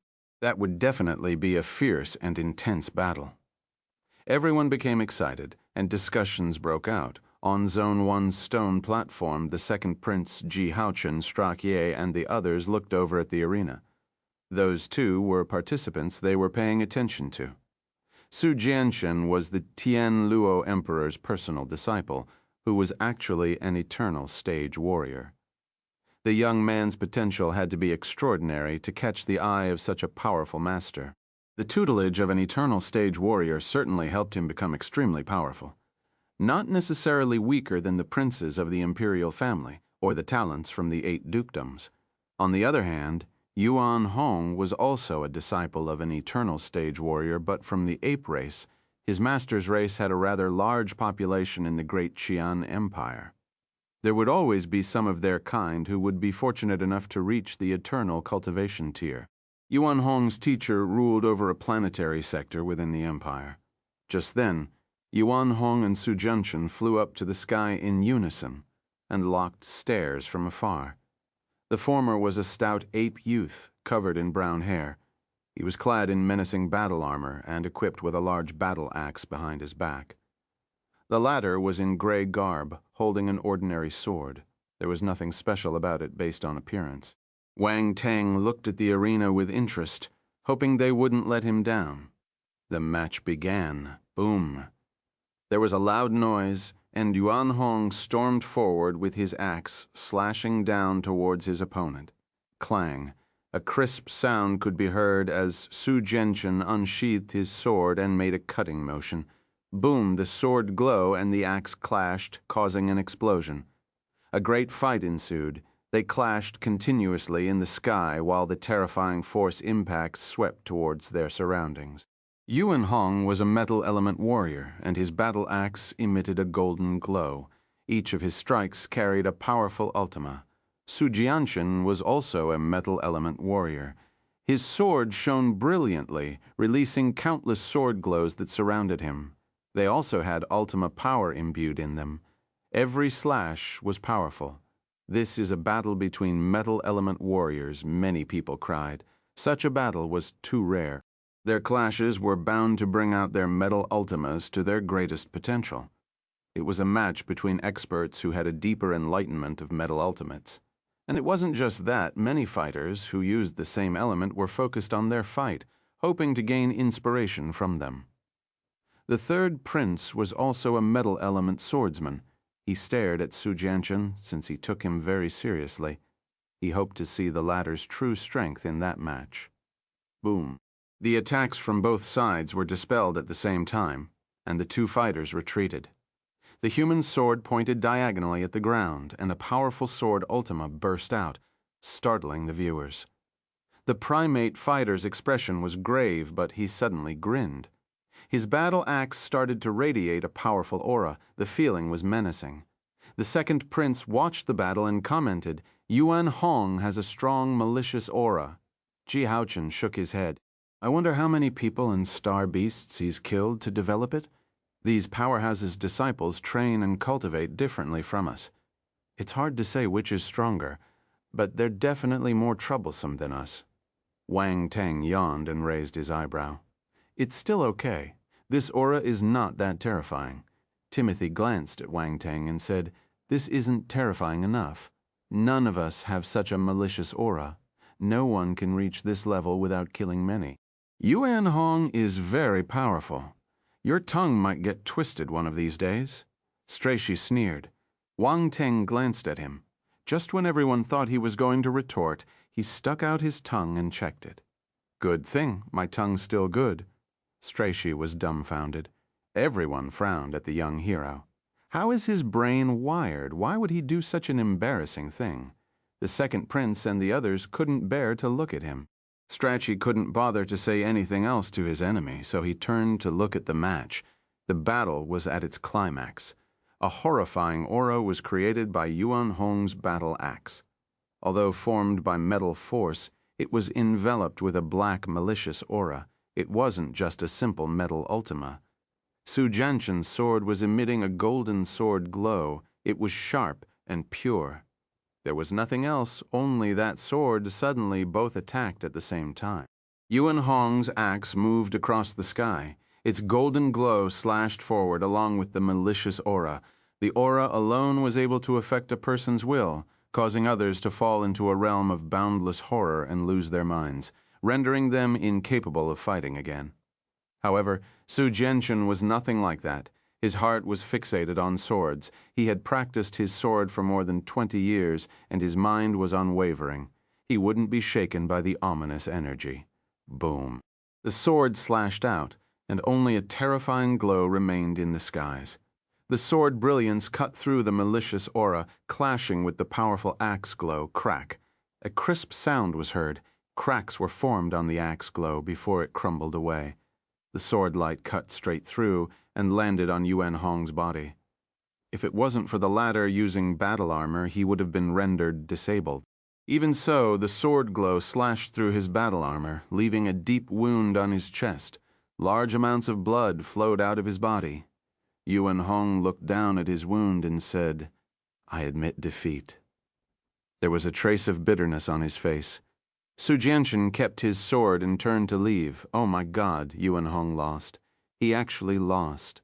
I didn't expect late bloomer Su Jianshan to be stronger than Yuan Hong. This is unbelievable. Su Jianshan's sword is too powerful. It was so pure.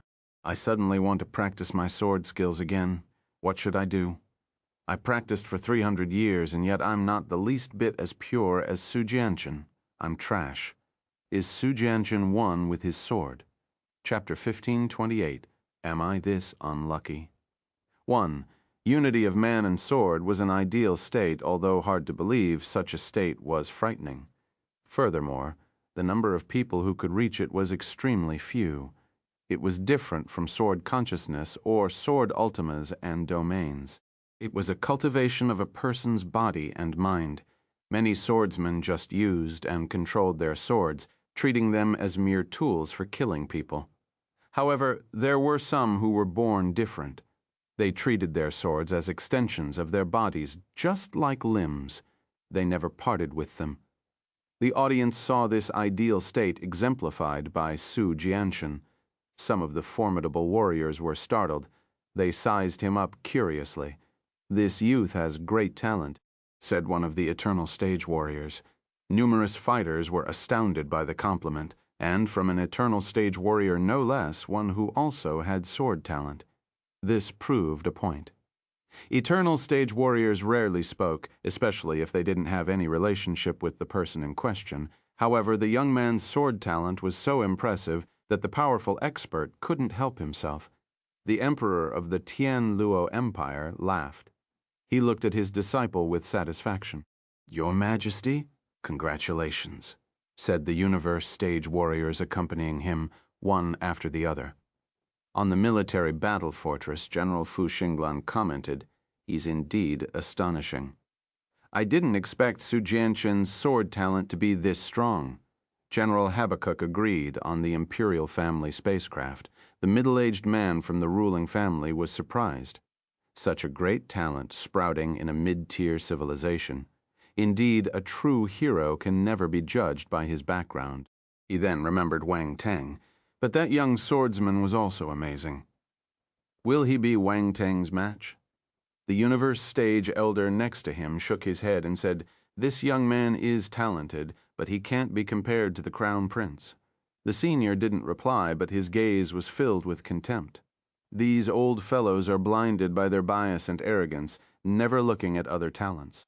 Up on the Forbidden Zone's stone platforms, many of the top 10 talents were also taken aback by Su Jianxin's potential. They stared at one another in bewilderment. Even the Crown Prince was intrigued. The swordsman in gray reminded him of the talents he met outside the Great Qian Empire. There are still many surprises to be had in the Great Qian Empire. It was worth coming back. Well, at least he knew he couldn't become one with his sword. This was unacceptable. After all, the elders in the imperial family had at one time praised his sword talent, since he managed to grasp his domain at a young age. He was an outstanding youth among the talents of his generation, and yet he was surpassed by a warrior from a mid-tier civilization. How could he bear it? His gaze blazed with a competitive flare. He wanted to defeat the young swordsman and use the latter's reputation as his stepping stone. The second prince, Jihaochen, and Strachey were dumbfounded. They started to view the fighter in gray with more importance, no longer looking down on him. Although unwilling to admit they did underestimate Su Jianxin prior to this, feeling he wasn't a worthy opponent. However, from the looks of it, he was indeed a mighty adversary. Su Jianxin and Yuan Hong left the arena. Their battle ended with the former claiming victory. Cheers erupted in the Tianluo Empire. All the martial warriors were shouting the young swordsman's name, Su Jianxin. Su Jianxin, a genius from their empire, had defeated another top-tier talent and gained more popularity in the League of Talents, making them feel extremely proud. Wang Teng was in awe after watching the fight. Su Jianxin was powerful, so his talent had to be top-notch. Yuan Hong was also strong, a rare talent in his own right. The attribute bubbles they dropped are good stuff. With this thought in mind, he released his spiritual power and picked up the attribute bubbles floating in midair. Constellation Force, Metal, 10,200, Metal, Ultima, 2,800. Heaven Realm, Enlightenment 3,500, Celestial Realm Spirit, 4,200. Divine Level, Metal Talent, 1,800. Constellation Force, Metal, 13,800. Metal Ultima, 3,200. Heaven Realm Enlightenment 4,100. Celestial Realm Spirit 5,600. Divine Level Sword Talent 260. Divine Level Metal Talent 2,300. Unity of Man and Sword 1,000. Wang Teng was surprised by the number of attribute bubbles collected. Force and Ultima bubbles were normal, as any warrior would drop them. Su Jianxin and Yuan Hong were no exception. However, the size of their bubbles came in larger sizes, making the young hero's metal force become denser. After reaching the perfected 9th level of the celestial stage, he continued to gain more force attributes, making his forces become denser and more refined. Compared to other martial warriors, his force reserve was probably 10 times larger. Maybe even more. Even if he only had one force, he could still crush many talents. Of course, talents like the Crown Prince and Su Jianxin were a different story. They couldn't be treated like normal warriors. The young hero would need to use some ultimate moves to defeat them. He also received a sizable amount of ultimate attributes, which allowed his enlightenment in the ones he had to become deeper. It was understandable since he gained such enlightenment multiple times, while others would only gain it once. Chapter 1529, Am I this unlucky? 2. Wang Teng was fortunate. He didn't need to force himself and merely needed to collect attributes. If not, he might go crazy, who could go through enlightenment of a single Ultima several times for no reason. Next was the Celestial Realm Spirit. His spiritual power was immense after continuously absorbing spirit attributes, heading toward an indomitable state. He had also received some Heaven Realm Enlightenment, which helped him increase his Emperor-level attribute. All the participants of the League of Talents were talented. Many of their enlightenments had reached the Heaven Realm, making the young hero's gains go to the roof. Enlightenment, 60 to 500 million through 1,000, Heaven Realm. Wang Teng looked at his attributes board in surprise. His enlightenment stat had crossed the 60,000 mark. If he continued at that rate, he would advance to the universe realms soon. He was overjoyed by the prospect while he continued looking at the other attributes. The highlight was the 2 talent attributes that Wang Teng didn't have before. Divine level metal talent, divine level sword talent. He was momentarily overwhelmed. All these warriors have divine level talents. It's like they're free. His talents were only at the imperial level prior to the grand competition. There was no way he could compare to them. The difference was too great. Fortunately, he was able to make up for it. His talents were stronger now. Almost none of the competitors was his match. He felt the change as the new pair of divine-level talents merged into his body. His understanding of the metal force and swordsmanship deepened. It was a subtle sensation. His enlightenment didn't increase, however. Certain things from the past became clearer. It was like reading a book. Some parts could be unclear, but their meaning would emerge upon going through it again. That was the good thing about improving talents. Divine level metal talent, 450,000. Divine level sword talent, 2,650,000. He looked at his stats and discovered that his divine level metal talent improved greatly. This is interesting.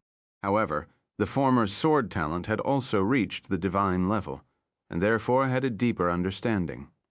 He was on another level, above Yuan Hong. It was extremely rare for someone to have 2 divine-level talents. Our hero glanced at Ling Yangshu and Ling Qiansui. They too possessed 2 divine-level talents. What surprised him was the last attribute bubble, unity of man and sword. Wang Teng's body shook when the attribute bubble was absorbed into his body. He could feel a drastic change within an image instantly appeared in his mind. A figure was accompanied by his sword while he cultivated, ate, and slept. He didn't leave the sword, nor did the sword leave him. Day after day, year after year, the sword moved freely, attaining the acme of perfection. He was suddenly enlightened. There was a sword in the hand, but no sword in the heart. There was no concept of person and sword. The person and the sword became indistinguishable from each other. Wang Teng gradually opened his eyes. A sword glow flashed in his eyes, going away in a blink. The third prince turned but didn't notice anything. He then looked away. The crown prince glanced at the rival earthling and frowned a bit. He felt a bit puzzled. They were extremely close to Wang Teng, so even though the sword consciousness was subtle, they could sense it. However, they were unable to grasp what had happened, so they wrote it off as an illusion. Unity of man and sword. Wang Teng's gaze was peculiar and his expression odd. Just like that. Then people would have to call me. He shook his head, setting that absurd thought aside. Then he looked at the battle arena to observe the next match. The fight for the top 71 was intense. You could already tell from the first fight. When Su Jianchen and Yuan Hong faced off, once their match was over, other warriors who claimed top 10 position in their chosen zones continued to be called up. The 5th prince encountered Ling Qiansui. He knew how powerful she was. His expression changed slightly. However, being a lofty noble, he couldn't show a cowardly front. He had to press on. Suddenly, he thought of something and smiled. "I've looked you up. You're a fairy from planet Ice Fairy," said the 5th prince via voice transmission. Ling Qiansui's expression remained unchanged as she looked at her opponent calmly. "I know you have a grudge with this generation's Ice Fairy King." The 5th prince smiled. Ling Qiansui remained expressionless, but her heart wavered a little. The noble was broaching the subject she least wanted to be brought up. "Submit to me, I can help you," said the former, revealing his intentions through voice transmission. There was an unnoticeable smile on his face. Ling Qiansui did give him a lot of pressure, but he suddenly recalled some details about her. This gave him confidence. She remained silent, her gaze remained cold, and outright ignored the proposal. She then stretched out a hand and released an attack. The prince's smug expression stiffened. Impudent, annoyed, he slashed towards the ice power move with his sword. Both battled it out in the arena. Ling Qiansui was still as elegant and cold as ever.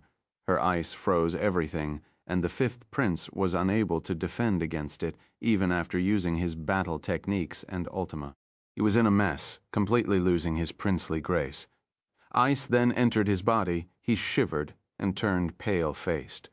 She had done so purposefully to make him suffer. The fifth prince was so angry he couldn't speak. He was no match for her. In the end, his body was pierced by an ice cone.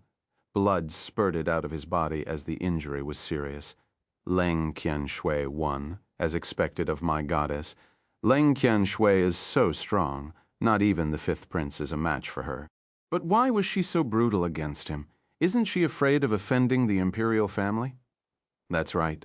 She wasn't that brutal against her previous opponents. She did things adequately before. Did the fifth prince do something to provoke her? I saw his perverted eyes just now. He was probably up to no good. Yes, that's right. I was wondering why he was looking at Leng Qianshui like that. Turns out he was being despicable. The fifth prince is awful. Goddess, don't be afraid. We support you. Not even the fifth prince can do anything he wants. We support you, Goddess Leng. Many people on the live chat platform were surprised when they saw how Leng Qianshui had seriously injured the fifth prince. After all, he was part of the imperial family. It was indeed a competition, but no one would be willing to offend him. However, the crowd soon began to guess that the noble had done something to provoke her. Otherwise, she wouldn't have been as brutal. Still, the netizens of the virtual universe did have a rich imagination and keen observation skills. They didn't guess the correct reason, but it wasn't that important. The important thing was the result.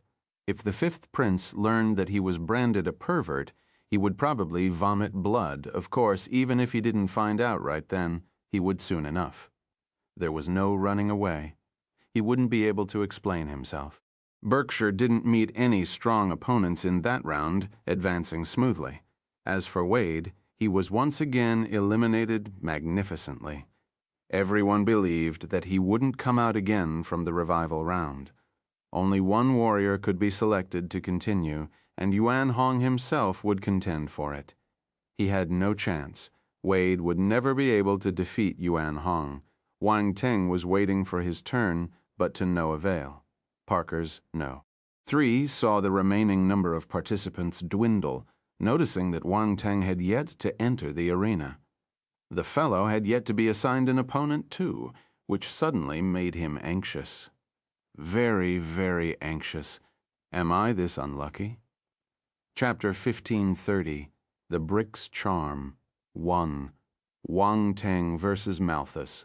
Our hero was surprised upon noticing his name on the light sphere. Malthus equals Parker's warrior. No 3.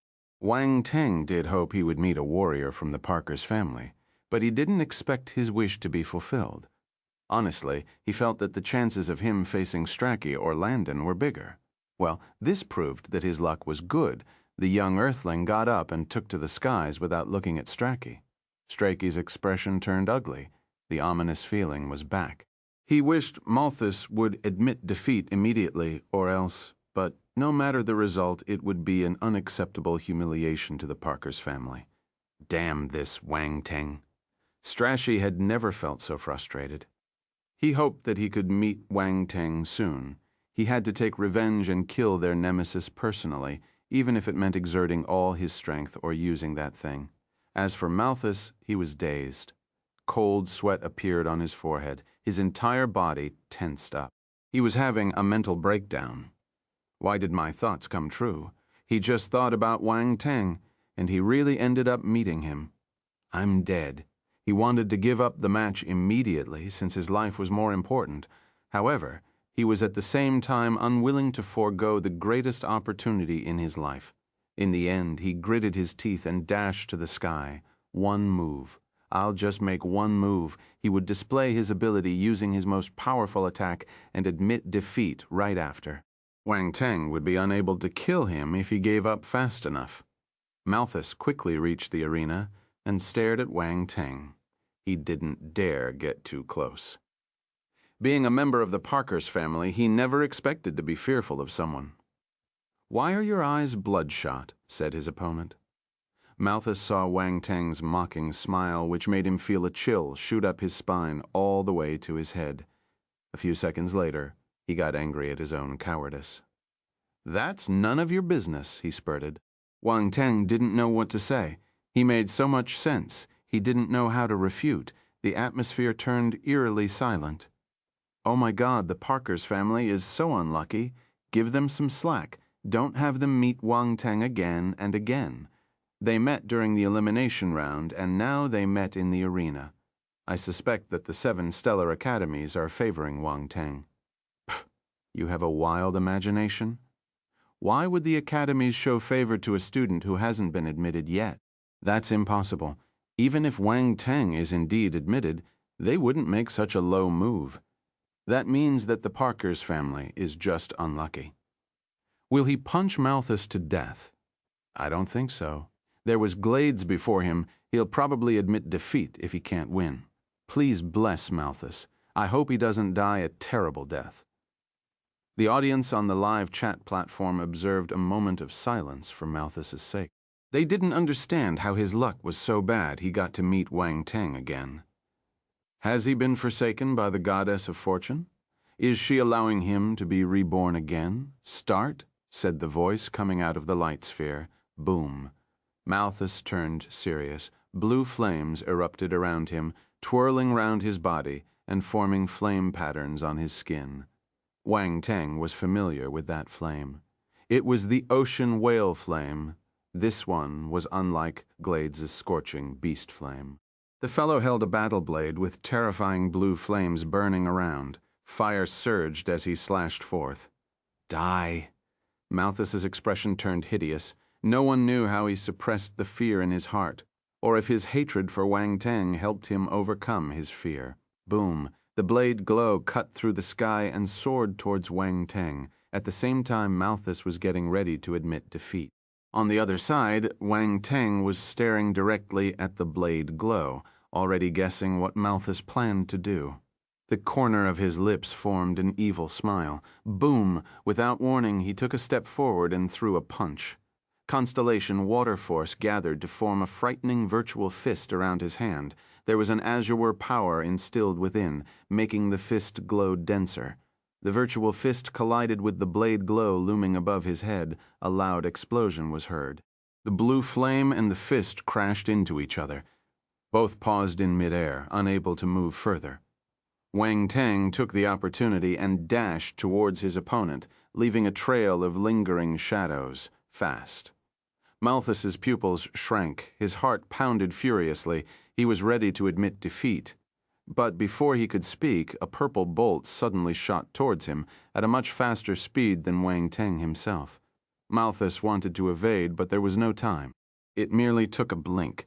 The purple lightning bolt slammed onto his face. Bang! A dull thud echoed in the sky. Malthus fell backwards uncontrollably. The words about to come out of his mouth turned into a cry of agony. "Which part of your face hurts the most if it gets hit?" Chapter 1531, The Brick's Charm. 2. The Nose. Malthus's nose had been completely smashed. It hurt so much that tears were about to stream down his face. The lightning slap was plastered on his face. Lightning cracked and thunder boomed when it landed on Malthus's head.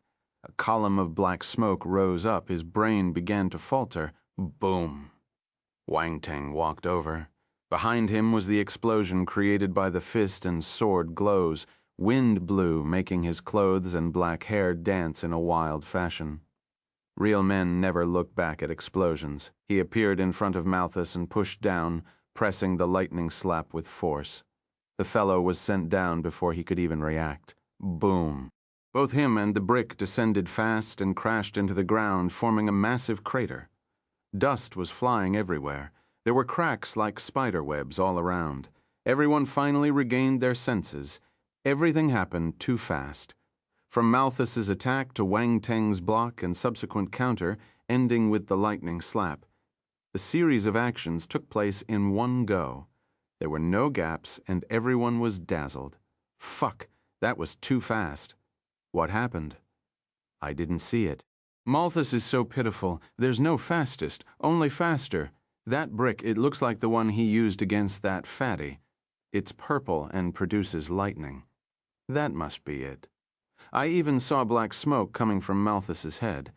That brick looks really useful. Is there a similar model? Don't worry, I'm a master blacksmith. I'm getting ready to forge something similar and put it for sale. First come, first served, while stocks last.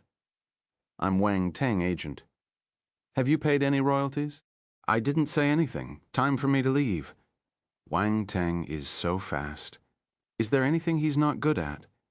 It's not good to be so fast. Do you want to be hit by Wang Teng's brick? That brick is too powerful. Malthus didn't even have the chance to admit defeat. That really is brick power. You win, you win. From now on, I'll support Wang Teng. There were all kinds of people on the live chat platform. Some were discussing Wang Teng's speed, while others pitied Malthus. Some were even focused on that brick. The attention on the brick even surpassed the focus placed on Malthus up on the stone platforms. The geniuses were all looking down, and their expressions turned odd. Strachey's face was twitching while gritting his teeth. The dust cleared up and revealed the situation. Malthus was pinned on the ground by Wang Teng. He was being smashed continuously with the purple brick. The dull banging sounds were heard non-stop. This was also accompanied by bursts of crackling thunder. Everyone's eyes twitched upon witnessing this. Their hearts trembled while commiserating for the poor fellow. No one wanted to be bashed by Wang Teng. Wade's miserable appearance from before suddenly resurfaced in their minds. It was still fresh in their memories.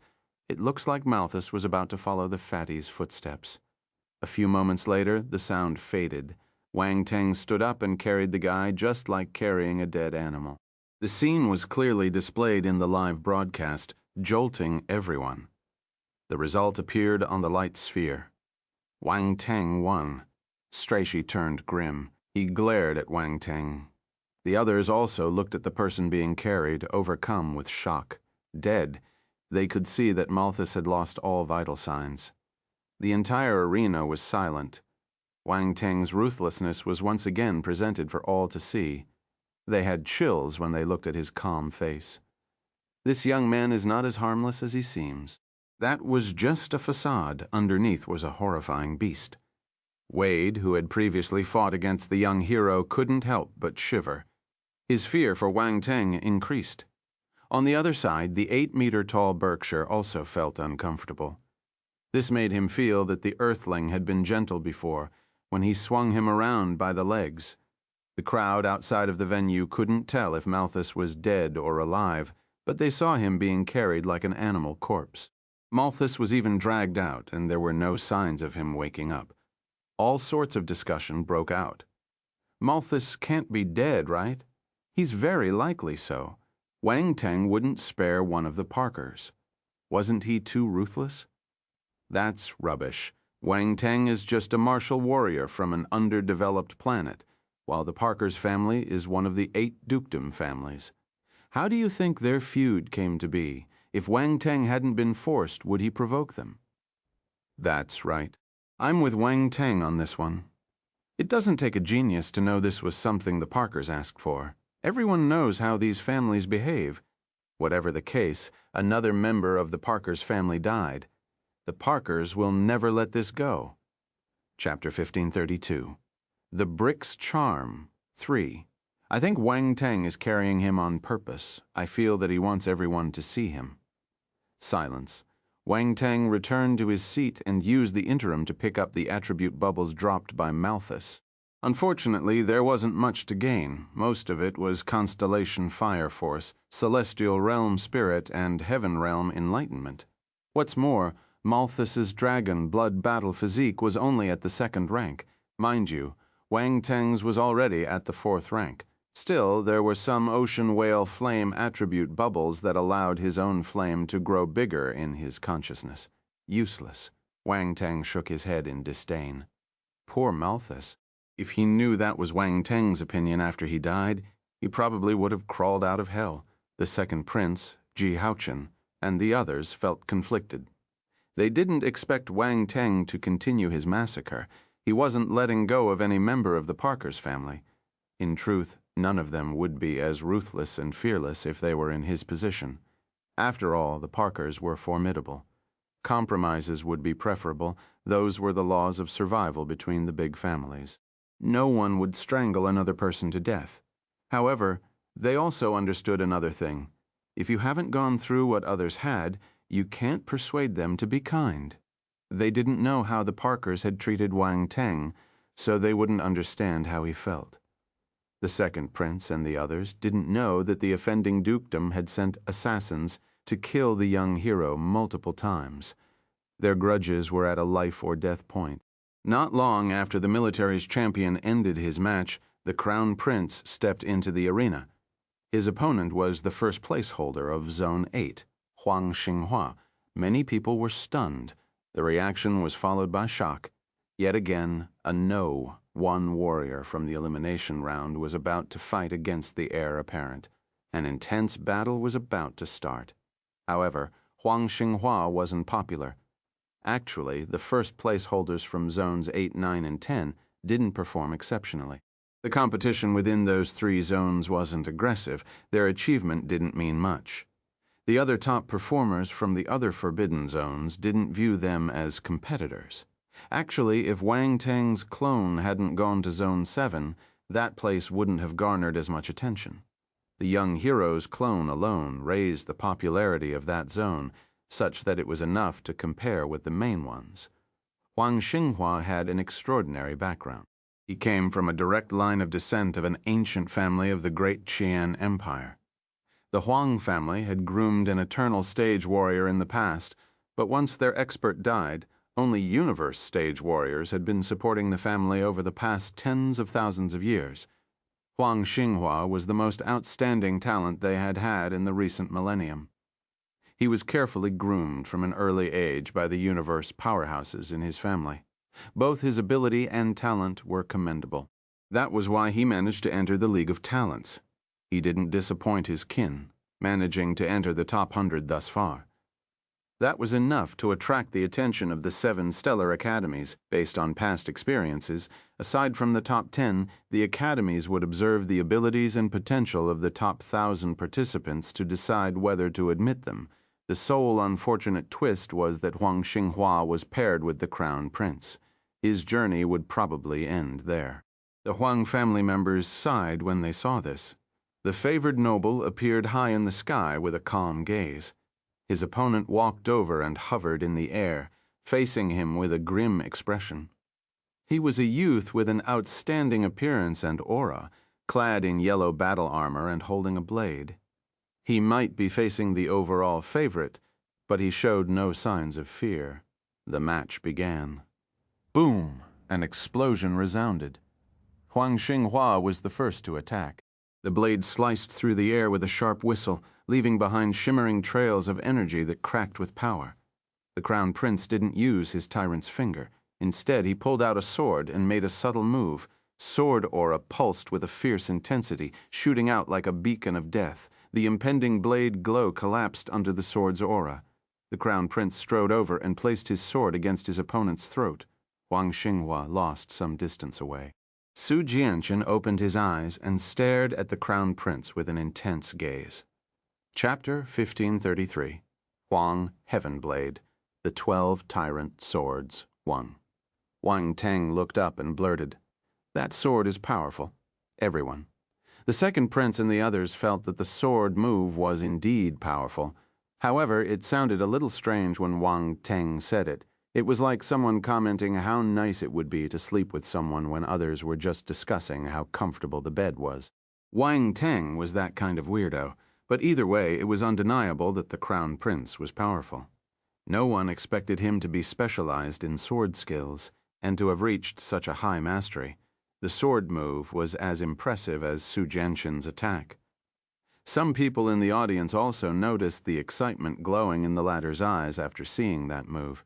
Naturally, it wasn't because he had feelings for the prince. It was him feeling lucky to have found a worthy opponent to compete in sword skills. The crown prince's ability is like a bottomless pit. No one knows where his limit lies. The second prince lamented. His gaze seemed troubled. It was hard to gauge the great prince's real strength. The sword attack he had just displayed left many in awe. The third prince clenched his fists tightly. One Sujianchen is enough.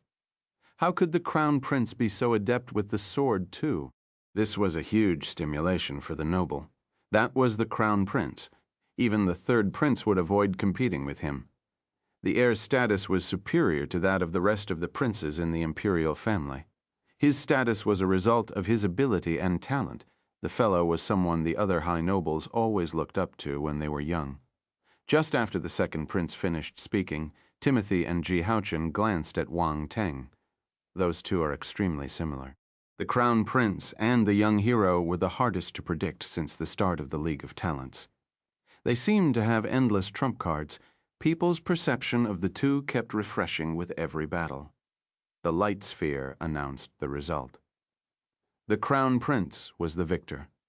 Huang Xinghua had a bitter smile as he left the arena. The crown prince remained calm. He went back to his seat. His sword skill is so powerful. I didn't expect the crown prince to be so good with the sword. Huang Xinghua lost for a good reason. That was so fast, it's unfortunate that he met the crown prince. He got first place in Zone 8. He shouldn't have lost that quickly. That's right. Huang Xinghua's is not bad. What a pity. Not many warriors can handle that sword attack. I wonder if he can win in the revival round. Yuan Hong met his match. The revival round spot is practically his, but things have changed. What a pity. What a pity. This is the last revival round, and only one person can come out of it. Either Yuan Hong or Huang Xinghua will have to leave the competition. That's right.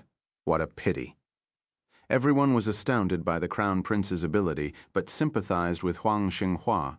The latter only executed one move during the match, but he displayed enough power to gain everyone's recognition. It was an honorable defeat. Actually, anyone who fought against the crown prince's opponents were defeated with a single move. They couldn't resist his attacks since he was too powerful, insanely so. Huang Xinghua wasn't bad. He forced the prince to use a powerful sword move, not a single-finger attack. Wang Teng noticed everyone's gazes, but he simply ignored them. He knew that they would compare him to the favorite noble, but he didn't care. No one would know who was stronger unless they had a match. Not even our hero knew how powerful the crown prince was at the moment. The latter was indeed brilliant and stunningly talented. He was the most talented warrior the young earthling had ever encountered in his life. Even Feria, whom he met on planet Light Velvet and was from the Pan-Cosmic Alliance, couldn't compare to the crown prince. Right after the two candidates left the scene, Wang Teng released his spiritual power and collected the attribute bubbles. Constellation Force Earth, 8,600, Earth Ultima, 2,200, Heave Heaven Realm, Enlightenment, 2,400, Celestial Realm, Spirit, 3,100, Huang Heaven Blade, 3,000, Constellation Force Metal, 1,110, Metal Ultima, 2,400, Heaven Realm, Enlightenment, 2,800, Celestial Realm Spirit 4,000, the 12 Tyrant Swords, First Sword 4,500, Unity of Man and Sword 1,200. Wang Teng felt shocked after all the attributes merged into his body. There was bewilderment in his eyes. Such a great harvest. So great he couldn't believe it. Forces, Ultima's Enlightenment, and Spirit attributes were all there. Most importantly, he gained 2 battle techniques from both contenders. The first one was Huang Xinghua's blade technique, the Huang Heaven Blade. An image appeared in Wang Teng's mind as the attribute entered his body. 2 towering figures were battling in the vast universe. Frightening explosions followed them wherever they went. Planets exploded and galaxies collapsed. It felt like doomsday. Suddenly, one of the figures released a blade attack. The move was spectacular. Yellow light gushed out, staining the universe and replacing the boundless darkness with its endless color. Once the blade was unleashed, it cut through the atmosphere, sucking in the very essence of its surroundings and leaving an eerie silence in its wake. Chapter 1534, Huang Heaven Blade, the 12 Tyrant Swords, 2, Gasp. Wang Teng digested the technique and let out a long sigh. There was still bewilderment in his eyes as well as lingering fears. That was a terrifying attack. Just then, Even though everything was happening in his mind, he still felt as if his spirit was going to get chopped by the blade. It was astonishing. It was just a memory, but the young hero felt as if he had traveled to a point back in time where those two powerful warriors fought. The experience had a perspective close to the attack, virtually life-threatening. The blade almost killed him. Fortunately, the memories ended with him being pulled back to reality by an invisible force. This had never happened before, wait. It has happened twice already. The first time was when he received the divine-level legacy on the white jade stairs outside the great Qian Palace. The second time was when he received the elemental light divine scripture on planet Light Velvet. Thinking back, the two scenarios were extremely similar. He seemed to have traveled back in time to receive legacies of those powerful martial warriors. Wang Teng's expression changed, feeling divine-level legacies weren't simple. There was this sensation of being close to a new discovery when he received the Godslayer sword scripture based on the day's events. That feeling might be real.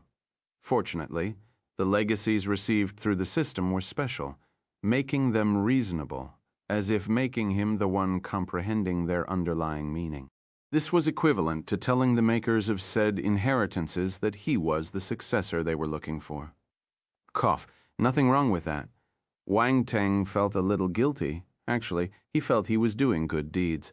The legacies would be wasted if they couldn't find heirs after tens of thousands of years. However, if they were passed to him, he could develop and enhance them. It was a win-win situation. Anyway, without a doubt, the Huang Heaven Blade was a divine-level skill.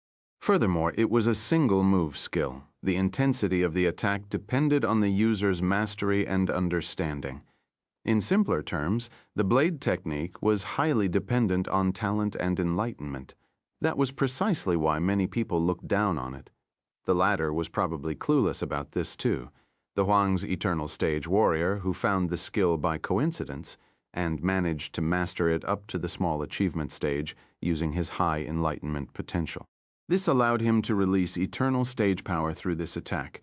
He took advantage of this to make a name for himself in the universe. That was how the Huang family rose to prominence. Unfortunately, after the death of this expert, no one else was able to reach that stage. The Huang Heaven Blade was thus neglected. In summary, the skill was invincible, but Huang Xinghua wasn't able to release its full potential. What's wrong with this blade technique?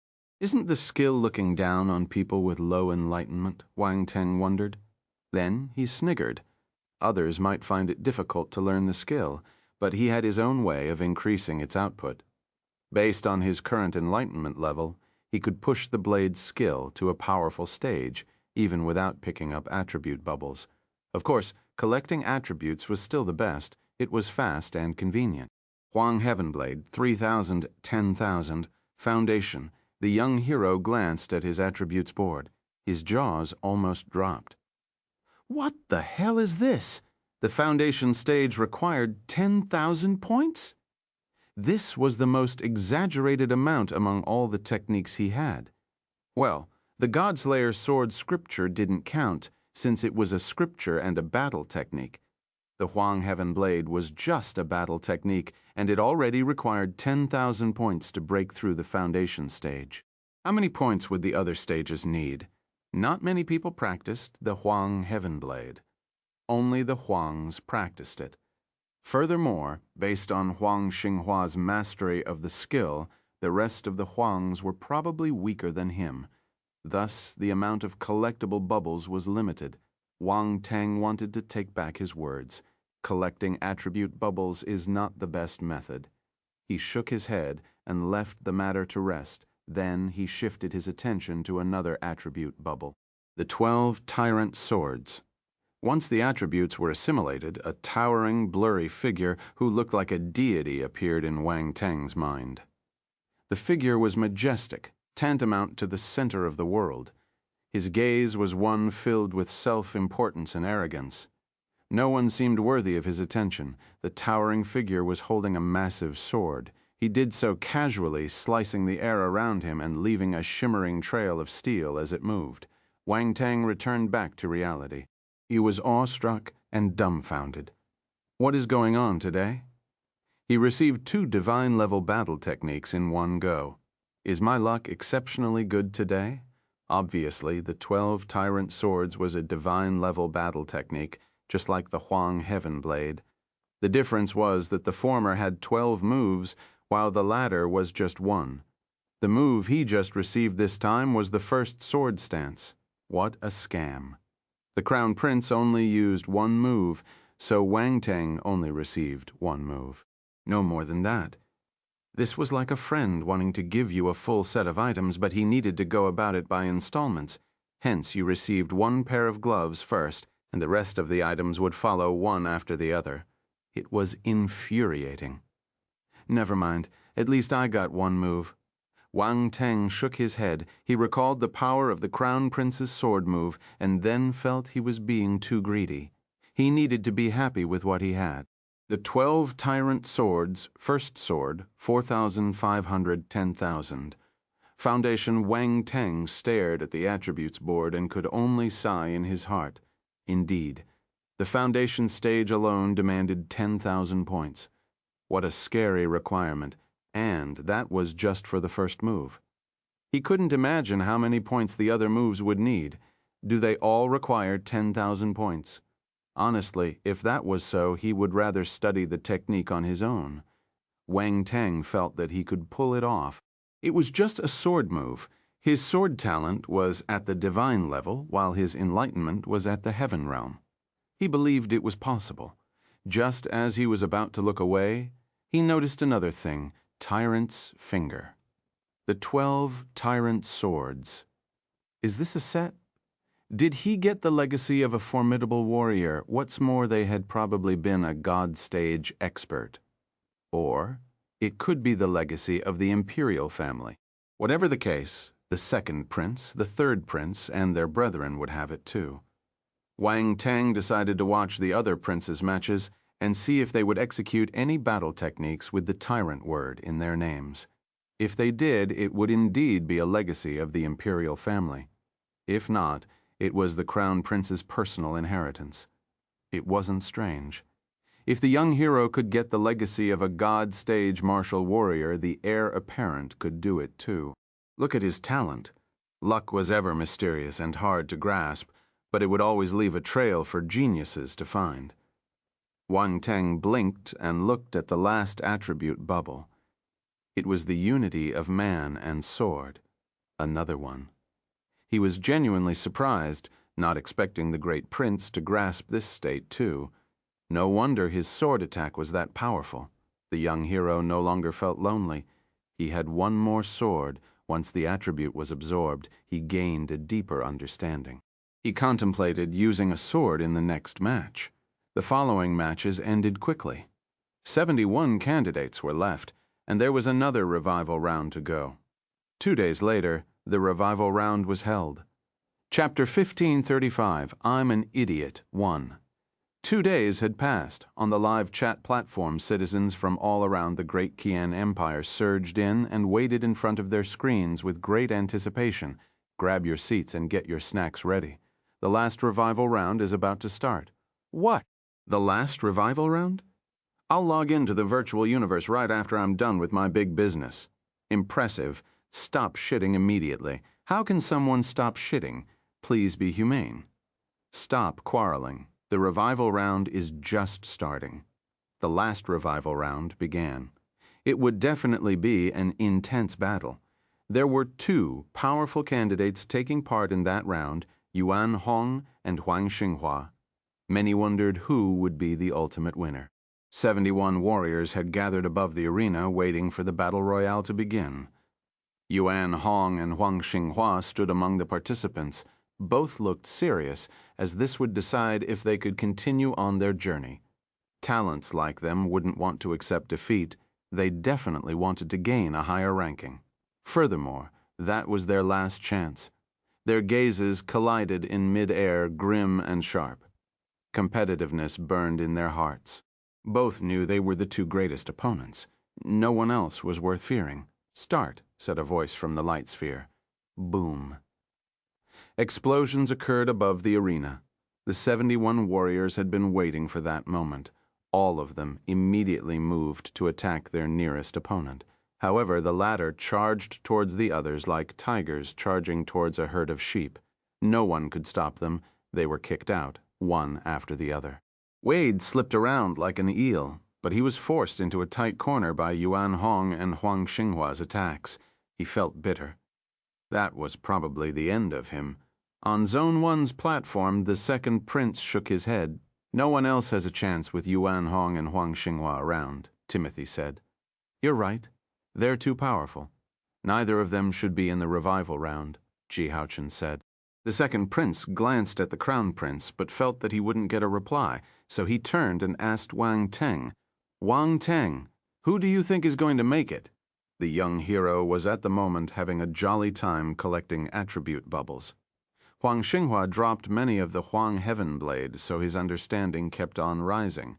He blinked when he heard the prince's question and smiled. "I'm rooting for Huang Xinghua." Huang Xinghua? The prince thought he had misheard. Even Timothy and Ji Haochen looked over. They weren't expecting such an answer. Wang Teng. "Do you dare to make a bet with me?"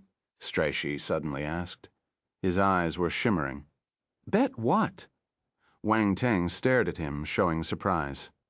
"Since you think Huang Xinghua is going to win, you can bet on him. I'll bet on Yuan Hong. The loser will have to take his clothes off, stand on the edge of the stone platform, and shout, 'I'm an idiot.'" Strachey gave his enemy a mocking stare. "Do you dare?" Everyone's gazes turned strange when they heard the stakes.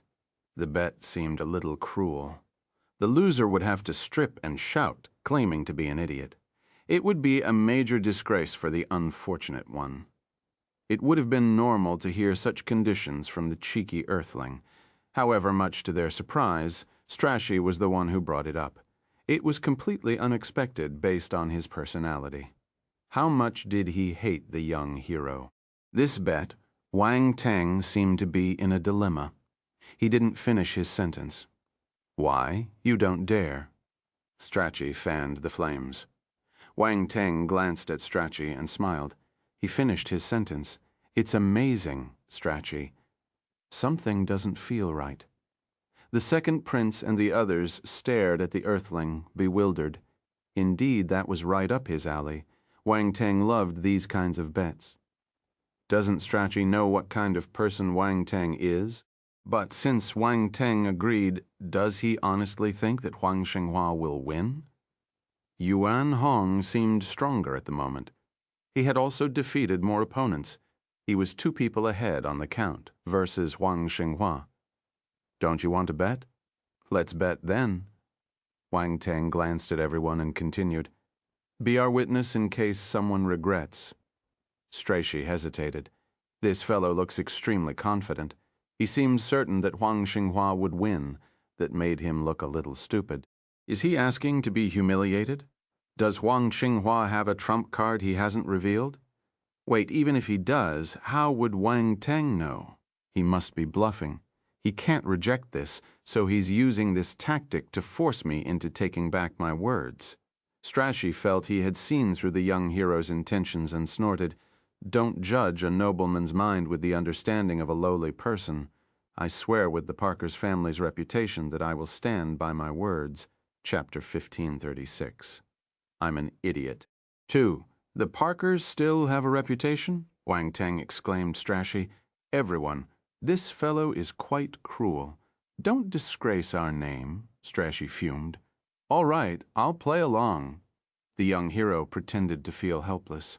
"Wang Teng, why not think about it some more?" said the second prince after some hesitation, also feeling that Yuan Hong had better odds of winning. After all, one was no, one in Zone 4 while the other was first place in Zone 8.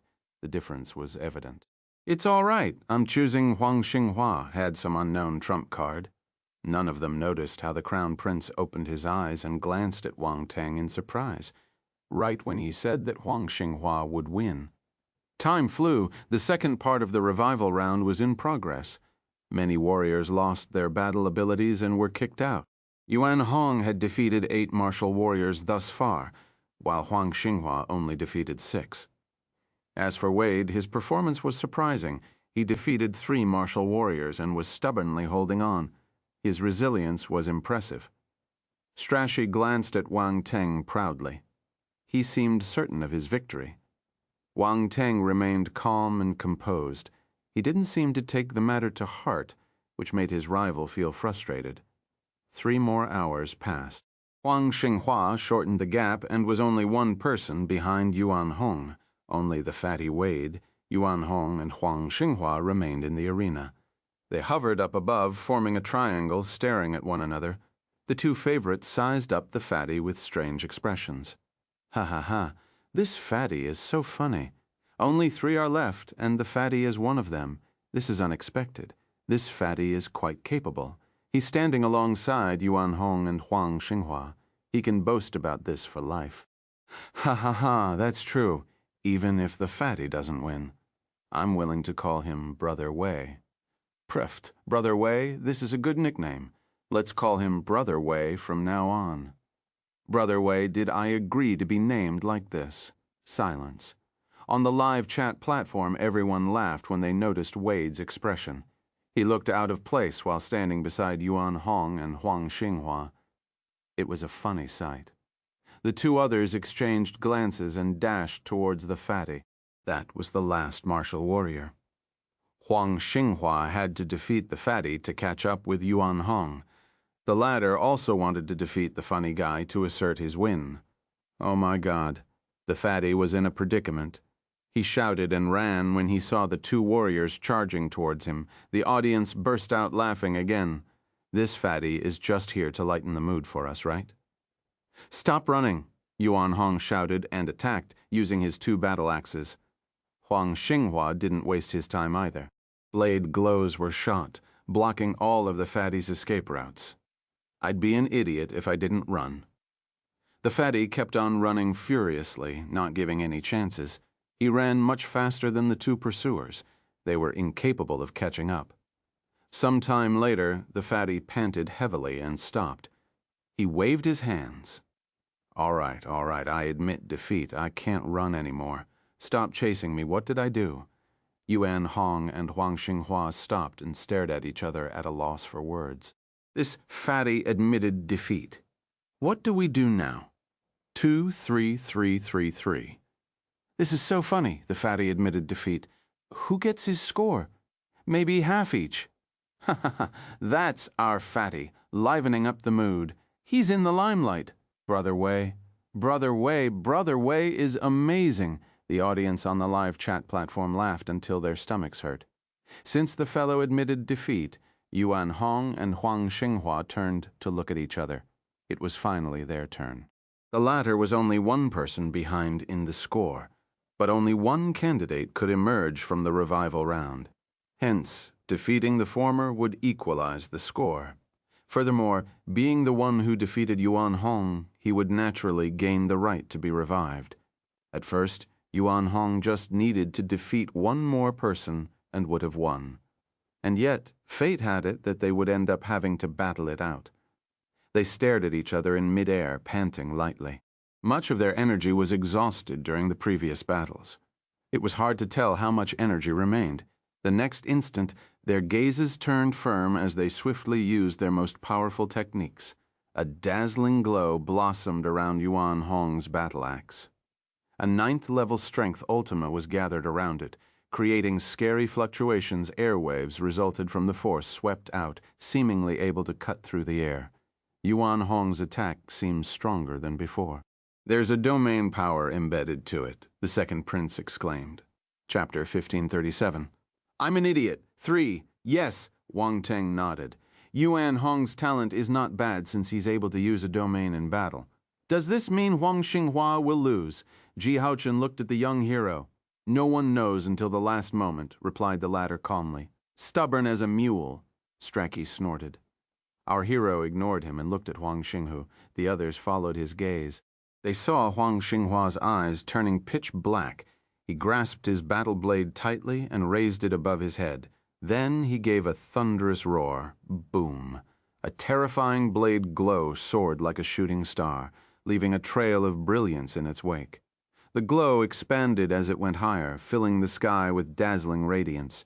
The yellow sky seemed to be much smaller than the one seen by the young hero in the legacy vision. However, Huang Xinhua did manage to execute the move. Prior to the fight, Wang Teng already knew that the latter had a strong grasp of the Huang Heaven Blade. Still, he didn't execute it to full potential in front of the Crown Prince. Everyone thought he had tried his best, but Wang Teng knew it wasn't so. Yuan Hong was basically on par with him, so he had a higher chance of winning this time. After all, it was a divine-level technique. What's that?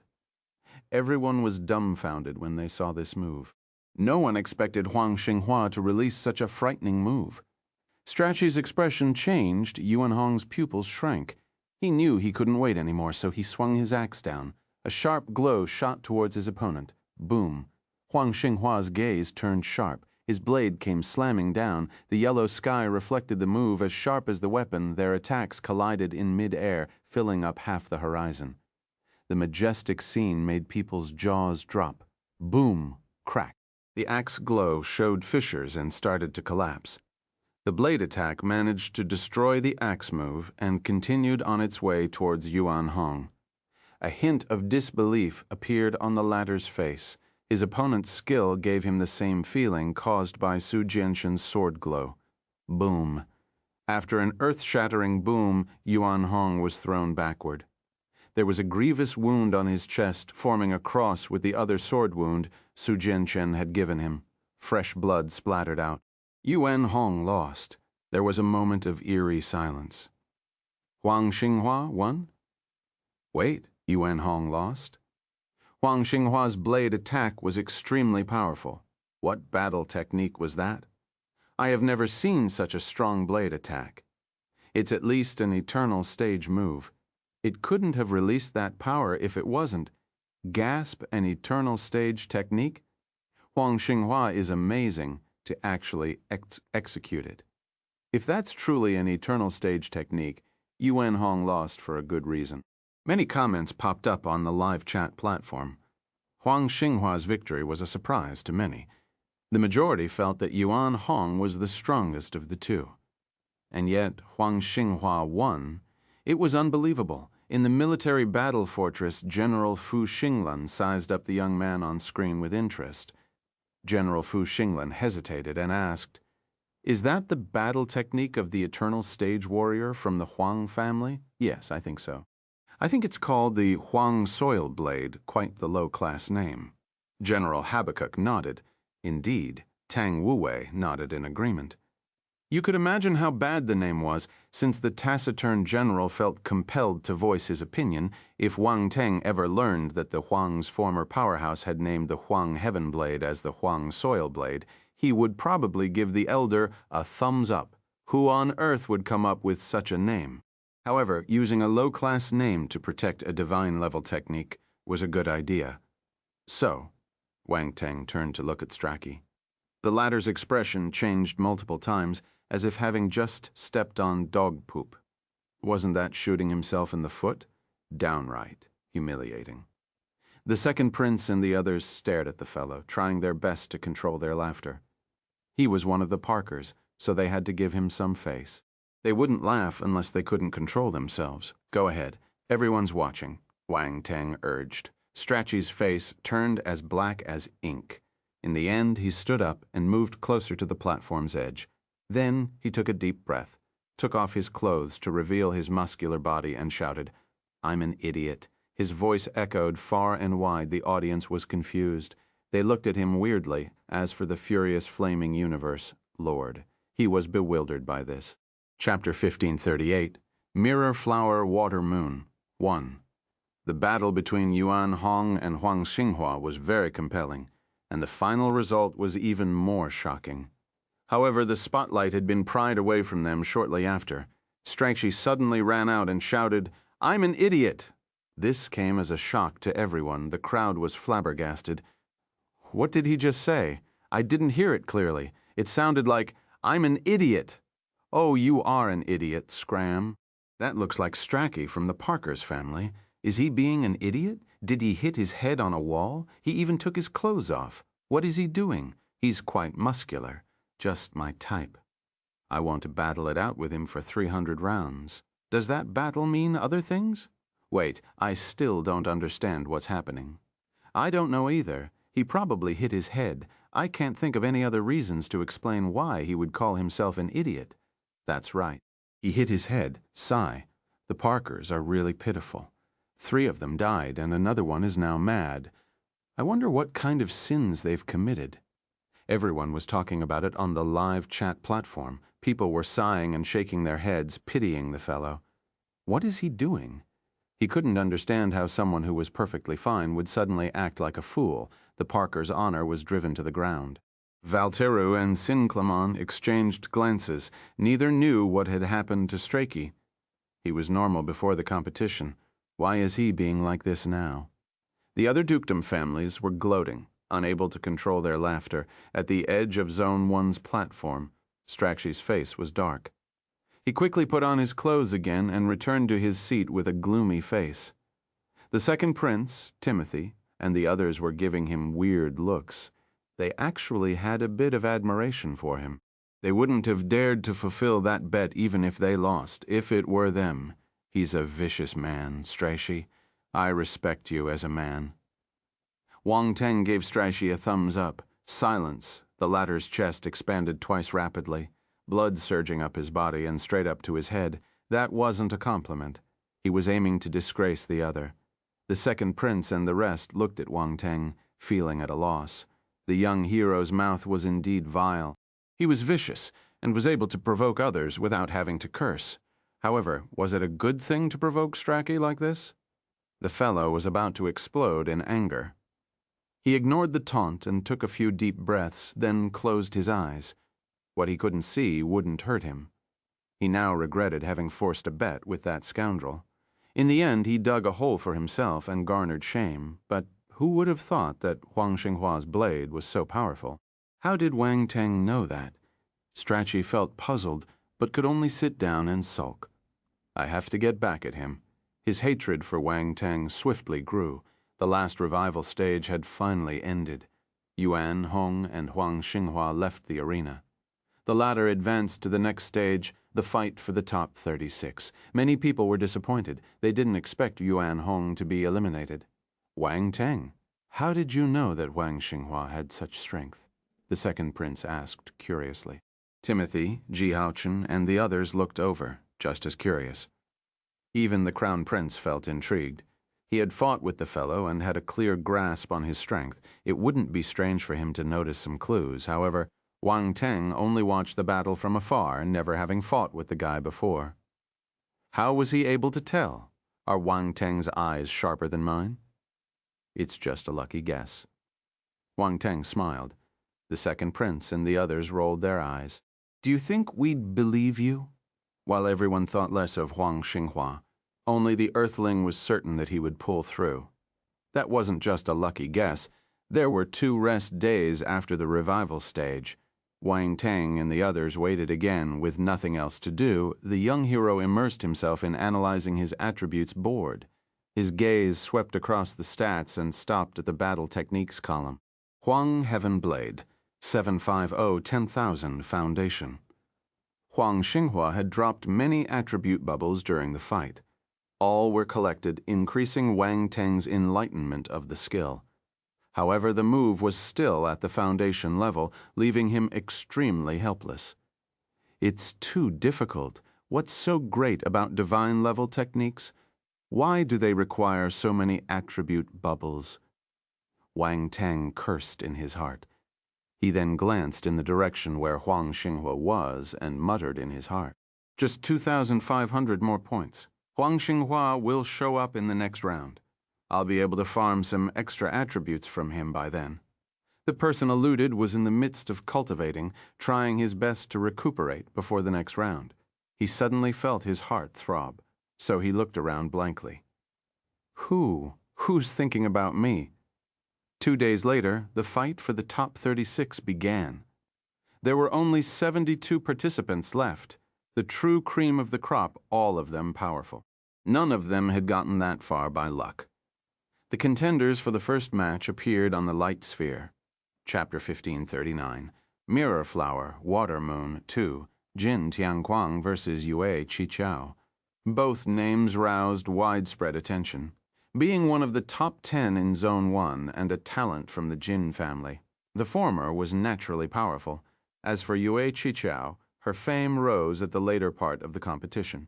A member of the Yuan Yue race, she proved her ability during the previous matches. In an overall perspective, there were less female warriors in the League of Talents, and only a few among them were outstanding. Aside from Leng Qiangshui, there were only Yue Qiqiao and Tu Shaoba. Yue Qiqiao's popularity was just a bit above Tu Shaoba's. Those two ladies had completely different styles. The former was like a fairy, tall and elegant, while the latter was cute and delicate, even seeming a little mischievous. However, as the saying went, cuteness was nothing in front of sexy. The idea seemed somewhat one-sided, given that everyone had different tastes. Who knows? Some people could prefer the cute sort, like the rabbit lady. However, the majority preferred Yue Qiao. Her popularity was 2 ranks higher than Tu Shaoba's. This was apparent when the former appeared. Many people started cheering for her on the live chat platform. All the best, Yue Qiao. Defeat Jin Tianquang. The Jin family is nothing in front of my goddess Yu. Goddess, defeat him. Goddess Yue will win. Go away. Jin Tianquang is the most handsome. He'll definitely win. I love Jin Tianquang's cool and handsome face. Yue Qiao? Who's she? She only looks pretty. The League of Talents has nothing to do with looks. Gosh, you're so biased. There's someone supporting that idiot Jin Tianquang. Is there something wrong with these ladies? That's right. Jin Tianquang is an idiot. He provoked Wang Teng for no reason during the elimination match and got tricked by him. He probably figured out he was tricked after the match, but he didn't dare to say anything. Coward, the live chat platform was in a mess. Some supported Yue Qiqiao, while others rooted for Jin Tianquang. Right then, the two contenders appeared high in the sky. An intense battle ensued. Boom, boom, boom. Loud explosions resounded. The man was powerful. The strength Ultima was condensed around his blade while he attacked continuously. Every single attack was terrifying. Yu Qiao wielded her sword and released sword glows made of a water-based Ultima.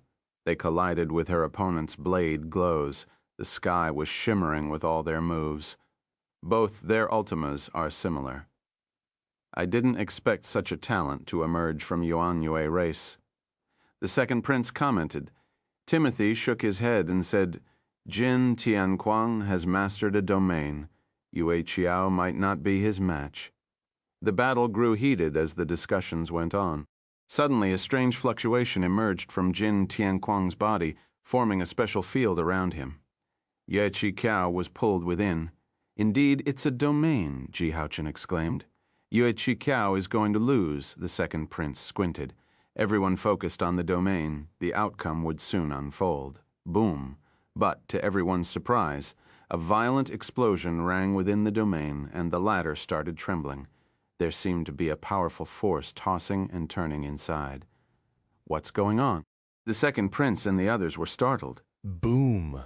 The next instant, the man's domain exploded, and a raging energy swept through the arena. The domain exploding sent out an uncontrollable burst of energy. Jin Tianquang flew out while vomiting blood. Everyone was stunned by the scene. His domain got destroyed?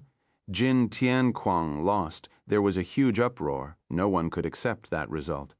He's a talent from the Jin family. How could he lose so easily? On the Jin family's spacecraft, Jin Shangming furrowed his brow as he stared intently at the screen. He wished for the boy to stand up, but things didn't go the way he wanted. Jin Tianquang was heavily injured, having been defeated in an overwhelming manner. They lost a talented youth from the Jin family, lost to an expert of the Yuan Yue race, leaving the Jins out of the top 36. It felt like a joke. Jin Shangming was fuming. The first match for the top 36 spots was already spectacular. The Jins lost and Yue Qiao advanced. Goddess Yue Qiao, Yue Qiao. Yung clan leader, the crowd was cheering on the live chat platform. Some called her their goddess, while others used her name directly. There was also a certain group who called her young clan leader. Those were her kin witnessing the match. Their hearts swelled with pride and joy following Yue Qiao's victory. She was the young clan leader of her race. She was representing all of them. That was the reason for their excitement. Planet Yuanyue? That was their race's home planet, where a beautiful and exquisite palace was located in the middle of a central continent. That was where the elders and their clan leader dwelled. Right in the heart of the palace, within a great hall, a beautiful middle-aged lady and a group of people were gathered in front of a screen.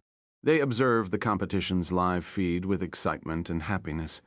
"Yu Qichao didn't disappoint us," said a smiling Yue Ronghua, the leader of the Yuanyue race. "That's right. She has proven to be a genius ever since she was young, the most outstanding descendant our race has ever had." An elder agreed with a nod. "I hope she can walk further," Yue Ronghua said hopefully. "It'll be great if she can enter the top 10. Another elder was also hopeful. "The top 10 is too difficult. However, if she does make it, the 7 stellar academies will definitely take note of her," said another elder, some distance away. "It's hard to see through the talents waiting on the stone platforms, especially the Crown Prince and Wang Teng. I can't tell where their limits lie." Yue Ronghua shook her head. "The second prince and Su Genshin are also the top talents in the Great Qian Empire," the elder said. "Climbing to the top 10 is hard." Everyone sighed. Yue Qiao floated in the sky, enjoying the attention of the world. She garnered much recognition, the result of her outstanding performance. Many were mesmerized by this talent from the Yuanyue race. Some distance away, Jin Tianquang clutched his chest with a bitter and resentful expression. Blood dripped down the edges of his lips. The match ended, both parties retreated, and Wang Teng hurried to release his spiritual power, ready to collect the resulting attribute bubbles. Constellation Force, Metal 87 Unrid, Celestial Realm Spirit 35 Unrid, Heaven Realm Enlightenment 540 Und, Metal Domain 1200, Constellation Force Water 9000, Celestial Realm Spirit 4600, Heaven Realm Enlightenment 60300, Water Lunar Domain 16300, Water Lunar Domain 1800. Wang Teng's gaze turned curious as the attribute bubbles merged into his body. Water Lunar Domain. Wang Teng pondered. The relevant information appeared in his mind and astounded him even more. That was a double-element domain, a combination of spirit and the water element. Yu Chao was a divine spirit master, just like him. She never displayed her spiritual power during her previous matches, only being forced to reveal it during the last match. The young hero could admit that she had hidden her abilities well. Even Jin Tianquang had lost to her water lunar domain. It was surprising. Wang Teng had learned of her domain right after getting the attributes, so he knew how powerful it was. Mirror, flower, water, moon. It was a domain able to create illusions. It was very likely that Jin Tianquang was mesmerized by the illusions and lost. The young hero was highly interested in the newly acquired domain. He was already planning to fuse it with his netherworld domain. He was skilled at this, after all. He had already grasped a few domains that combined spirit with other elements. He closed his eyes and started digesting his gains. The competition continued. Chapter 1540, Wang Teng versus the Third Prince. 1. The second prince and the others beside him were surprised when they saw Wang Teng closing his eyes. Mind you, those were the matches to decide the top 36. All the participants would definitely showcase their ultimate skills and their trump cards. Hence, everyone was raptly observing, all to better understand their opponents. This would benefit them in the later matches. And yet, Wang Teng chose to close his eyes and ignore them. Why is he so confident? They didn't know what to say. It was fortunate that they knew how powerful he was. If not, they would think he was overestimating himself, looking down on others. The second prince and the others shook their heads before they refocused on the matches. Actually, the young hero's main form wasn't watching, but his clones were. Those 4 seemed to have been forgotten. The intense matches continued until Huang Xinghua appeared. Wang Teng was paying close attention to him. so he opened his eyes. Huang Xinghua versus Ji Haochen. The young hero was surprised. He glanced at the latter. Ji Haochen stood up and shrugged. I respect him, but I won't hold back. The second prince and the others felt sorry for his opponent. Why does he have to meet formidable opponents all the time? Ji Haochen wasn't easy to deal with. Also, just by looking at the latter's confident expression, it was evident that he hadn't gone all out in his past few matches. There was a high chance Huang Xinghua would lose, unless he had a more powerful move. This time, Wang Teng didn't think the latter would win again. Ji Haochen was a true genius from the Ji family. He wouldn't be an easy opponent. The two opponents met high above. The battle commenced right away. Ji Haochen grasped the perfected 10th level water ultima. The mere shake of a hand made countless sword glows shimmer in the sky. Huang Xinghua wasn't frightened. He released multiple blade glows to counterattack, but his ultima wasn't as strong as his opponent's. Being at a disadvantage, he kept retreating. A brilliant burst of light illuminated the sky. A blinding blade glow was condensed around the battle blade. It's here. Ji Haochen's gaze turned firm. He grew alert, not daring to underestimate the attack. Yuan Hong was defeated by it, however he still felt confident of coming up on top. Boom. Powerful waves surged from his body, turning into an azure field. Huang Xinghua squinted when he saw the domain. However, he didn't back down. He infused all his force into the blade glow to launch a full power blow. Go! He shouted. The blade sliced through the air with a searing radiance, heading straight for Ji Haochen. The latter's domain was like a blue egg. Yellow blade glows crashed into it, creating violent explosions. Boom! Cracks instantly began to appear on the blue domain's surface. A glint of surprise flashed in Huang Xinghua's eyes. However, just then, the blue domain automatically split in two and separated. The attacks seeped into the blue domain and were devoured. The dense force surrounding the attacks were gradually corroded. How is this possible? Huang Xinghua's expression changed before he could react. Most of his attack disappeared, and cracking sounds rang continuously. He was aghast. Boom. The next instant, his blade glow collapsed and turned into force fragments, which burst in the sky, releasing a formidable blast. Huang Xinghua retreated without hesitation. However, the blue domain traveled even faster and pulled him inside. Everyone shook their heads. Huang Xinghua lost, as expected. After a few seconds, the blue domain disappeared and Huang Xinghua fell. He was heavily injured, while Ji Haochen remained unscathed. The winner was evident. Huang Xinghua still lost. What a pity. He worked really hard to get through the revival round, but he still lost. It can't be helped. Ji Haochen is a genius from the Ji family, and he actually grasped a domain. Normal warriors can't beat him. Huang Xinghua would have had a chance with a domain of his own. Unfortunately, he only had that blade move. That's right. That move is all he has. Everyone sympathized with the loser on the live chat platform. They watched how he went through the survival round. His frustration and bitterness was understandable. No one was willing to stop there. However, it was the League of Talents. Being weaker than your opponent equated to defeat. Wang Teng shook his head. He too felt bad for Huang Xinghua, but that didn't mean he wouldn't collect the attribute bubbles. That would certainly be a waste. Constellation Force, Earth 6500, Earth Ultima 2800. Huang Heaven Blade 3000. Constellation Force, Water 8200. Water Ultima 3500. Water Domain 500. 3,000 points of the Huang Heaven Blade. Wang Teng's eyes lit up. He needed 2,500 points so the skill could jump to the well-versed stage. These 3,000 points came just in time. Huang Heaven Blade, 530,000 well-versed. The young hero glanced at the changes to the stat and smiled. It finally rose. Chapter 1541. Wang Teng versus the Third Prince. 2. Collecting attribute bubbles is arduous work. Thrice he collected from Huang Xinghua. Only then did he manage to raise the Huang Heaven Blade to the well-versed stage. That was the first time he was met with such a situation.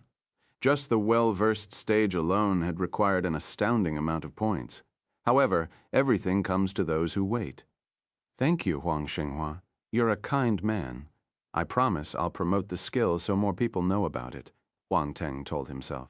He also heaved a sigh of relief upon seeing the 30,000 attribute points needed to break through to the next level. At least it wasn't 100,000 points. Wang Teng was afraid that he would need to practice the skill day and night if such an amount was the breakthrough quota. Aside from the Huang Heaven Blade, the sole attribute worth his attention was the water domain. The 1,500 attribute points of said attribute turned into enlightenment, increasing his understanding of his netherworld domain, 2,100, 4,000, fourth rank, although still at the fourth rank, the domain's overall power grew stronger. The young hero initiated the fusion of the water-lunar domain into the netherworld domain. There was at the moment an additional illusion move on top of the existing attacks within the domain.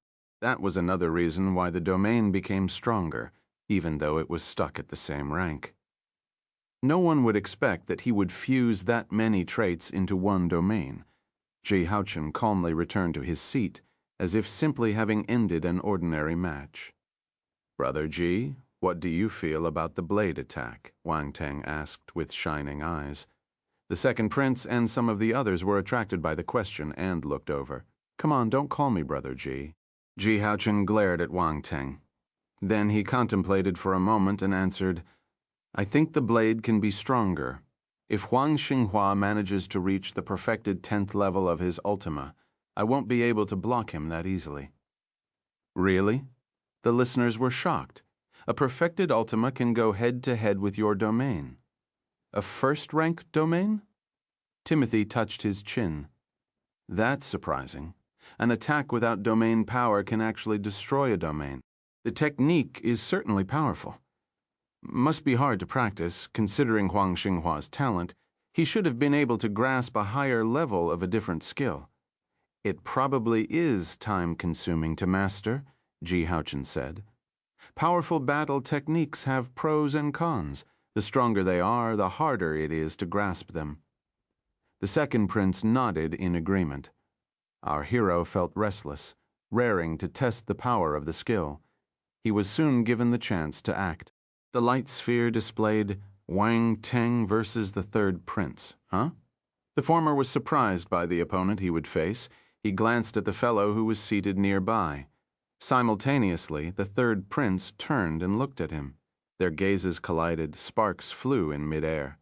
The second prince and the others were astounded. Their gazes shifted back and forth between the two contenders. Strakshi gloated over the situation, giving his enemy a mocking gaze. Wang Teng versus the third prince. This will be a great show. The second prince frowned and sighed in his heart. Why did they have to meet? What a headache. Ji Haochen, Timothy, and the others were in deep thought. Their families had a good relationship with the young hero. They thought of him as worth befriending after interacting with him. Hence, they grew concerned by the match's pairing. The fact was, the fellow was none other than the third prince. The young hero would have a difficult time answering to the imperial family if he was too brutal. And yet their relationship had already gone sour. The prince would probably give the earthling a hard time, even if the latter was merciful. What a dilemma. However, considering the hero's fearless personality, he wouldn't grant any mercy, regardless of the identity of his opponent. In their eyes, Wang Teng was undoubtedly stronger. The two fighters rose from their seats amid everyone's gazes. Third prince, please. Wang Teng raised his hand and invited the other to move first. The noble snorted and soared into the sky. The young hero tapped the ground and followed, leaving a trail of shadows behind. They floated in the air, looking at each other. It's Wang Teng and the third prince. This is unexpected. Both are powerful, but one will have to end their journey here. I remember that the prince used a domain during the elimination round. Wang Teng has met with a formidable opponent domain. Wang Teng has it too. I wonder whose domain is stronger. I'm getting excited. I want to see domains clashing. This far into the game, it's time for the talented warriors to use domains. The ones remaining either have ultimas or domains. I'm a celestial warrior, but I have nothing. That's why they're called talents. Discussions erupted among the audience when they saw the two participants enter the arena. In the sky right above it, the third prince remained arrogant. He stared at Wang Teng with the same conceited look, while saying with indifference, "Wang Teng, I've given you many chances." Chapter 1542. Wang Teng versus the Third Prince. 3. Thank you for your generosity, Wang Teng replied nonchalantly. Low-class people with no backgrounds to speak of, like you, are always so insensible. The third prince shook his head in disdain. I hate people who don't know their place in society. Why can't the lesser people stay in their fated role? Do you think you can rely on your talent to overcome all barriers? Lesser people? Wang Teng smiled at the prince and continued, Your Highness, do you really think you're someone just because I call you Your Highness? No matter how you refute, the difference in our statuses remains the same, the noble said, scoffing. Wang Teng ignored the fellow's derisive tone and replied calmly, I told you that you shouldn't think too highly of yourself. His unfazed expression fueled the flames of anger within the prince's heart. He was the third prince of the great Qian Empire, but Wang Teng still dared to look down on him time and time again. He even ridiculed him. Very good. You're confident because you think you're a genius. I'll show you that your talent is not worth a thing. The third prince took a deep breath. His gaze turned cold and icy, and a sword appeared in his hand. Wang Teng kept quiet. This prince is either overconfident or he has some trump cards. Either way, he wasn't afraid. His real opponent wasn't this conceited fellow. Come on! Wang Teng took out a blade that gave off a powerful aura. He raised his other hand and hooked a finger, beckoning the prince. The third prince's face turned black when he saw that humiliating move. He instantly slashed out firing sword glows at Wang Teng. A 10th level metal ultima. The prince also had a 10th level metal ultima.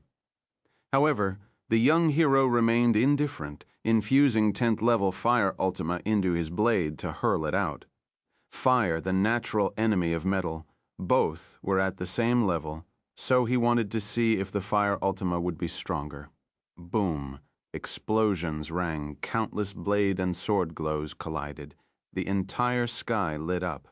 The third prince's expression changed, feeling that his move was being suppressed. He squinted, immediately releasing another force from his body. Constellation, water force. 10th level ultima, go.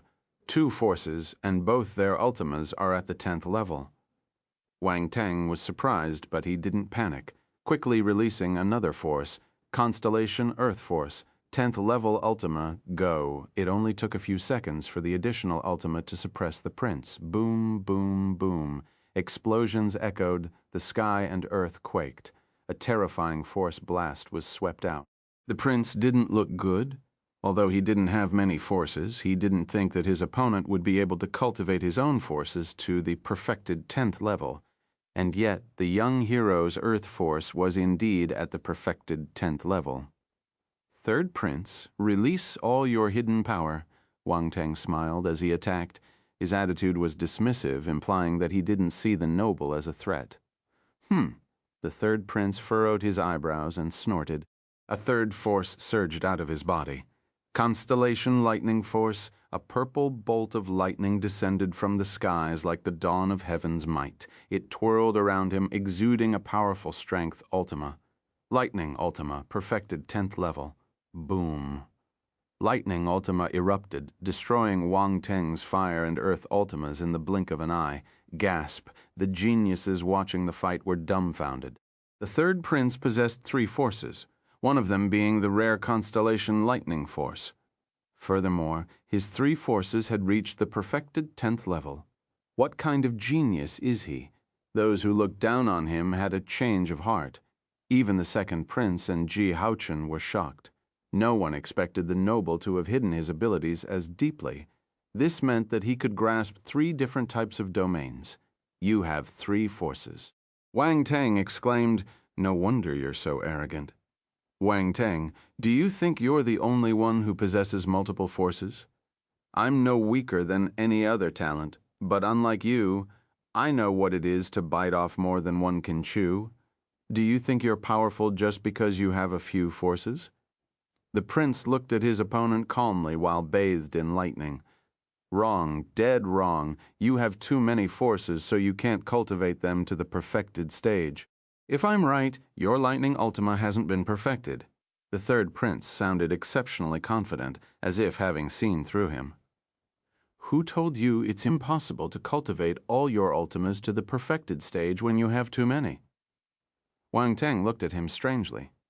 The third prince was still too young. He thought he knew everything, never suspecting there was a hacker in that world. Stop arguing. If you have a third perfected ultima, why don't you use it? Said the third prince with a smirk, releasing his lightning ultima to its maximum potential. Boom! Immense pressure crashed towards Wang Teng. Sigh, that's because no one is able to force me to use 3 at the same time yet. Wang Teng shook his head. But since you want to see, I'll fulfill your wish. Boom! Purple light flashed past the young hero's eyes and thunder roared in his body. An abundance of lightning ultima swarmed out, 10th level perfected stage. That was his third ultima, also at the perfected 10th level. The 2 lightning ultimas collided in midair, crackling violently. Neither of them backed down. The sky seemed to have split into 2. How is this possible? The third prince widened his eyes in astonishment. His pupils shrank. Chapter 1543. I told you that you shouldn't think too highly of yourself. 1. The sky was filled with intense flashes of lightning and deafening thunder. The 2 lightning ultimas executed by Wang Teng and the third prince wreaked havoc in the arena. They covered the sky, creating ear-splitting roars of thunder and silvery white streaks of lightning that danced wildly in the air. 3 types of perfected stage ultimas. The second prince and the others were dumbstruck. They stared at the scene in awe. All of them knew that the young earthling possessed various forces, but guessed he wouldn't be able to cultivate all of them to the perfected stage. Focus is necessary. The third prince shared the same idea. However, Wang Teng's 3 ultimas reached the perfected stage, overthrowing their conjectures. He was on par with the third prince. However, the startlement of the audience was greater compared to when they saw the latter do the same. The third prince had cultivated 3 kinds of forces. It was still acceptable. But Wang Teng had 6 different forces. Each required much of his time and effort. Cultivating them all the way would be undoable. And yet he managed to raise 3 of them to the perfected stage. It was incredible. Not just the second prince. The people on the live chat platform were speechless for a moment. Conversations only started popping out after a few seconds. Wang Teng achieved the perfected stage for 3 of his ultimas. Am I right? Yes, you're right. 3 perfected ultimas. Just look at the third prince's face. He's on par with the third prince. I feel like laughing just by recalling the prince's confident expression at the start. The third prince. Who am I? Where am I? What just happened? That's so smart of you. You've described the third prince's confusion accurately. Stop making fun of him. He's going to cry. The conversations were funny. The third prince had roused public anger by acting arrogant, looking down on people of lower status. The crowd was delighted, gloating as they saw him suffer. A setback. In the sky above the arena, the third prince took a deep breath. His complexion looked a little unpleasant. Further observation would reveal that his anger was due to embarrassment after being slapped in the face. Since he couldn't beat Wang Teng with his ultimas, he would use his domain. The prince's gaze turned sharp. A peculiar wave surged from his body, which gradually spread out. Domain. In an instant, he manifested his domain, forming a metal field around him. Wang Teng was enclosed within. The young hero remained composed. He raised his head and observed the domain. His surroundings were filled with gold light. Numerous golden sword glows hung above his forehead, sharp and oppressive. There was an imminent sense of danger. the golden luminescent sword domain. That was the domain the prince had already demonstrated. Furthermore, it was at the second rank. Let's see if you can withstand my sword domain. The noble floated amongst the sword glows. The light shone on him, enhancing his aura, making him look towering and majestic. He was in control of the domain. All the floating sword-shaped energies were at his command. A second-rank domain. Wang Teng smirked. The contempt in his smile was obvious. Impudent. The third prince shouted angrily when he noticed the other's disdain. The prince pointed at his opponent. The myriad sword glows abruptly changed direction, aiming their tips at Wang Teng. Then, giving no time to react, they rushed over. Swoosh, swoosh, Swart's swords rained down. There was nowhere to hide. The third prince flashed an eerie smile. He stared at Wang Teng as if he were a dead man. However, the latter was still unfazed, not the least bit affected by the sharp, deadly swords. Just when the rain of golden swords was about to land on him, a scorching heat emerged from his body. Boom! The incredible temperature was spread, forming a crimson field, covering a 50-meter radius with him as the center. The sword glows melted under the heat. None of them were able to touch the earthling.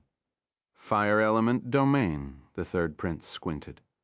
However, he wasn't surprised. Given his opponent's talent, having a domain wouldn't be unusual. However, the young hero wasn't using the water domain he had shown before, releasing his fire domain instead. This was unexpected. This fellow has two domains. Wang Teng had previously used his wind and lightning domain to perform his lightning tornado, all to defeat the great lightning monster. However, only a small portion of Eternal Stage warriors saw through it. It was understandable for the prince not to notice. Your Highness, you're not the only one with a domain. The field surrounding the hero kept expanding, stopping at around 100 meters in radius. He stood within his domain, hands behind his back and flames burning around him. He was like the god of fire. The third prince blinked. He raised a finger again, and the golden sword glows started to condense once more, forming a giant golden sword which plummeted down to slash the lowly earthling. Wang Teng squinted. The flames within his domain turned into a blazing giant dragon that crashed into the sword. Boom. There was a grand explosion. The giant golden sword was gradually corroded by the blazing giant dragon, unable to do Wang Teng any harm. I remember that you have a water domain. Why don't you use it? How long are you planning to hide it? The third prince sneered. Chapter 1544. I told you that you shouldn't think too highly of yourself. 2. Aren't you hiding another domain as well? Said Wang Teng, not denying the fact. Whether or not I use my other domain will depend on your strength, replied the third prince. Wang Teng thought he had heard a ridiculous remark. Shouldn't I be the one to say that? Forget it. He couldn't be bothered to argue with the third prince. In the next moment, his blazing domain surged and spread out in all directions, striking the prince's golden luminescent sword domain, continuously pushing him back. What? The noble was appalled. The blazing domain had completely surpassed his second-rank domain, a third-rank domain. He looked at the young hero, shocked and disbelieving. So this is your strongest domain. A third-rank blazing domain. The strongest? Wang Teng had an odd expression. He didn't respond, merely pondering over the matter. If he used the fourth-ranked version of his domain, wouldn't the prince collapse from shock? The domain expanded, and the crowd finally noticed the Earthling's domain. A fire element domain. Many people were taken aback. Didn't he have a water domain? Why is it a fire domain now? It's a third-rank domain. A third-rank domain? What? A celestial stage warrior mastered a third-rank domain. My mom asked me why I was kneeling again. I said my legs were weak from watching the fight. Damn, is he even a human? Is that Wang Teng's strongest domain? Looks like the water domain was something he just learned. The fire domain is his strongest. The third prince is going to lose. He only has a second-rank domain. Wang Teng had too many surprises. First, the water domain, and now, A third rank, fire domain. How many trump cards does he have? The second prince and the others exchanged glances, bewildered and overwhelmed. Wang Teng didn't waste any time. He waved a hand, and flames rushed to bombard the prince's sword domain. The third prince's expression changed. He immediately condensed. Golden sword glows to resist the incoming attack. Boom, boom, boom. Explosions resounded. The prince's domain wavered under the young hero's bombardment. It shook violently, as if about to collapse at any moment. The noble's face turned dark, his gaze determined. I didn't expect you to have a third-rank domain. You're worthy of making me show you my other domain.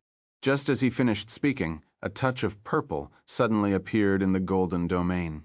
Traces of lightning appeared in the sword domain, along with roars of thunder. The golden domain merged with the purple traces, looking majestic and noble. A lightning domain.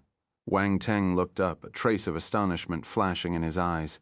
Everyone could tell at a glance that the noble's domain had undergone a huge change. Many martial warriors noticed what was happening and felt compelled to exclaim, "This a combined domain." The third prince has a combined domain. No wonder he's confident, Ji Haochen said with surprise. It seems to be a combination of metal and lightning domains. The two elements are known for how powerful their attacks are. Their effect must be devastating when combined. The second prince's eyes flashed. Third brother is really surprising. Ha ha ha ha! Everyone who has reached this stage would usually have a trump card. Timothy laughed. Wang Teng's going to lose. A cold smile appeared on Strachey's face. The third prince looked at the young hero with a trace of purple light in his eyes. Wang Teng, it's time to end this! Boom! Sounds of thunder echoed through the domain while lightning burst out of thin air. Every single golden sword glow was enveloped with a layer of purple lightning, while lightning foxes leapt around them.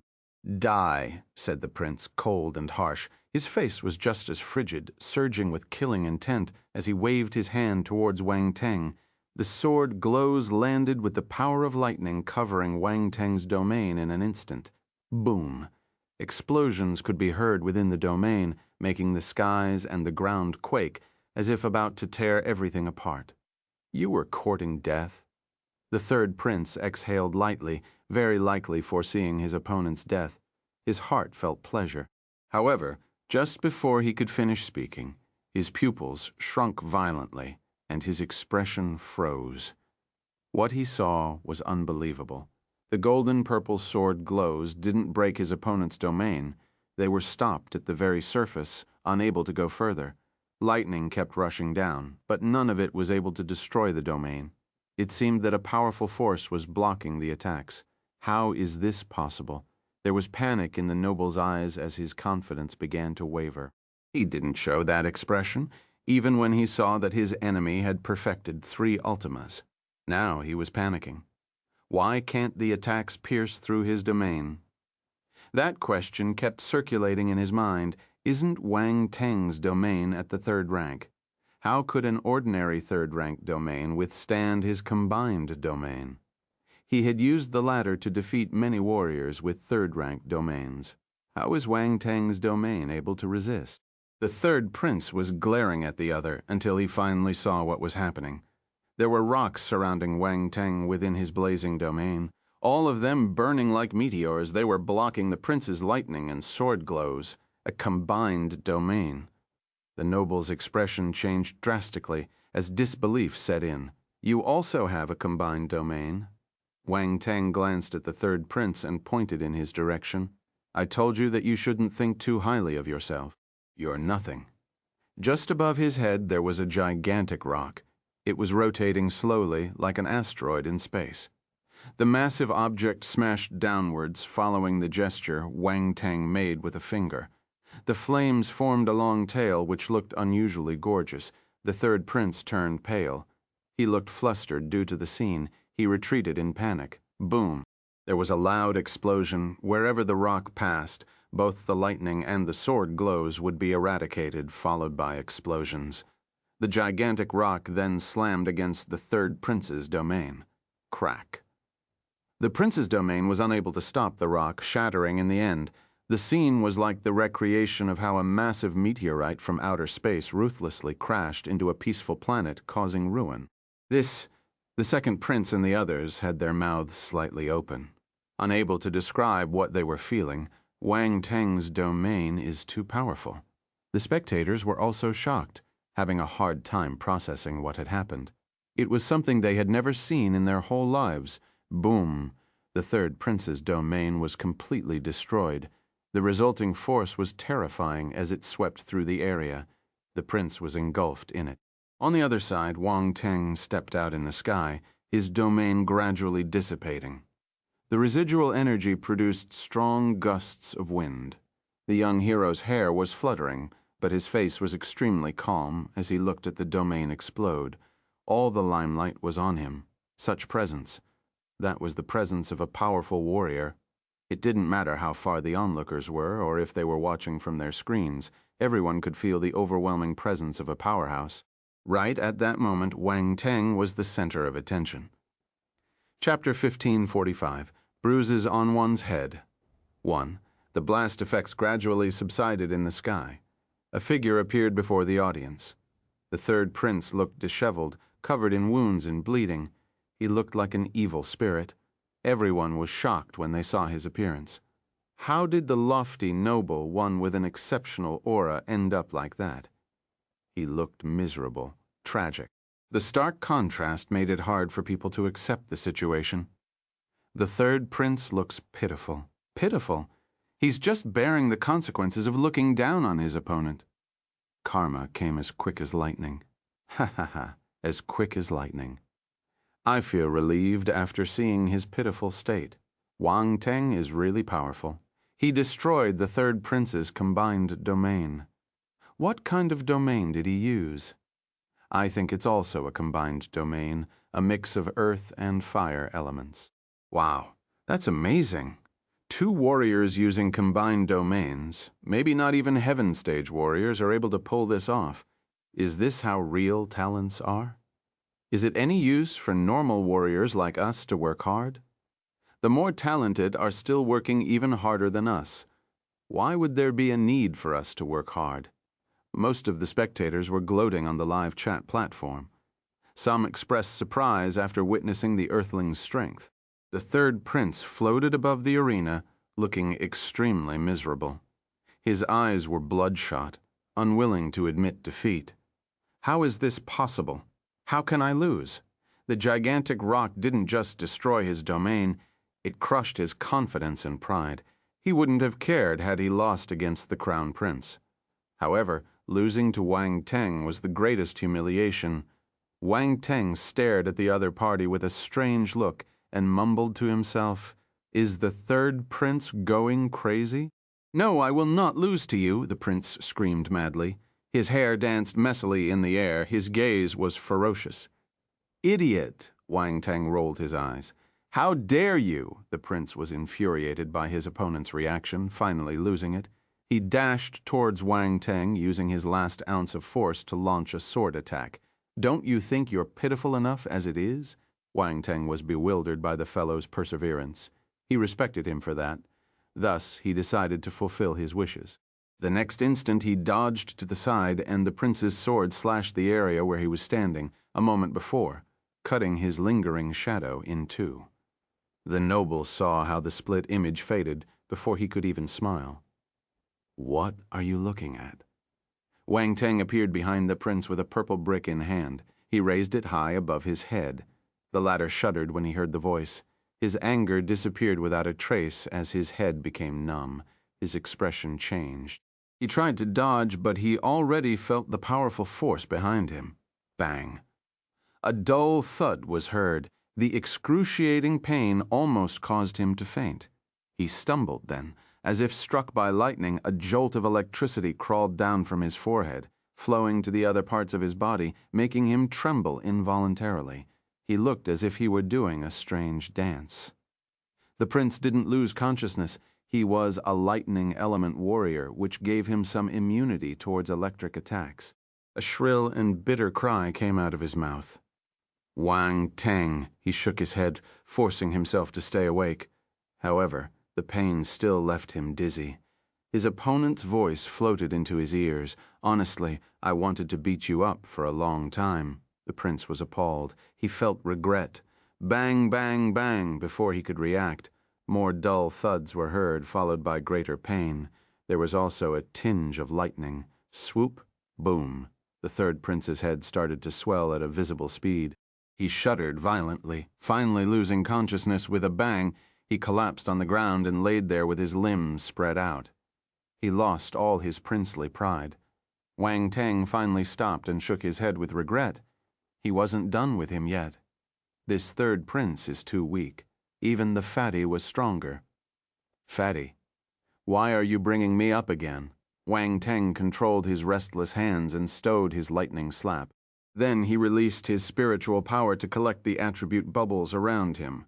Constellation Force, Metal 82000. Constellation Force, Lightning 7600. Constellation Force, Water 8000. Celestial Realm Spirit 4100. Heaven Realm Enlightenment 3600. Divine Level Lightning Talent 1800. Divine Level Sword Talent 20100. Metal Ultima 25500. Lightning Ultima 28000, Water Ultima 190, Golden Luminescent Sword Domain 1000, Golden Lightning Sword Domain with 500. The third prince dropped many attribute bubbles. Wang Teng was satisfied. Among them were 2 divine-level talents, divine-level lightning talent, divine-level sword talent. He possessed these divine-level talents already, but an increase in points was also a good thing. This would raise their mastery. There were never too many attribute bubbles for talents. Next were the prince's 2 domains. One was the Golden Luminescent Sword Domain, our hero already had. Golden Luminescent Sword Domain, 1552nd rank. The 1,000 points acquired allowed him to almost reach the prince's proficiency. Chapter 1546, Bruises on One's Head. 2. The other domain was a combination, the Golden Lightning Sword Domain. The field power was mighty. Wang Teng had to use his 3rd-ranked Flaming Magnetic Meteor domain in order to defeat it, which attested to how powerful it was. Golden Lightning Sword domain, 500 attribute points, pushed the ladder all the way to the 2nd rank. A decent progress all in all. Wang Teng looked at this attributes board and touched his chin. More domains were being added in. It would be good to merge them soon. The match ended, and the light sphere announced the young earthling as the winner. As expected of the third prince, you're quite powerful. Wang Teng muttered as he sized up the defeated noble below him. He seemed satisfied with his work. The young hero didn't expect his words to be caught by the live transmission. All the audience heard him, loud and clear, quite powerful. Haha, pardon me for laughing. Why does he sound a bit sarcastic? Well, the third prince might like his compliment. Not even the third prince can escape from the brick. Vicious. The prince looks like he has a pig's head now. Oh no, what happened to my handsome third prince?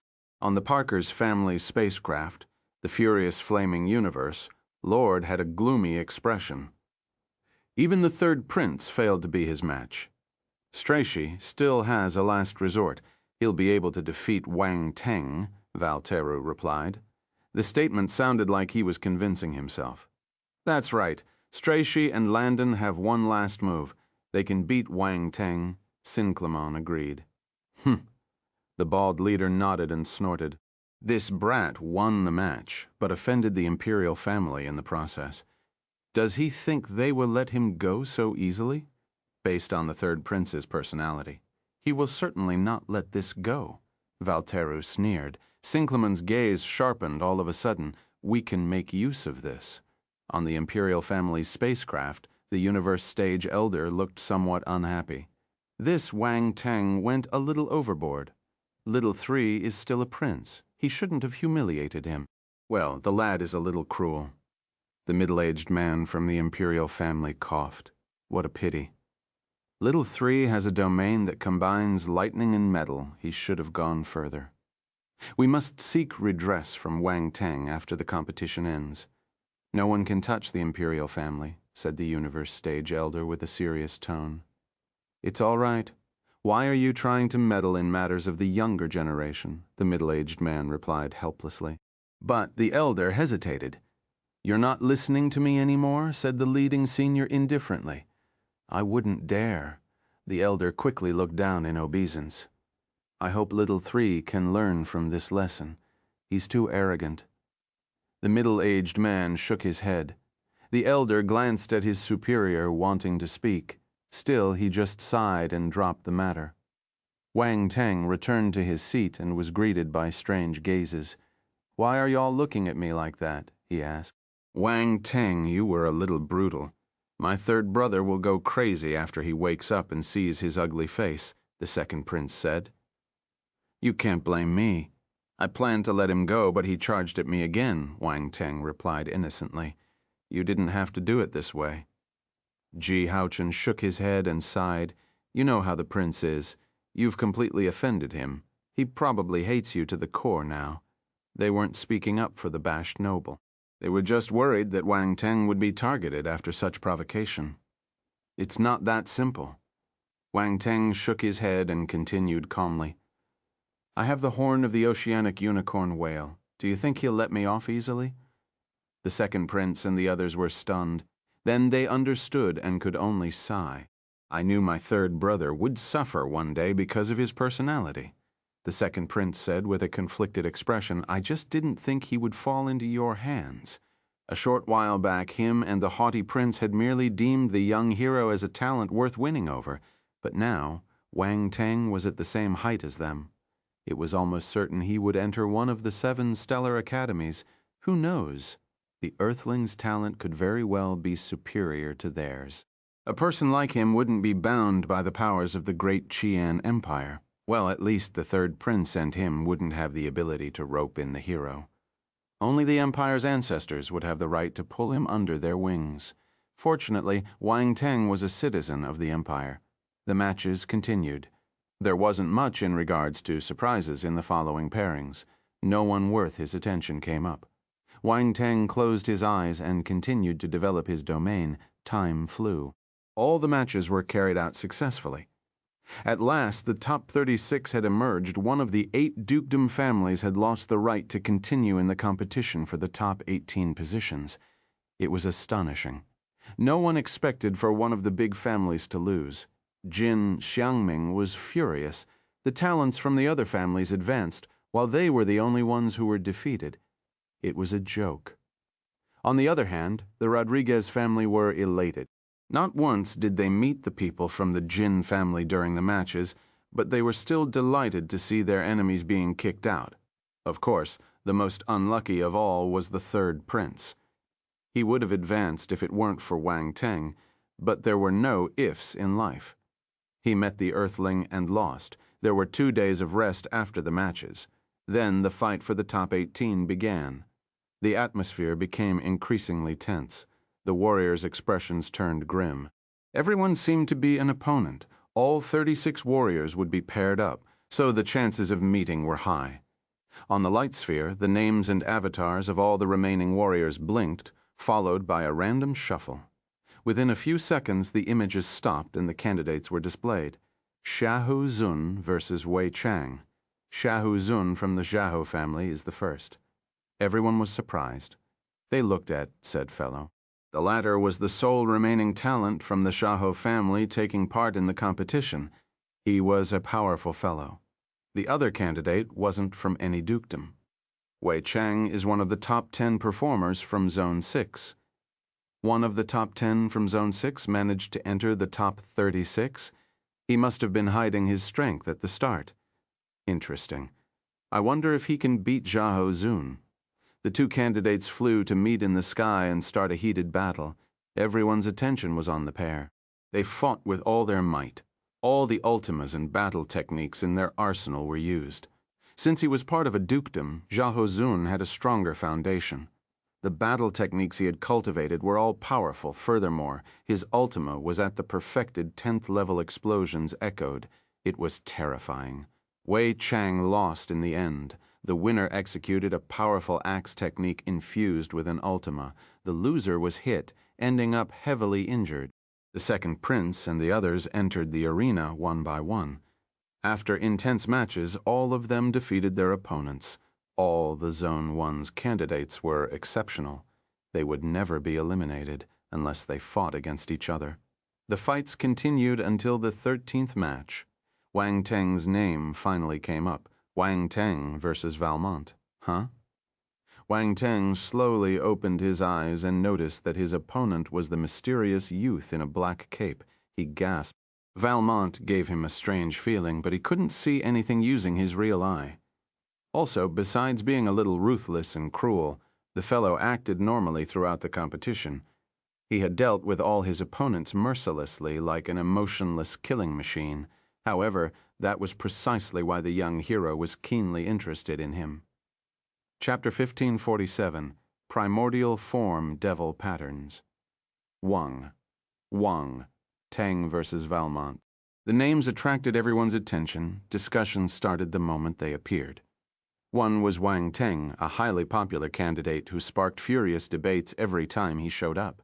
His battle methods were special, always visually attractive, whether he was torturing his opponent or defeating them with a single move.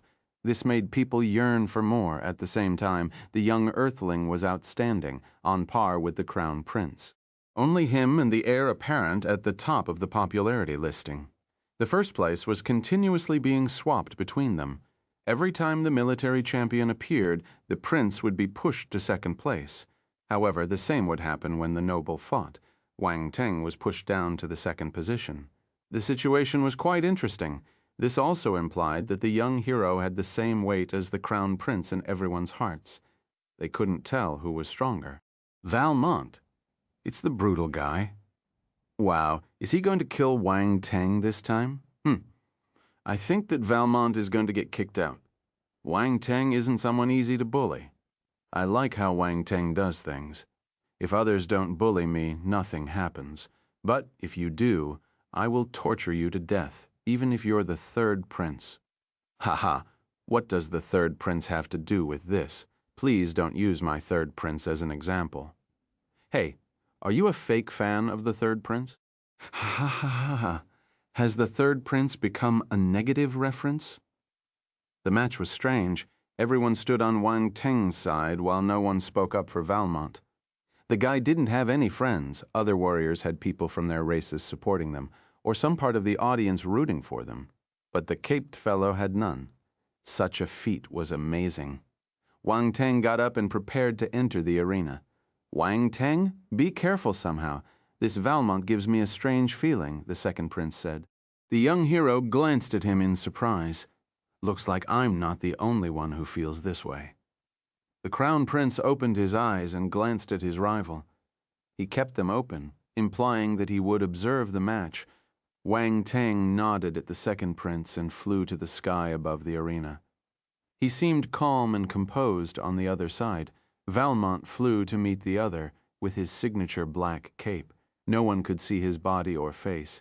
He hovered in front of the young hero. The closer he was, the stronger the bizarre feeling. Wang Teng frowned. He sized up his opponent, but he was still unable to see anything. The black cape was able to block all forms of inspection. Valmont didn't speak, however. The young hero could feel his gaze. He seemed to also be sizing him up. He was extremely interested in Wang Teng. Start, shouted the voice coming from the light sphere. A gale blew past the barren land. Sand swirled in the sky. Boom. The next instant, Wang Teng and Valmont disappeared. Only the sand continued to float where they had been. A few kilometers away, their figures reappeared without any warning. Wang Teng was retreating. The other followed him like a ghost, black cape fluttering against the wind. A hand covered in scales was stretched out from the cape and grabbed Wang Teng's throat. Wang Teng blinked. He threw a fist, aimed at his opponent's palm. Boom. The impact formed from their forces clashing released a loud explosion. However, Valmont wasn't injured. He shuddered, as if shaking off the residual impact, and charged again. Interesting. Wang Teng kept a poker face. He executed his 5-element fist move to counter. The caped contender seemed to know that the latter wasn't easy to deal with, unlike the others he had crushed to death. Hence, he gave up his original plan and executed a fist skill too. Boom. Wang Teng used his five-element fist to its full potential. Water, earth, wood, and fire element punches were thrown one after the other. It was a ghastly sight. That fist skill is powerful. The second prince was shocked. It has 4 different elements. What skill is this? I have never seen it before, Timothy added. It doesn't look like 4 separate skills. It should be one, but its nature is obscure, said Jihaochen. He was watching the battle intently. The crown prince didn't say anything, but it was evident that his interest was piqued by the fist skill. Boom.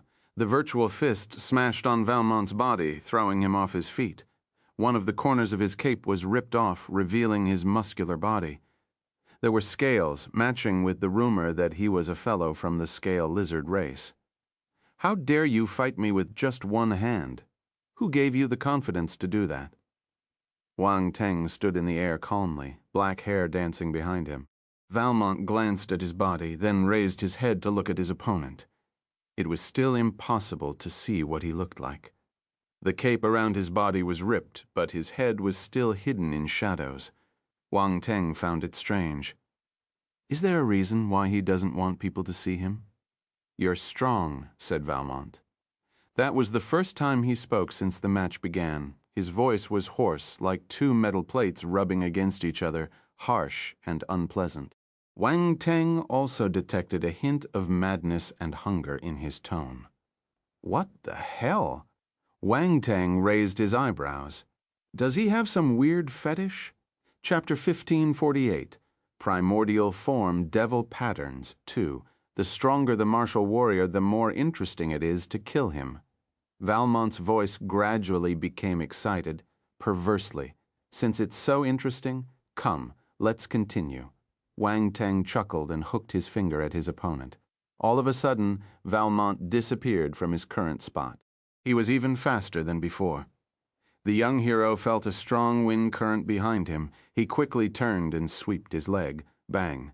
Wang Teng's move struck the other's elbow, who didn't expect there would be such a fast response. His attack was curbed and was forced to block instead.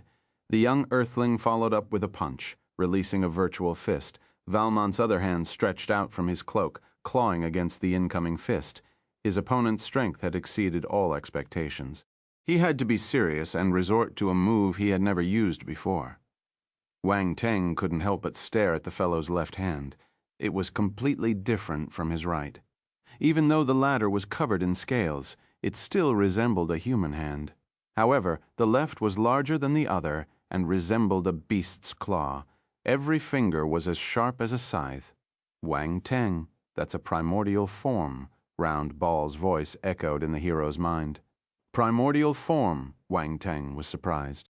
The little helper explained. That's right. He's a warrior from the scale lizard race. His left hand is in the primordial form, displaying the ancient and powerful bloodline of his ancestors. It's considered a physical talent. Wang Teng couldn't help but say this physical talent is a bit ugly. Round Ball was speechless for a moment. The fellow thought that his master would be concerned for a moment, but he was only bothered by the appearance. Be careful, primordial forms are very powerful, the little one cautioned. Okay. Wang Teng nodded and asked, why is only one of his arms like that?